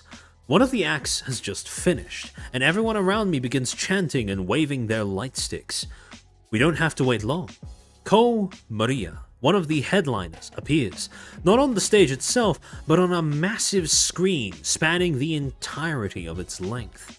She will never appear on the stage because she is a sexy 6,669-year-old blonde vampire anime girl who exists only in virtual reality. Maria starts singing in Japanese. A grown man next to me seems like he's on the verge of tears. Welcome to Fantastic Reality, a mini-festival at the Vermont Theatre that brings 8 main VTuber acts, all anime girls of varying eye and hair color, to a live venue, accompanied by IRL musicians. I'm here to find out more about why fans are willing to pay up to $180, the cost of a VIP pass, for the privilege of watching these acts in person, rather than on their screens from the comfort of their own homes. Tourist detected? Yeah, pretty much. But to go on, if you've never seen a VTuber before, it's probably just a matter of time. VTubers have been around for about a decade in Japan, hosting everything from online weather stations to iPhone launches, but they surged in popularity outside Japan during COVID quarantine. If you like watching anything online, cooking, gaming, history, there is a VTuber version of it. The name is a portmanteau of virtual YouTuber, and as it suggests, a live streamer or video creator, but instead of showing their face, the audience sees a virtual 2D or 3D avatar. Technically, a VTuber can take on any appearance or theme. My favorite is ex-Yakuza in Prison Stripes who talks about an ex-Yakuza in Prison Stripes who talks about real-life organized crime. But the most popular ones are anime girls with cute voices. Some of these VTubers also sing, and output ranges from simple karaoke streams to full-on music videos. If the VTuber is big enough, fans can also listen to their music on most major streamers. The market is growing. Last week, major VTuber agency Hololive launched a record label, which brings us back to the concert. For most of the roughly 3-hour show, there are 3 human musicians on the stage. A drummer, a bassist, and a guitarist who play accompaniment for a parade of anime girls that appear on massive monitors, one in the center, 2 hovering over on the right and left side. The 2 DJs, Mono Monet, a VTuber with purple hair who hops from Filter House to Gabber, and Joanne, an actual human DJ who appears physically on stage to close out the night with an even more frantic set, easily could blend in musically at any rave. But the meat of the show is what a casual listener would probably just call quote-unquote anime music, veering occasionally into songs that range from goofy memes, Isa Corva's I Hate Cilantro Baby, I Hate You Almost As Much As I Hate Cilantro Baby, to equally goofy link in bio rap. For example, Cotton VA's Shout Out to My Gooners, that showin' my fansly love. Maria, the aforementioned sexy anime vampire, started VTubing in 2020, just in time to ride the surge of quarantine-fueled popularity, when everyone was looking for a parasocial friend. Her content ranges from gaming to chatting to occasionally members-only ASMR videos to karaoke. She's also released a single to streaming services. Just imagine... And then they include a quote, presumably from an interview that they did with Maria, where she attempts to describe VTubers by saying, "Just imagine Paramore, but Hayley Williams is an anime girl." And then back to the commentary from the journalist. Jokes they made at the event? Yeah. I watched some of her streams, but I don't know what to expect at her concert. Promotional material for the event promised that there would be a live human band, but how exactly would she be interacting with them? So I arranged to speak with her remotely, a couple of days before the show. The video call starts and she appears just like she does in her streams. I mean, this literally. I'm speaking to the avatar that her fans see. "I'm a vampire, born thousands of years ago," she tells me as an introduction. "And you and all of my viewers are mortal humans. And my goal is, every time you die and reincarnate, I will find you. And this is the way I found you in this lifetime. Now that I understand what cosmic forces led me to this blessing of an interview, I try to figure out how the concert is actually going to look. I ask Maria how she would explain her show to a complete newbie, and she offers, "Just imagine Paramore, but Hayley Williams is an anime girl," and laughs. This doesn't answer my core question, how from a technical aspect are they going to achieve this? Will it be a hologram? Will the artist be streaming in the venue from home, from backstage? These are not good questions, at least not according to the internal rules of VTubing. VTuber culture is often compared to professional wrestling because of a common internal rule: kayfabe, a term for presenting fictional story as reality. Most people who have heard the word know it from wrestling, where the athletes are in the ring are performing a sweaty soap opera for the entertainment of the audience. Everyone knows it's fake, from the match itself to the shouty post-match interviews. Now again, if you do want to know how the concert is going to look, I think that's a really... and you in fact wanted to know how it's going to work. I think that's a pretty bad way of asking if that is the answer that you're driving at, right? If you want to get an idea as to, for example, the technical aspects of it, how they're going to achieve this, is it going to be a hologram, will the artist be streaming, etc., etc., I don't think you can blame Maria for responding as to how it's going to look from the outside to the audience when you pitch the question as, how is the concert going to look, right? It doesn't really make a lot of sense. So already, I don't think this journalist has a really solid grasp as to what it is they really want out of this interview with Maria, or how exactly they are going to attempt to open up this topic, this subject matter of VTubing in their article. And when they deflect by saying, I'd make the argument that the thing that makes the question not great isn't actually anything to do with, it's not actually to do with kayfabe or industry culture or anything like that. It's just a skill issue from the journalist, basically. But then they start going on about, VTuber culture, kayfabe, etc., etc., and this is why it's taboo to ask questions like this. And make no mistake, that is right. But it is only right accidentally, which is something that, as a viewer, I take issue with. VTubers take this to another level. When Maria tells her fans she is a vampire, that lore is now fact. It is generally inappropriate to directly ask a streamer how they made up their backstory or who they really are. Again, I don't see that being a taboo at all, because there are going to be tons of VTubers who have no trouble explaining where their lore comes from, at least those VTubers who even give a shit about their lore, and they seem to have no problem sharing aspects about their personal lives, at least on the EN side of the industry. That seems to be, it even seems to be a problem where VTubers overshare aspects about their personal lives. So, no, I wouldn't make the argument that that's a really major thing, especially not in the West.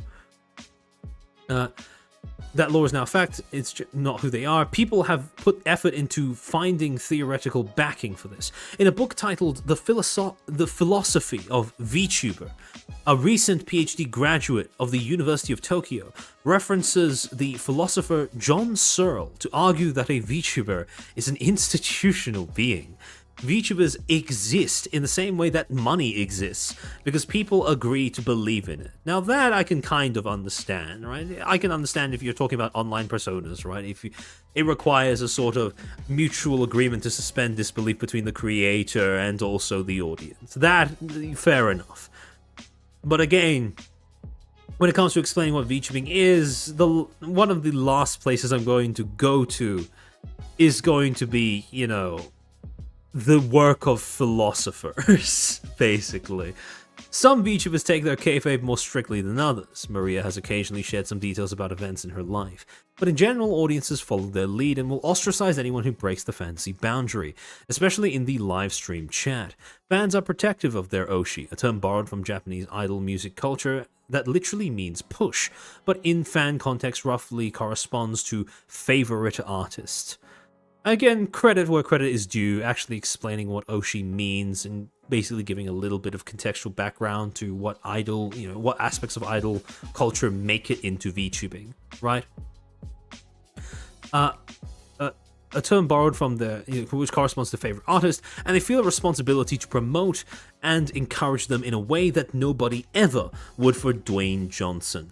There is no fourth wall. As Searle's rival Jacques Derrida might say, everyone is always already on stage with the VTuber, building the fantasy together. So my repeated attempts to get Maria to answer questions about how she and her co-performers would all appear at the venue are a non sequitur. She will just be there. The closest she gets is telling me what she wants people to experience. We don't want it to feel like this is just virtual, she says. This is just reality. The idea is, how can we mix it all together where you can't tell what is virtual and what is real anymore? Again, when I read this article, it really does, all of the segments, you know, pulling in the work of like PhD graduates citing philosophers, the comparisons to wrestling and Dwayne "The Rock" Johnson. This all seems to me like deflections from the fact that when this journalist had the chance to sit down with a VTuber and actually conduct an interview, they just kind of bungled it by asking all of the wrong questions and not really getting the answers that they wished for. So they just filled in the rest of the article with what they wanted to talk about instead. But to go on, outside the venue, I see a group of people in matching Co-Maria shirts, and I try chatting up a friendly-looking guy in a backwards ball cap and glasses. I ask him if they all came as a group. He tells me no, they just grouped up here because they're Maria fans. His IRL friends wouldn't come. Quote, a lot of my friends are just kind of regular guys, he tells me. They want to watch, like, UFC fights, and I'll go watch that with them. We just do the basic stuff, like watch sports. With them, I kind of do my normal stuff. And then I just kind of do my own thing out here with these guys, he continues, pointing to the crowd. Sorry, give me a second.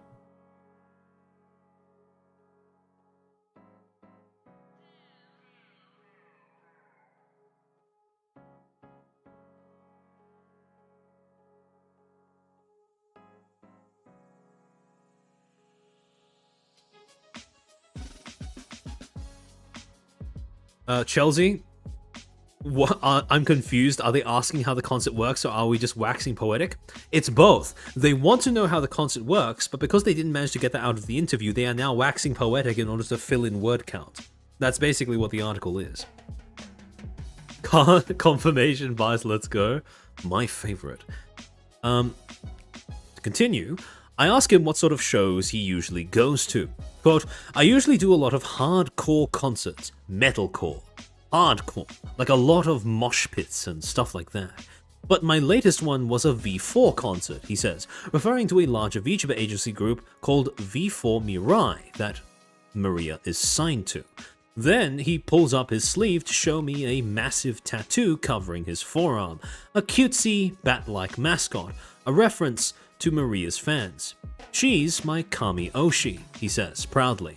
Kami Oshi, literally God Push, your ultimate favorite amongst your other favorites, worthy of ink on skin.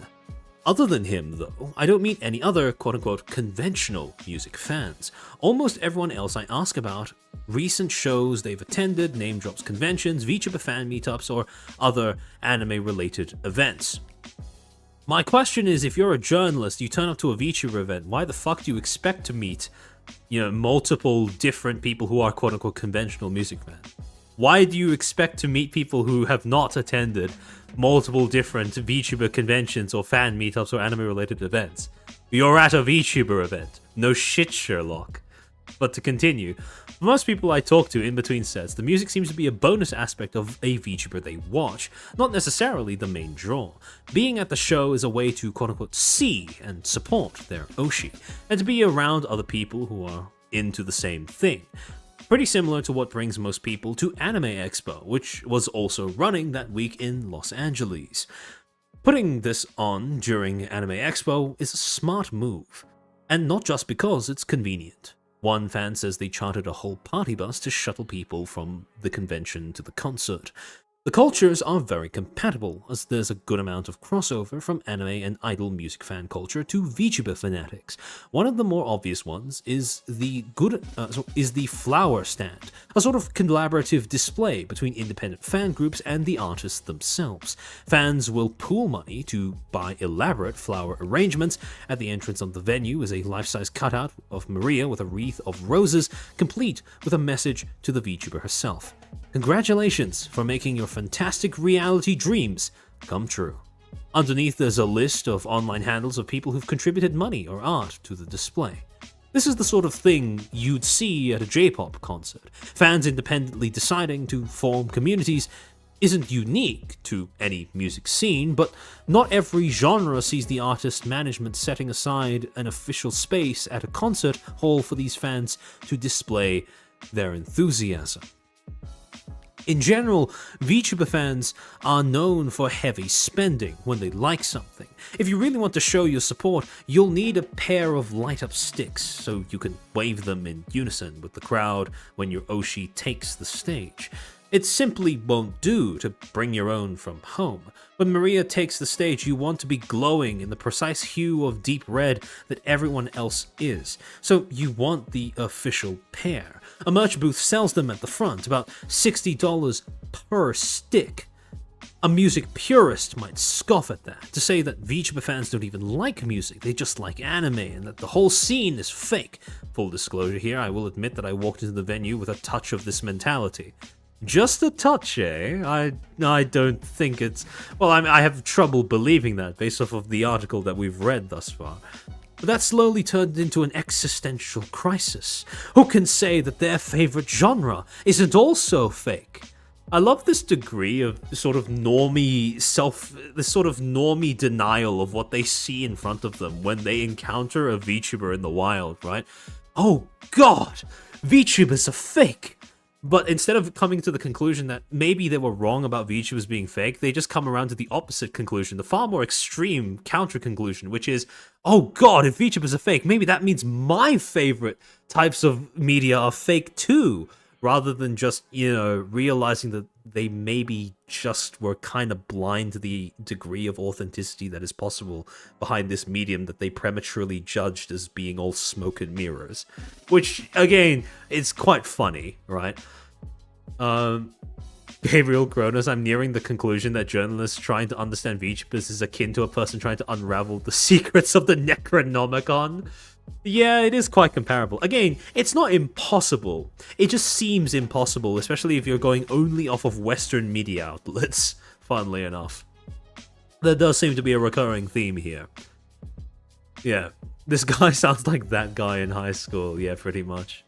Maybe I'm fake, yeah, it's not me, it must be the children. Or even the more extreme version of that, right? I couldn't possibly be wrong about Thing. Maybe the Thing is representative of, maybe I'm wrong about everything else as well.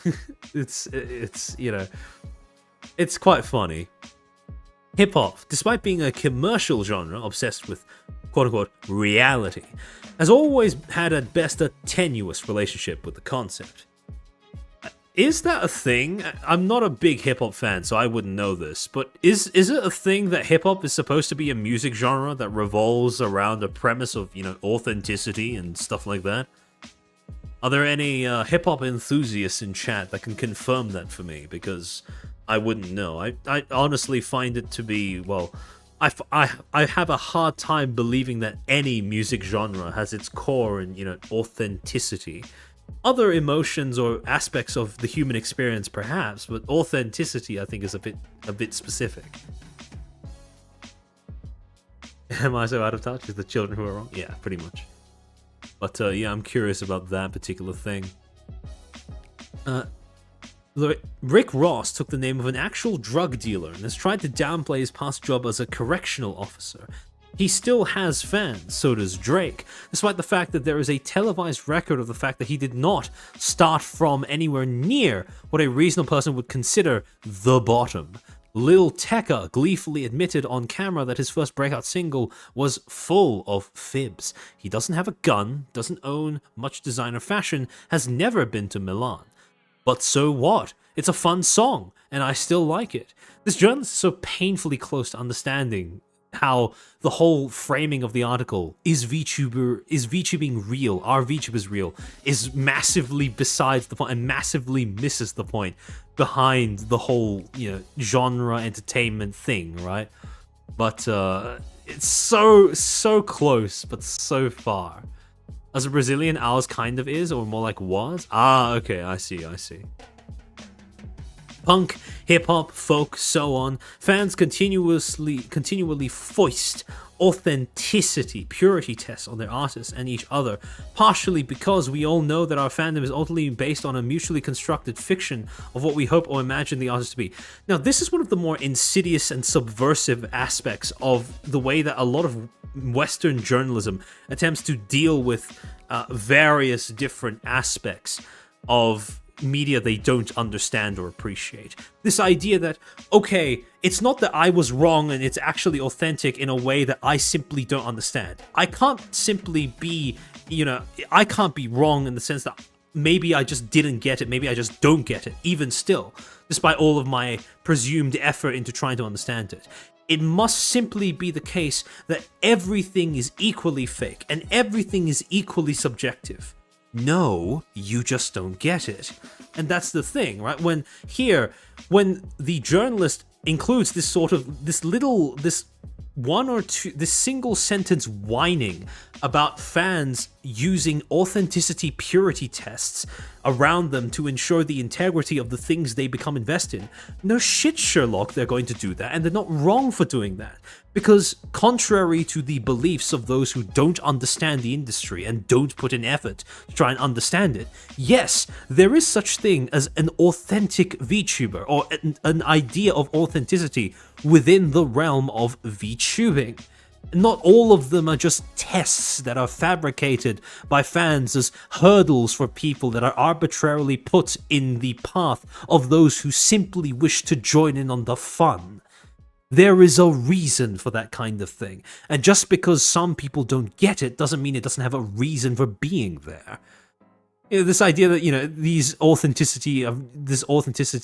the idea of authenticity, even looking for it, is just this sort of fabricated purity test, partially because we know that all of our fandoms are just based on a mutually constructed fiction of what we hope or imagine the artist to be.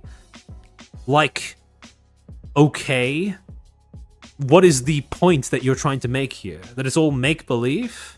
Well, the character maybe. But the fandom, the things that objectively are appealing, not so much. The fact that VTubing does have a distinct subculture that does exist is not just purely perceived. That is a thing. And again, there's a reason why fans rally around it. Besides just, gatekeeping. Which again, serves an actual healthy function in terms of keeping a fandom clean.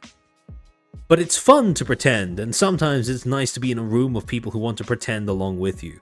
VTuber fans are just more straightforward and less pretentious about the whole thing. Again, very close to getting it, but just short. One of the more impressive things about the fantastic reality show is that it happened at all. As Maria tells me, she simply decided she wanted to do a show and started hitting up other VTubers she liked and asking them to participate.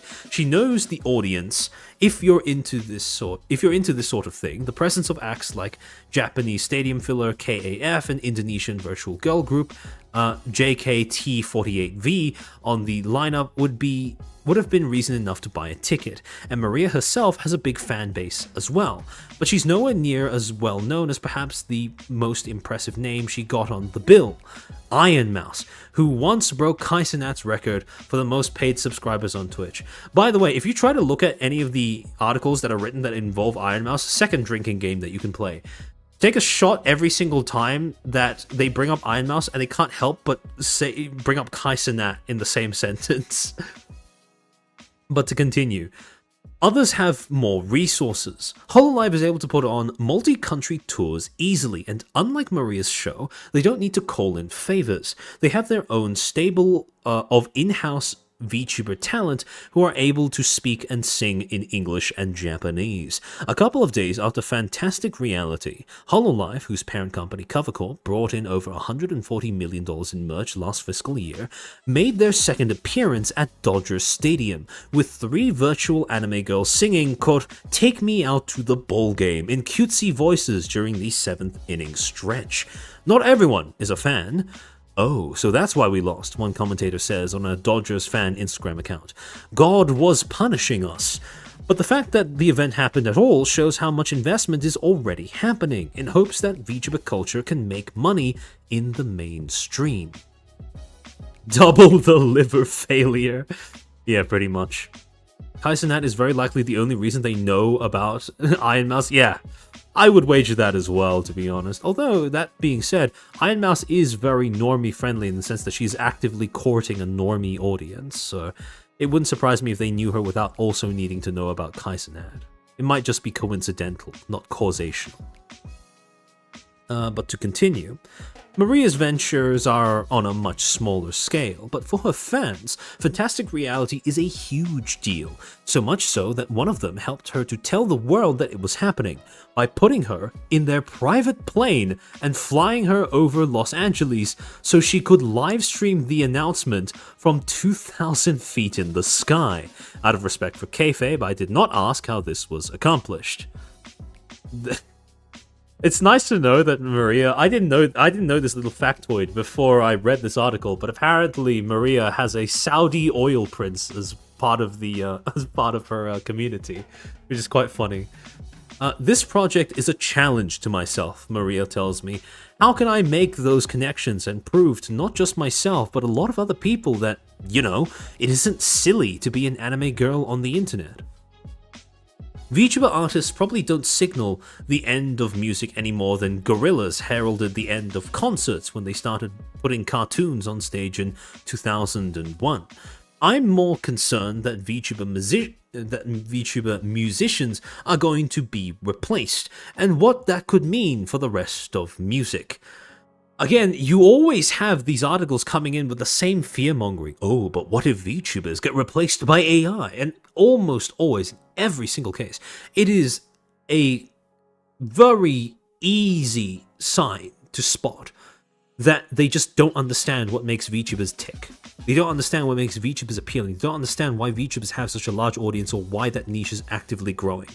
Because if you think that an AI can replace VTubers, you don't understand VTubers. You don't understand the niche, you have no idea as to why fans like it, and you are, in every sense of the word, a tourist. No one who actually has an Oshi ever seriously considers the prospect that said Oshi is going to be replaced by AI. Hell, we've had companies in the past in this industry try to replace VTuber talents with other human beings, and each and every single time, that has been universally and vehemently protested against by the fan base. It has blown up in the face of every single company that has ever attempted to do that. And if you think that this same fanbase is somehow going to fall for AI VTubers as a replacement for actual VTubers, you're cooked. as a commentator coming in from the outside. Because again, it's just perfectly emblematic of how unfamiliar this writer is with, VTubers and their appeal. But to continue, the stage seems pretty well set already. Right, maybe if they were just considering it as a hypothetical, I'd be able to sort of give them a bit of benefit of the doubt. But then they double down by saying, yeah, it seems like it might happen. And at that point, it's kind of, yeah, this is just tourist, right? The stage seems pretty well set already. Timbaland has co-launched a startup that wants to use AI-generated quote-unquote artists to help create music. Velvet Sundown, an apparently AI-generated psych rock band with over 1 million monthly listeners on Spotify, has been twisting music journalists' brains for a few weeks, mostly because it sounds pretty decent. And that's only the most recent high-profile cases. The lo-fi beat scene has been struggling with AI for a while now. Then there's Blue, and again, when you bring up Blue in an article that is supposedly about VTubers, already, it's Jover. It's time to pack it up, right? An AI-generated VTuber created by a popular YouTuber who voluntarily replaced himself because he was getting burnt out, but realized if he wasn't on screen, he wouldn't be able to continue his business. In other words, he was someone who was burnt out, but realized he still needed to make money, and so he came up with a solution that revolved around not putting in the same effort as a content creator to justify the money that he was getting, right? This is what the definition of slop is. It is engagement farming. There's no point, there's no vision, there's no direction, there's no message. It's just engagement over and over and over, ad infinitum until you get a livable source of ad revenue. That's the most cynical distillation of what content creation could be. That's not VTubing. And yet, with articles like this, they seem to constantly make this mistake of viewing the two as being comparable in any sense. But to continue, as he told CNBC, again, I love when these dog articles keep citing one another as sources. The flaw in this equation is the human, so we need to somehow remove the human. Blue's creator says it's even brought in 7 figures. Whoop-dee-doo. Put the two together. Couldn't we remove the human from the equation of VTuber music? Again, if the journalist seriously considers this as a possibility, very much it's terminal, right? The tourism is terminal at that point. An AI VTuber singer wouldn't need to take breaks. She could endlessly entertain her fans with an unlimited stream of cozy chat and cute tunes. Really, you want to see an AI VTuber do a Zatsu? We already have one, and I'd make the case that she is only uniquely capable of doing that because of 1, her interactions with her creator, and 2, the fact that she gets her learning material off of the same chat that watches her. Like, in terms of being based off of some, whatever tech wizardry that Vettel pulled off to create Neuro, I have a very hard time believing that a company is going to be able to come in from the outside, or even another person is going to be able to come in from the outside and essentially recreate that lightning in a bottle. And again, the thing that makes Neuro appealing to watch is not the fact that she has the ability to stream 24/7 without taking breaks because she's not human. People like Neuro for the same reason that they like all of the other VTubers that are popular in the space, because they perceive that there is a story behind how she was made, that there is someone working behind the scenes to push her into a position of stardom, and finally, because she seems to have some sort of personality. Regardless of, acknowledging the actual fact that she is an AI, right? She can't have feelings or a consciousness. She does have moments where it does really, really scarily almost look like there is something that might be a consciousness, a personality inside the code, in the way that she speaks to her fans, speaks to Vettel, speaks to her sister, etc., etc. All of those things have moments where she looks human. And again, that act of watching an AI become almost human as the creator constantly pushes for that to be the case. Sure, it's kind of the stuff of, science fiction, but it's also the thing that makes her her. Right? It's not, infinite streaming because non-human presenter, right? And the fact that they missed that, the fact that they present the thing that could possibly make AI VTubers appealing in any way is, they can stream forever because they don't have human physical limits. Again, this tells me this person doesn't get what makes VTubers tick, or what makes VTubers worth supporting or watchable in the eyes of the audience. But to continue, I think they're believing the whole AI can be... sentient. Again, it's all about a lot of... We all know, right? We all know, logically speaking, that AI is not sentient, right? That AI cannot gain a consciousness. But again, when you look at the way, there are occasional moments, right, spread throughout here and there, where Neuro says something, or Evil says something, and it is scarily close in terms of how much it mimics the way that actual people speak, or how they think, or how they feel, or how they express their feelings, right? So it's not so much that she has to be human, so much as it is about, how she seems human on occasion. Vettel keeps the streams pretty short and takes a lot of no-stream days. Yeah. And again, familiarity breeds contempt, absence makes the heart grow fonder, etc., etc.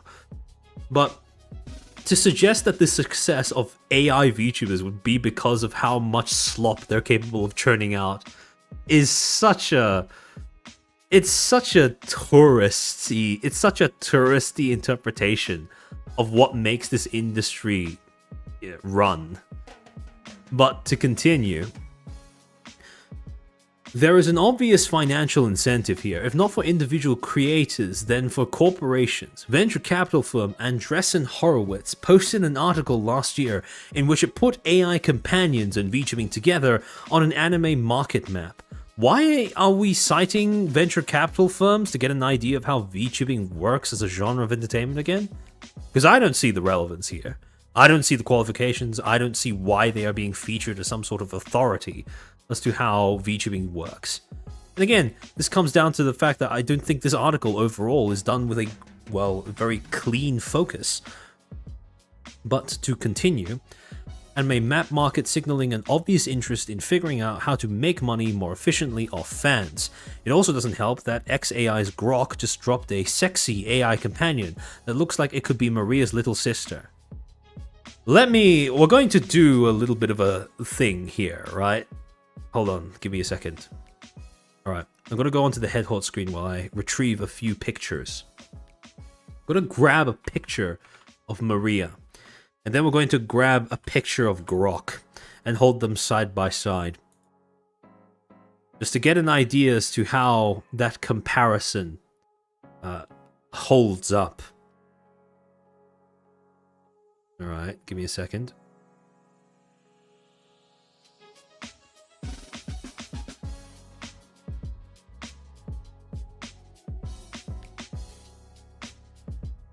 Oh god, here comes Grok.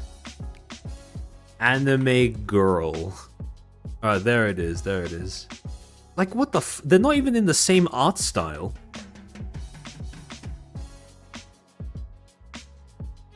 Like, what is this? What is this comparison? Okay, there we go. Hold on. I've got it. I have retrieved. I've retrieved the milk. Hold on. All right, there we go. I might as well switch to this screen. Okay, so let me just add in the images. Image 10.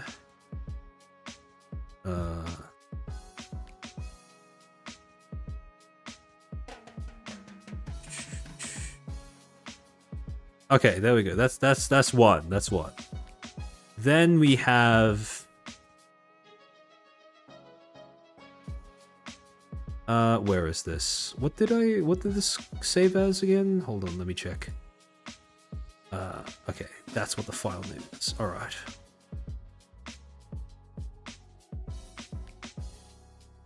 This, you're gonna seriously tell me that one could be this, could look like the little sister of this?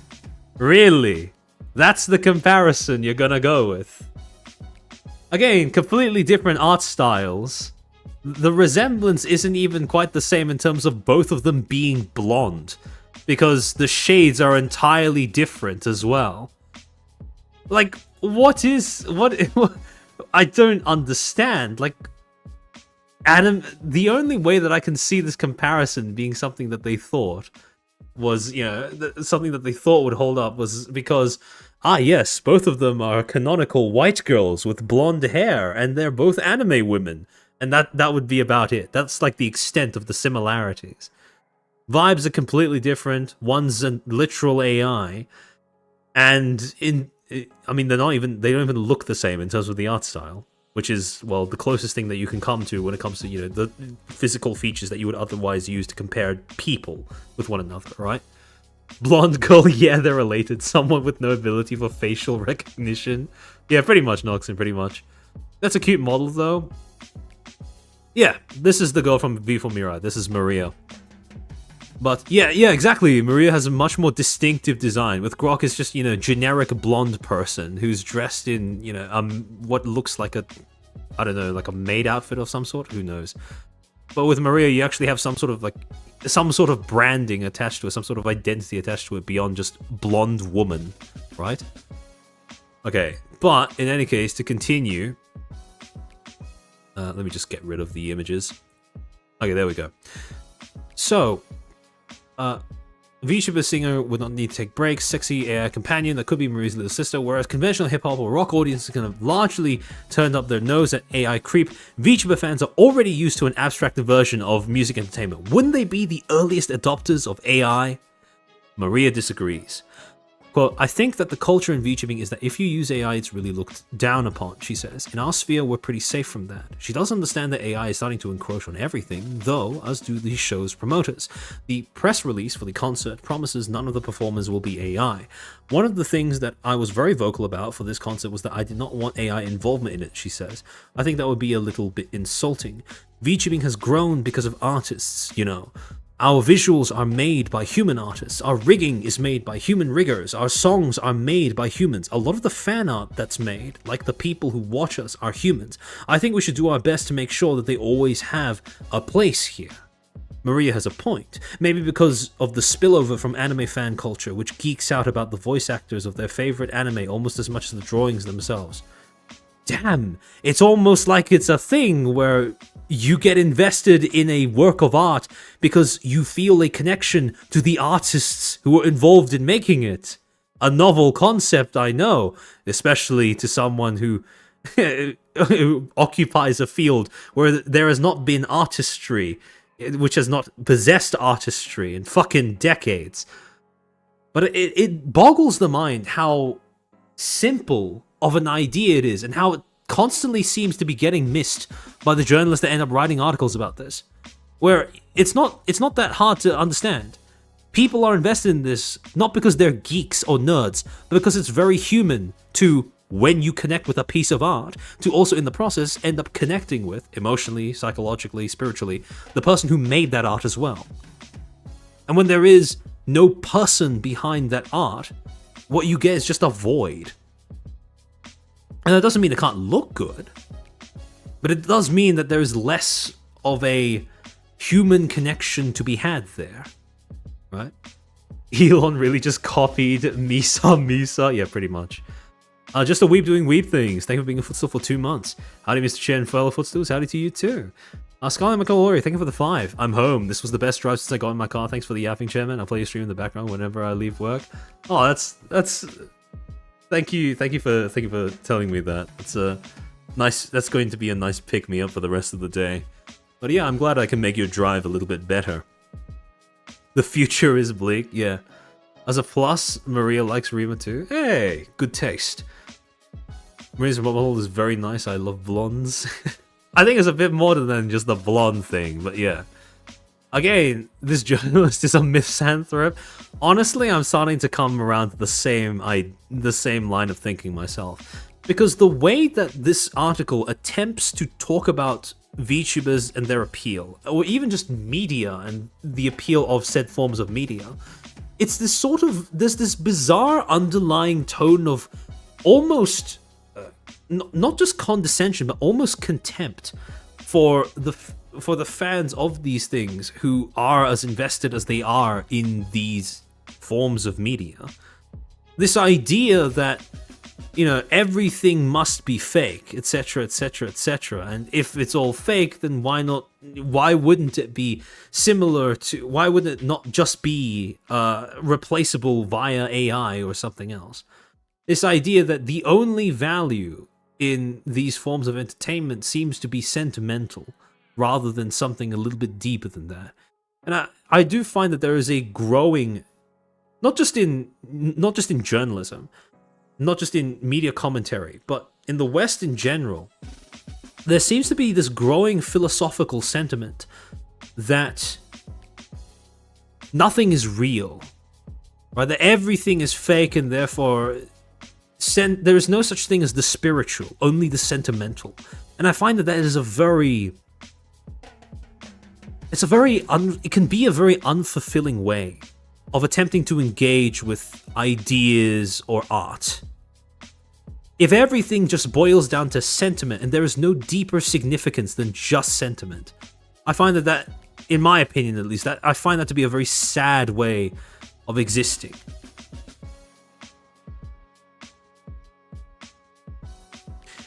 There is, actually, this is kind of a little bit of a tangent, but one of the, I've talked about the sort of, for want of a better way of putting it, like the normification of niche hobbies or interests before. And one of the things that I've noticed, and this is about something, you know, another niche hobby that I have, which is, you know, Magic, right? For a while, as someone who has been playing Magic for a long time, who was there before they started doing things like adding fucking SpongeBob into the game or whatever, before they started altering the game in order to try to achieve some sort of wider appeal to a bigger audience, bigger, less defined audience, shall we say. When this change was happening, when Wizards of the Coast, the company that is in charge of producing Magic the Gathering, in charge of the IP for Magic the Gathering, when they were going through that process of pivoting the direction of the game, its aesthetics, its contents, in order to better cater towards an audience that was not currently an enjoyer of Magic, right? Pivot to audiences outside of the hobby. When people started raising concerns and complaints about that, pointing criticisms at Wizards for essentially diluting the distinctiveness of Magic as a property and in terms of its own identity, the world building, the aspect of immersion that accompanied the game previously, eroding all of that in favor of achieving cynical, wider appeal. Right? One of the common retorts that some people would try to use to sort of either shut down or to retort against these these criticisms, right, was the idea of, oh, why can't you just let people enjoy things? Why can't you just let people like things?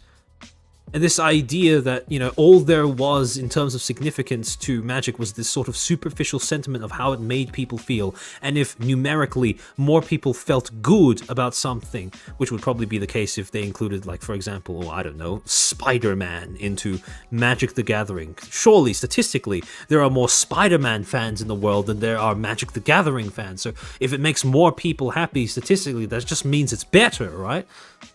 There's this idea that just because, you know, just based off of sentiment, it is an excusable prioritization of sentiment is a valid excuse for disregarding objective critique when it comes to things like hobbies having their identities and brands eroded for the purposes of cynical gain, right, for wider appeal.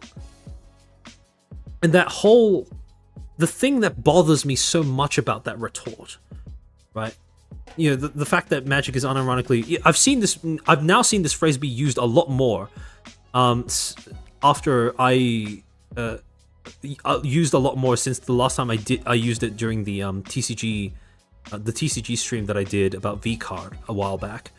But people are very widely, openly referring to MTG as the Fortnite of TCGs, right? TCG Fortnite. And that is an accurate descriptor. But the thing is, a lot of Magic fans don't want it to be Fortnite, the TCG. Because then it's no longer Magic. And the thing is, one of the thing that really, I suppose the issue that I have with that main retort of why can't you just let people enjoy things, right? The thing is, you don't need, if you are a let's use Spider-Man as an example, right? If you are a Spider-Man fan, we're not saying you can't enjoy Spider-Man, but we are saying you don't need Magic to become Spider-Man in order to enjoy, Spider-Man, sorry, you don't need Magic to become Spider-Man in order to enjoy Spider-Man, right? We're not depriving you of anything, we're not taking anything away from you, we're simply drawing a line in terms of, this is our hobby, this is your hobby. You don't need the two to amalgamate into one sort of abortive monstrosity in order for you to enjoy the thing. And for me, at least, from my perspective, if you need your hobby or your interest to be widely represented in order for you to enjoy it, then your enjoyment was not authentic to begin with. And I find it to be very obvious when someone uses that sort of retort of why can't you let people enjoy things to be a sign that they don't really have a deep enjoyment, because I find that to be very characteristic of people who are so reliant on consensus opinion in order to shape their own thoughts, desires, and interests that they don't entirely trust themselves to independently like things, to independently come to the conclusion that something is enjoyable and worth becoming invested in without a crowd of people around them reiterating the same thing. They need consensus in order to enjoy something. And when people threaten that consensus with dissent, with voicing their complaints and whatever, they view that as a threat to their own enjoyment, because in their mind, their enjoyment requires that consensus. The consensus is part of that enjoyment.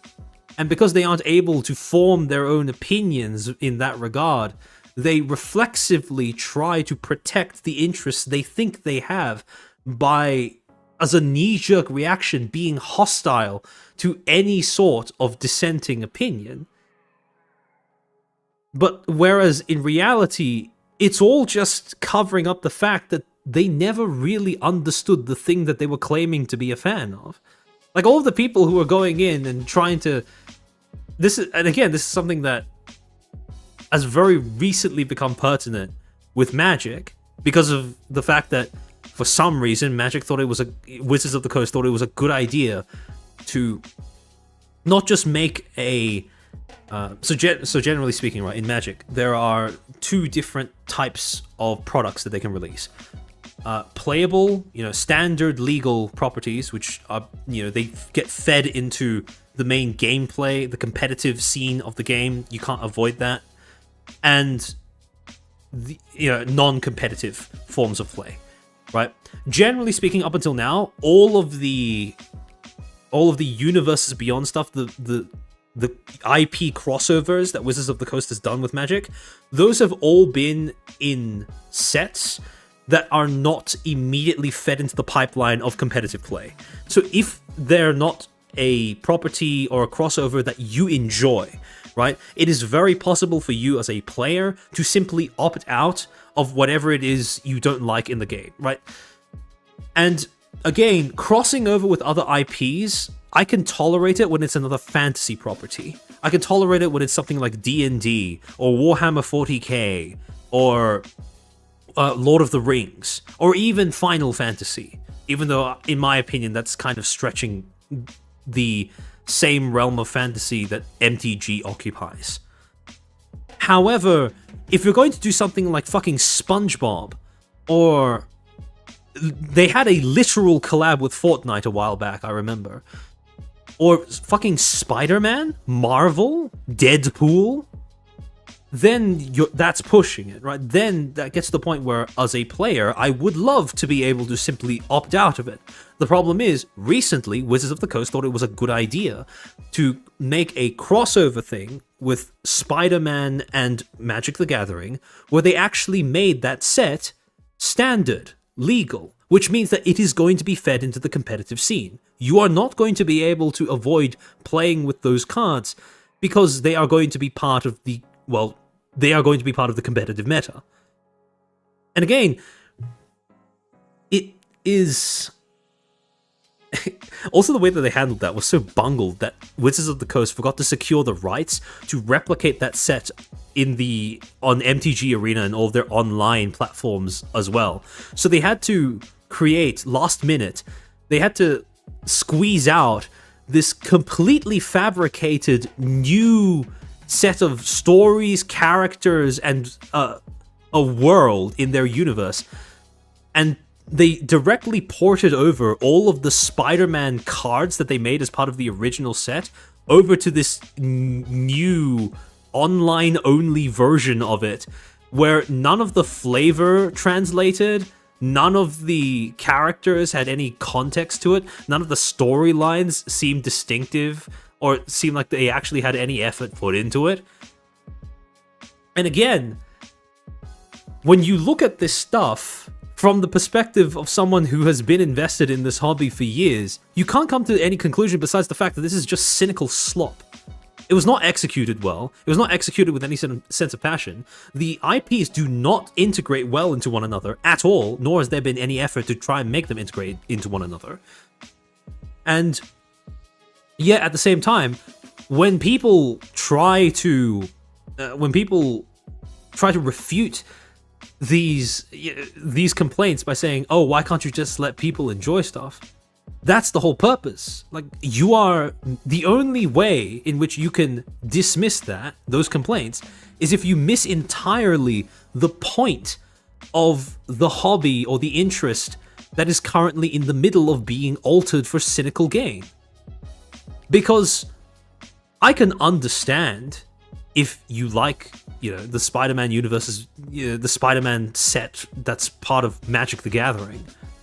But if you use that as a reason to dismiss people who are complaining about how it erodes the identity of Magic as a game, Magic as a property, Magic's world and story, then it's pretty obvious that you don't actually understand and or relate to why Magic is appealing in the first place. It's pretty obvious that you would only find Magic appealing if it became something entirely different.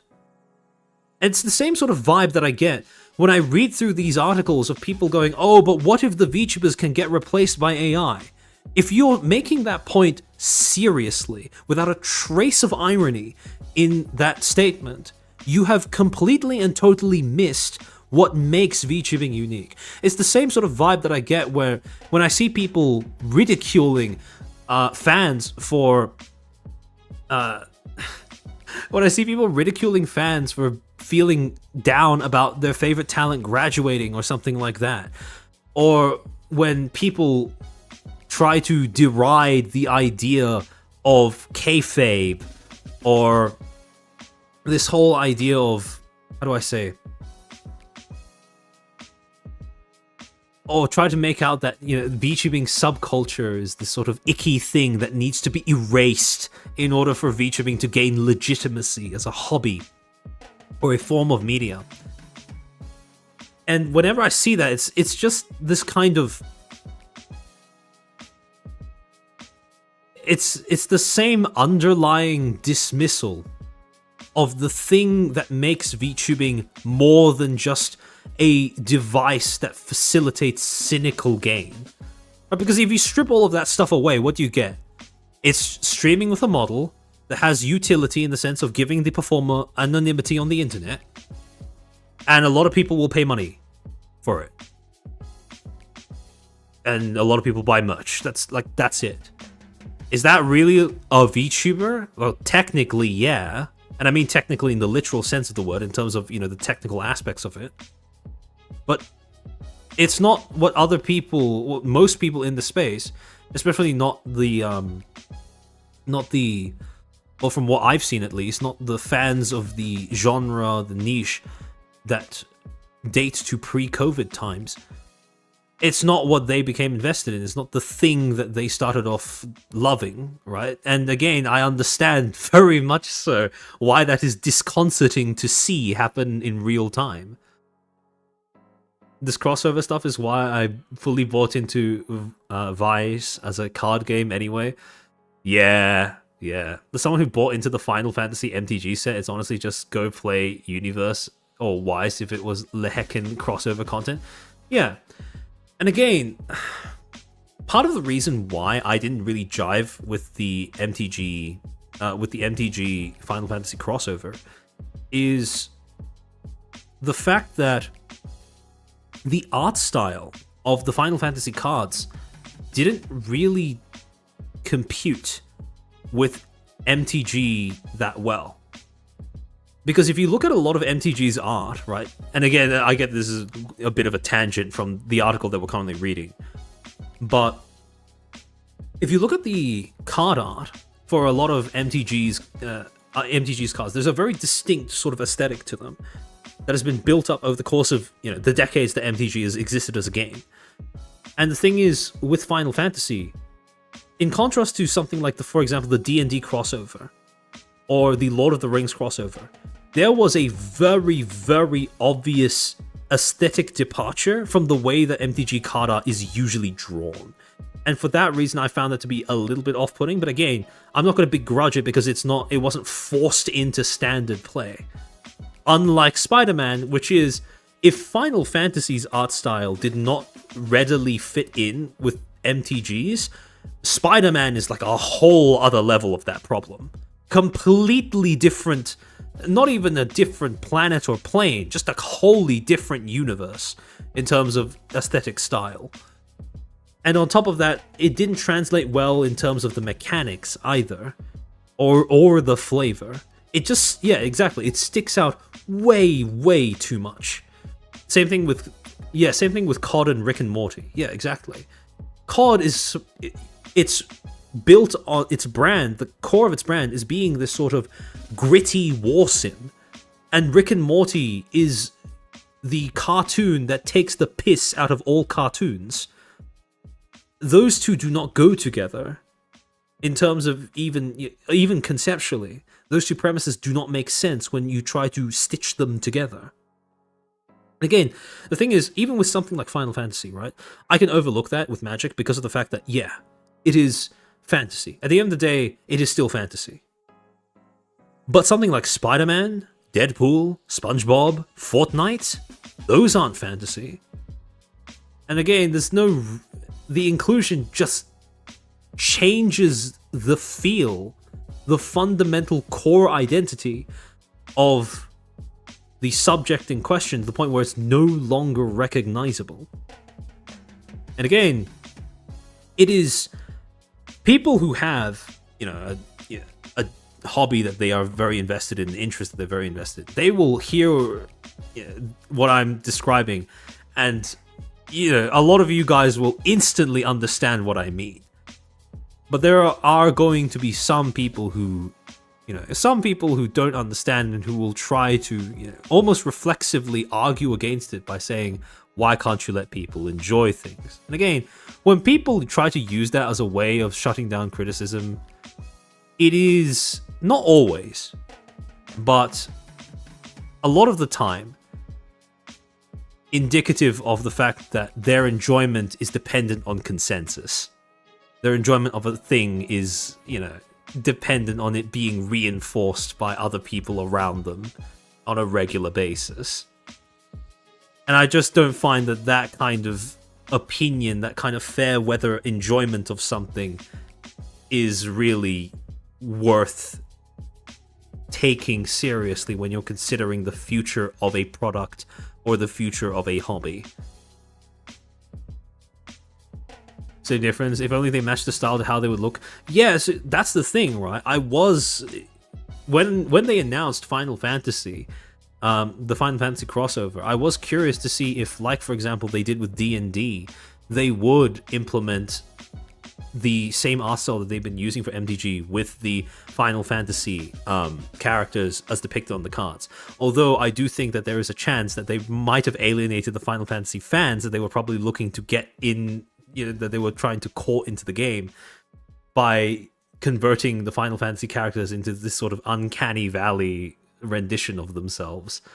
Because I understand very much so that the Final Fantasy characters look as good as they do because of the way that they were originally drawn. If you were to try to change that into a sort of gritty, photorealistic, painted version, it would probably look very, very off to someone who's a fan of Final Fantasy. And again, this is another reason as to why I'm generally not a big fan of crossovers between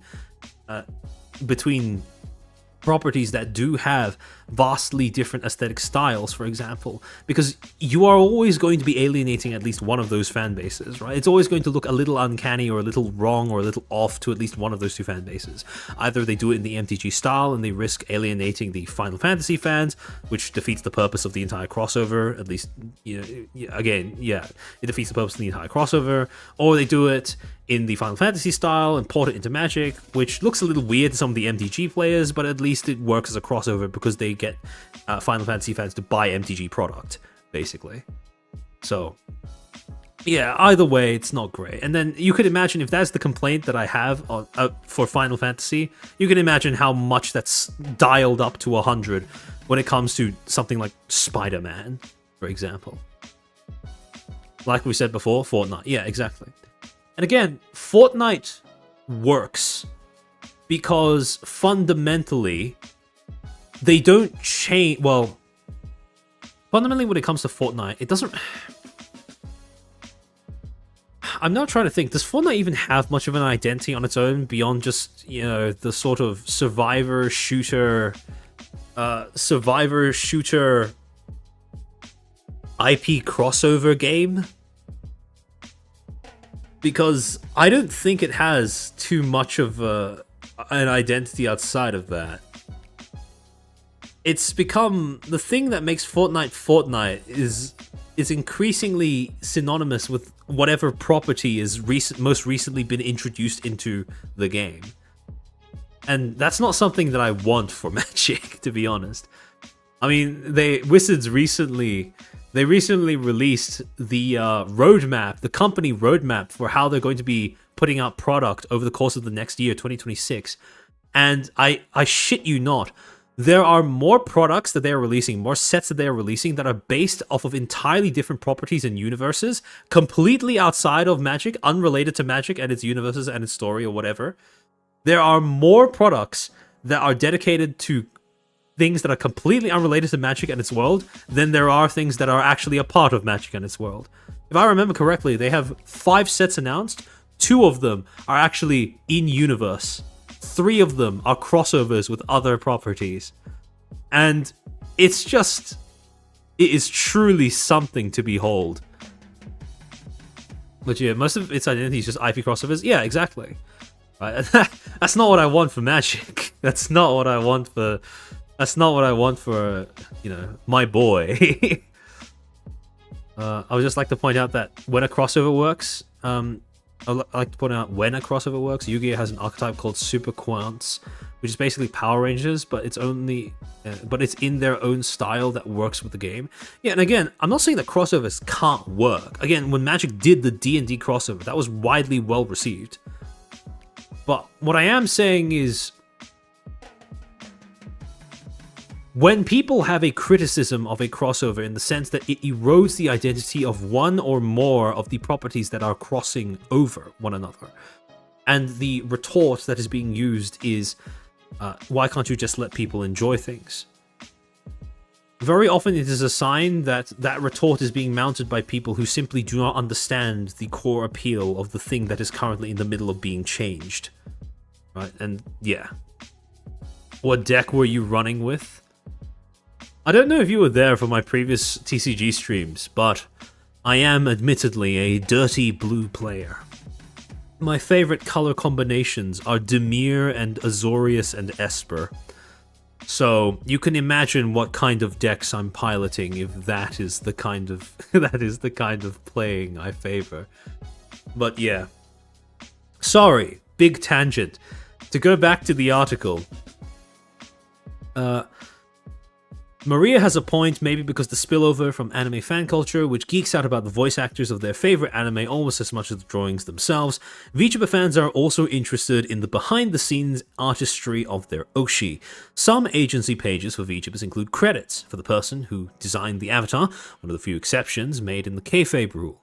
At the end of the Fantastic Reality concert, the screens show a long credits roll, including artists and names of the writers of each song. People actually stick around to watch it and cheer. I want to believe, Maria, that VTuber culture has spent so much time so close to the edge of human created and machine generated that they figured out how to draw boundaries and protect the human side. Maybe she's right. They have had longer than the rest of us to think through these problems. Ah yes, I love when the outsider comes in and tells us, what imminent threats we face and how good of a job we're doing when it comes to managing it, right? You'd think that you'd have to get the fundamental premise of VTubing before you can come to a conclusion on a question like that. But to continue, 3 weeks after the show, Fantastic Reality's closing singer Iron Mouse posted a video explaining that she was leaving her agency, VShojo, alleging that it withheld over $500,000 in payment, not to her, but to the Immune Deficiency Foundation. Iron Mouse has previously shared that she has a low to near non-functioning immune system that forces her to be isolated for long periods. VShojo has since announced that they are out of money and are shutting down. Wired reached out to VShojo for comment but did not immediately receive a response. In the days after Iron Mouse's post, her fans not only expressed support, but helped raise over $1.2 million for the foundation. VTuber fans still care that there are humans involved. Well, no shit, Sherlock, that was never really in doubt. Everyone is pretending in the same room together, and maybe, more importantly, they want to support the humans who keep the story going. If the corporations are able to ruin VTuber culture, I don't think the rest of us stand a chance. And this is where the coherence pretty much entirely falls apart, because I have no idea what Blood was cooking with these last few paragraphs. I don't understand how they cap off the overarching theme of VTubers being the driving force behind their own artistry, or the main thing that fans become attached to when they choose to support, the creators in question. This whole, if corporations are able to ruin VTuber culture, well, no shit, Sherlock. That's why people are so insistent on gatekeeping. Those authenticity purity tests that you complained about earlier are they are the safety gate that stands in the way of the quote-unquote culture being entirely defined by whatever cynical interests and incentives exist for the corporations that make this a job and make this a revenue source. That is why gatekeeping exists. That is why the subculture is important. And that is why people push back so hard against the idea that VTubing is just a technology or just a medium. And that's the thing that this journalist just doesn't seem to get. If corporations are able to ruin VTuber culture, that means that the fans have failed to do their job of securing their hobby, their interest, their subculture, their spaces. If corporations are able to ruin VTubing culture, then there is no VTuber culture. And that's the thing that makes this final sentence, this being the thing that the journalist chose to cap the article off with, so perplexing to me as a reader. I don't think the rest of us stand a chance. Well, I mean, technically the statement's true, because if the first part of the statement does happen to, actually become the case, then yeah, that does mean that the rest of us have failed miserably long time before. But again, this is an article that reeks of someone who doesn't quite understand VTubing, but doesn't seem to have much of an interest in understanding it either. And even when you just read through all of the sections where the journalist feels like including in their article, I wanted to ask about this, I wanted to know about this, and they had an actual interview with a VTuber, right? They had the VTuber in front of them where they could ask these questions, and yet the journalist just didn't, right? They either didn't do it, they weren't satisfied with the answers to the point of including them, or they just bungled the way that they asked those questions. And for some reason, now all we get is this. And so when it comes to this article, I don't think it's as bad as like the CNBC one, but it is pretty bad in my opinion. So I would be putting Wired over. I would be putting it in F tier, maybe above CNBC, because CNBC completely missed the ball. Missed the mark on what the fuck a VTuber even is. At least Wired gets that kind of right by offering a definition that is correct objectively and makes sense. But in terms of, well, the tier list, this is what the final version looks like. The only bit that I might be a little bit unsure of is whether economist and esports could be put into C instead of B. Actually, you know what? Now, the more that I think about it, the more I would prefer to put Business Insider here. I don't know. Because I want to set a precedent, right? That it is preferable for a journalist to just leave all of the talking to an interviewee from the industry than to try and essentially make shit up on the fly about the industry from their own limited frame of reference. Because make no mistake, it is extremely limited, as we have seen from all of these examples. But I think that in general, I think this is fine.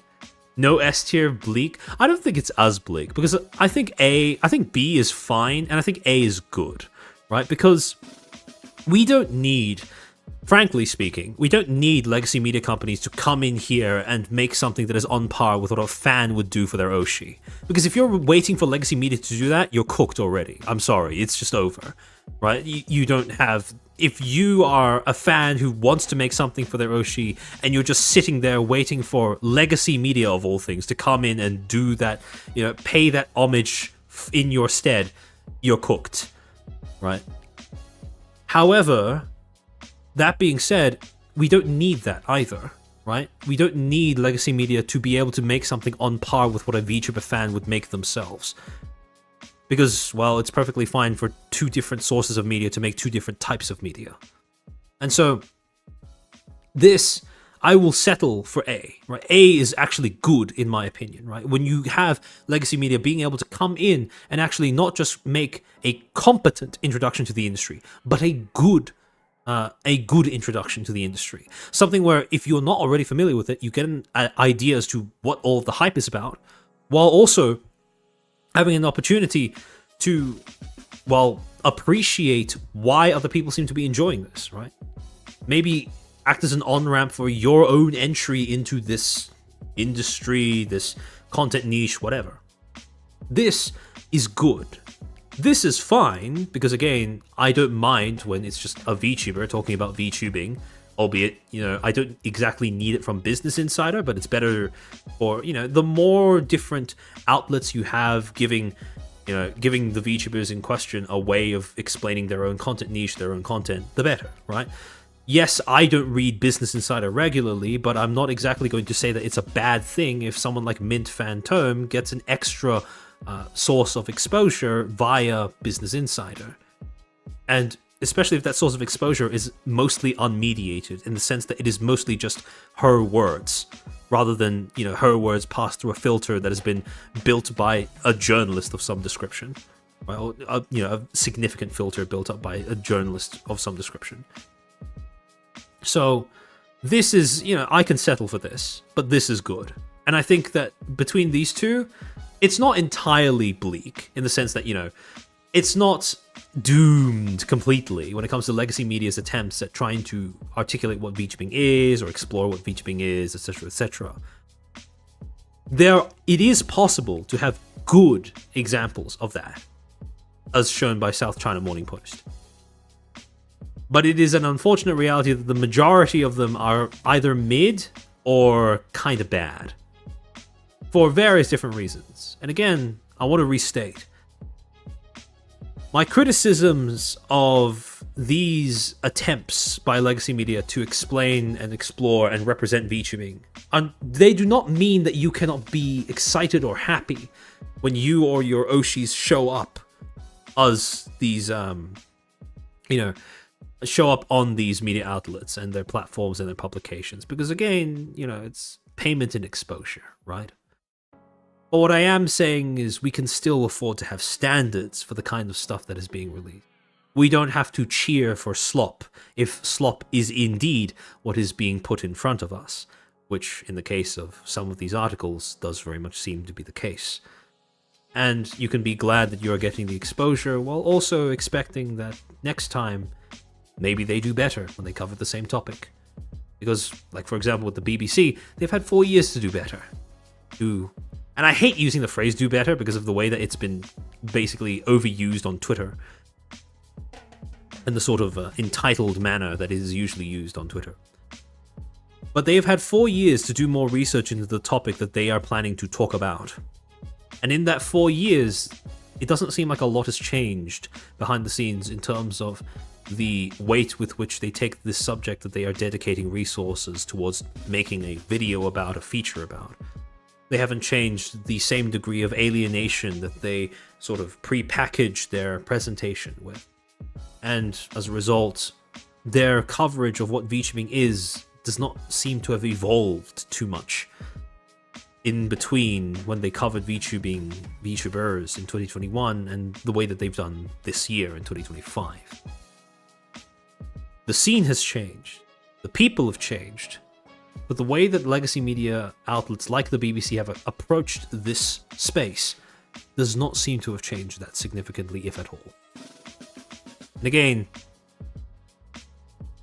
while it is exciting, it can be exciting, and I'm not going to fault anyone for finding it to be exciting, I do also think that it is worth the sake of a little bit of gatekeeping, housekeeping, whatever you want to call it, to assert that there are objective standards that these features and articles can live up to. And I think it is worth pointing out when they fail to live up to those standards. Because they can provide better. And I think that people's Oshis deserve a bit better. But, yeah, that's about all of the, this is the final tier list, this is how it looks. Overall, not too, I'd say this is enough to give me hope because of the quality. I do think that Western media has a lot of catching up to do when it comes to their ability to cover VTubing, but if most of the articles going forward are stuff like the Business Insider article, I'm going to be perfectly content, right? Just let the VTubers talk. I don't need to hear the journalist thoughts. I'm not interested, right? And that's all I can really ask for. Legacy media has never been able to be friendly with emerging nerd culture. Yeah, because it's a threat to their relevance. It's also part of the reason why they are part of a big push to try and censor the internet. Because the problem is social media made it so that their roles are basically redundant. They could not hold a monopoly over information anymore. And obviously, well, with that, with their relevance goes their purpose, and with their purpose goes their funding, so... Sai, thank you for being Footstool for 10 months, me finally getting to harvest the rice that I planted. I hope you found this to be enjoyable. But yeah, thanks for tuning in to this stream. I'm probably going to cap it off here.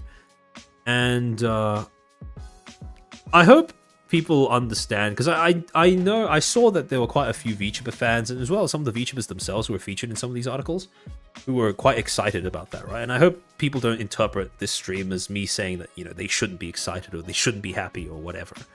But yeah, more just a sort of more an attempt at a more objective critique as to the shortcomings of the articles as they exist, and pointing out how things could have been done differently and how I hope things could be done differently in the future. I believe that just as, you know, good behavior should be rewarded and praised and shouted out, I also believe that examples of bad behavior should be stigmatized, shamed, and pointed out accordingly as well. Because you can't have one without the other, right? You need to create incentives. And if the incentive for, you know, if the incentive for a news organization to make a better publication is that, you know, people are going to feel better about it and therefore be more likely to engage with it, well, that's part of what this stream is aiming to accomplish. Mia Lalmo, thank you for the 20. Thanks for the fun Friday night, for breaking for breaking out of lurking. Even managed to kick off a stream tangent with a phase comment. Jesus, Chairman, thank you so much for your generosity. And I'm glad to hear that you enjoyed this little stream. But yeah, this is kind of something impromptu, something chill that I just wanted to bust out a little bit last minute in between now and the Sundaria stream.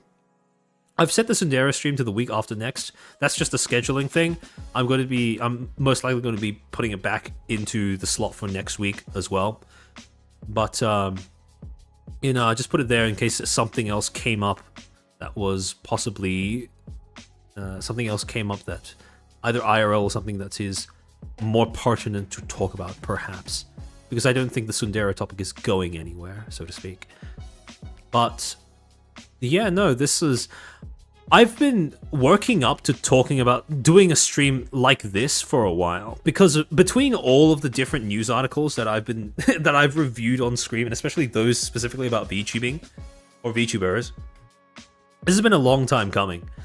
And with the joint releases of the BBC news feature and the South China Morning Post feature, and especially the massive difference in quality between those two, I thought this is too good of an opportunity to pass up in order to do something like this. So yeah, first ever tier list stream. You'll love to see it. Alright. I'm going to switch over to the headhot screen while I look for somebody to raid.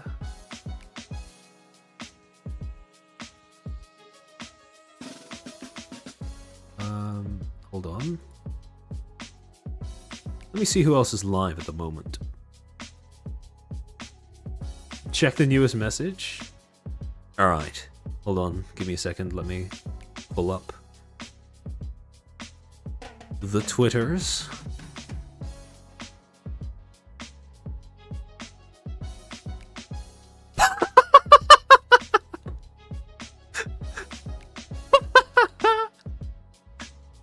Holy shit, you cooked!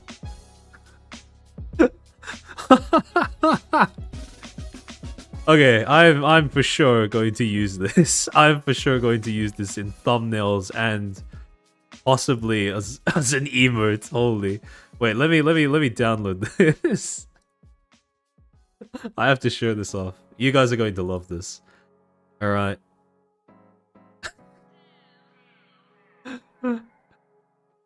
Hold on, give me a second.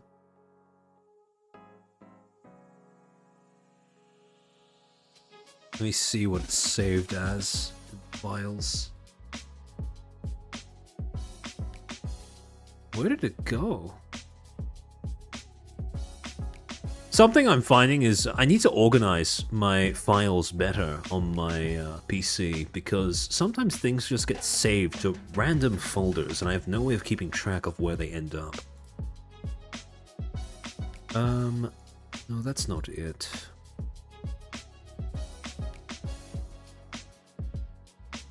Hold on, let me try re-downloading it.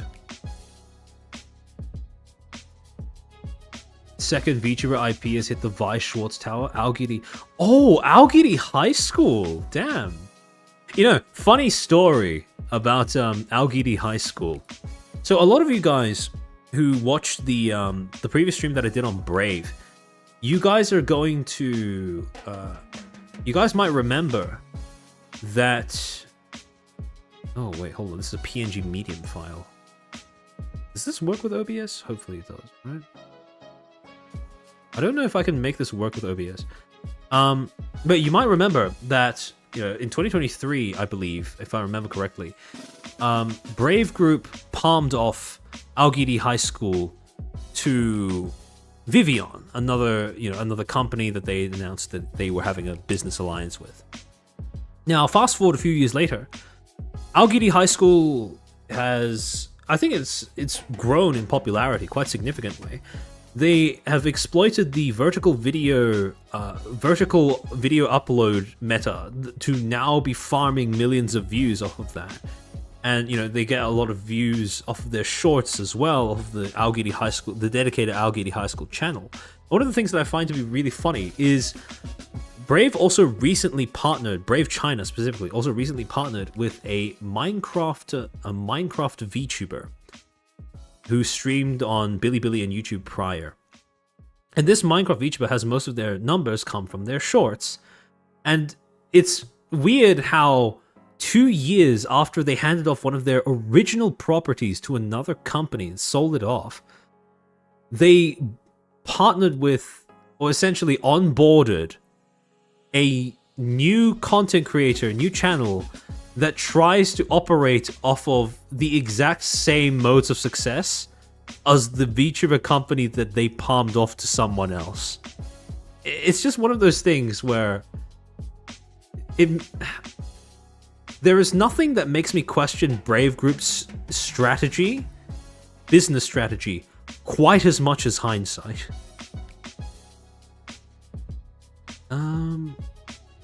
Actually, yeah, Noxon, I think you sent this to me as a PNG, so I'm gonna screenshot it and then upload that instead to the OBS so that I can show it.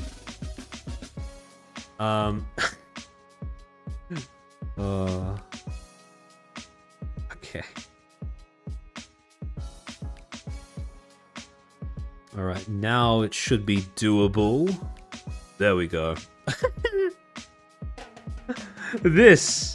This is what Noxon has made. Thank you for cooking. This is some stellar work. This is some stellar work.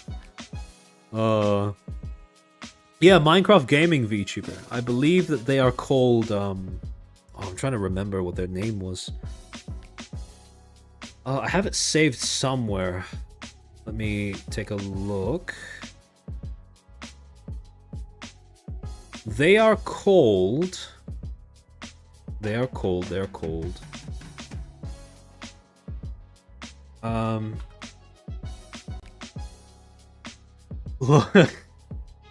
No, Azahara, no. Oh, I had them. I swear I had them bookmarked somewhere. Let me just rummage through my bookmarks for a little bit.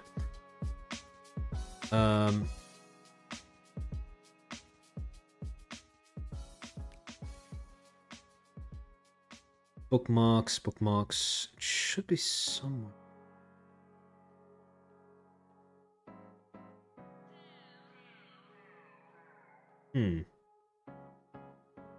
Chair theory crafting an Oshi push be like? Yeah, pretty much.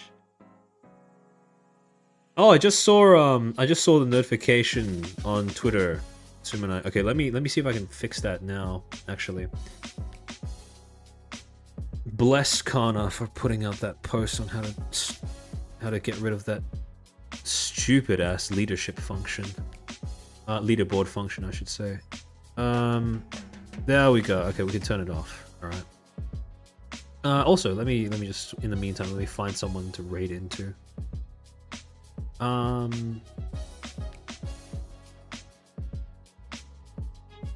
Sayu's currently live. All right, I'll lock in a raid to a Sayu stream, and while I continue to fetch that, yeah, that expression is new and ever expanding repertoire thanks to Noxon. Okay, hold on. Let me see if I can find it because I had this saved somewhere. I just need to find where I put it. The funny thing is, this is a Minecraft group that Brave China partnered with, and yet this is an English-speaking VTuber group, which is, well, that's always fun. Let me see. I think I have it saved. Oh yeah, there we go. Yeah, the Minecraft group is called Animal Mace. If you're curious to go check out what what's going on there, what Brave is doing there. But yeah. In addition to that, I don't know if you guys noticed this, because this is something that Brave did not promote anywhere. They also released a new male VTuber group called N-Light, which is supposed to operate under what I assume they operate under Brave US. And the reason why I point that out is because, like I said, they've received no promotion from Brave's main accounts, pretty much. And, well, in terms of numbers, they don't seem to be doing that well. I think those two problems feed into one another. Because, again, this is like a project that Brave started up. It is very reminiscent of one of the earlier VTuber boy bands that were popular a few years ago. As to why Brave thought it would be a good idea to start one now, I have no idea. But, this is something that they've kind of just left on the wayside, almost, when it comes to the other Brave, Brave group as an entity, compared to just, they have a Twitter profile, but it doesn't seem to be getting a lot of engagement, and it doesn't seem to be getting helped out by a lot of the other Brave accounts either. So, yeah, there's that. But I think a few months from now, we are going to be revisiting Brave Group as a topic, mostly because, well, there are things going on with Brave that are apparently outside, starting up projects that don't really seem to be making sense and not actively promoting them. There are, people leaving en masse from some of their companies on the EN side. Recently, Vispo China shut down, so the remaining towns are going to be merged into Mugen Live, which is one of the other companies that they have operating under the Chinese side of the company, Chinese branch. Sorry, I should say. So, in terms of their overseas expansion, it doesn't seem to be doing too hot. And remember, back when we read through Noguchi's autobiography, the ultimate aim of the company is to go public, right? They're trying to launch an IPO. So I'm very curious, since their overseas expansion seems to be stalling quite significantly, how/whether they are going to be able to pull that one off.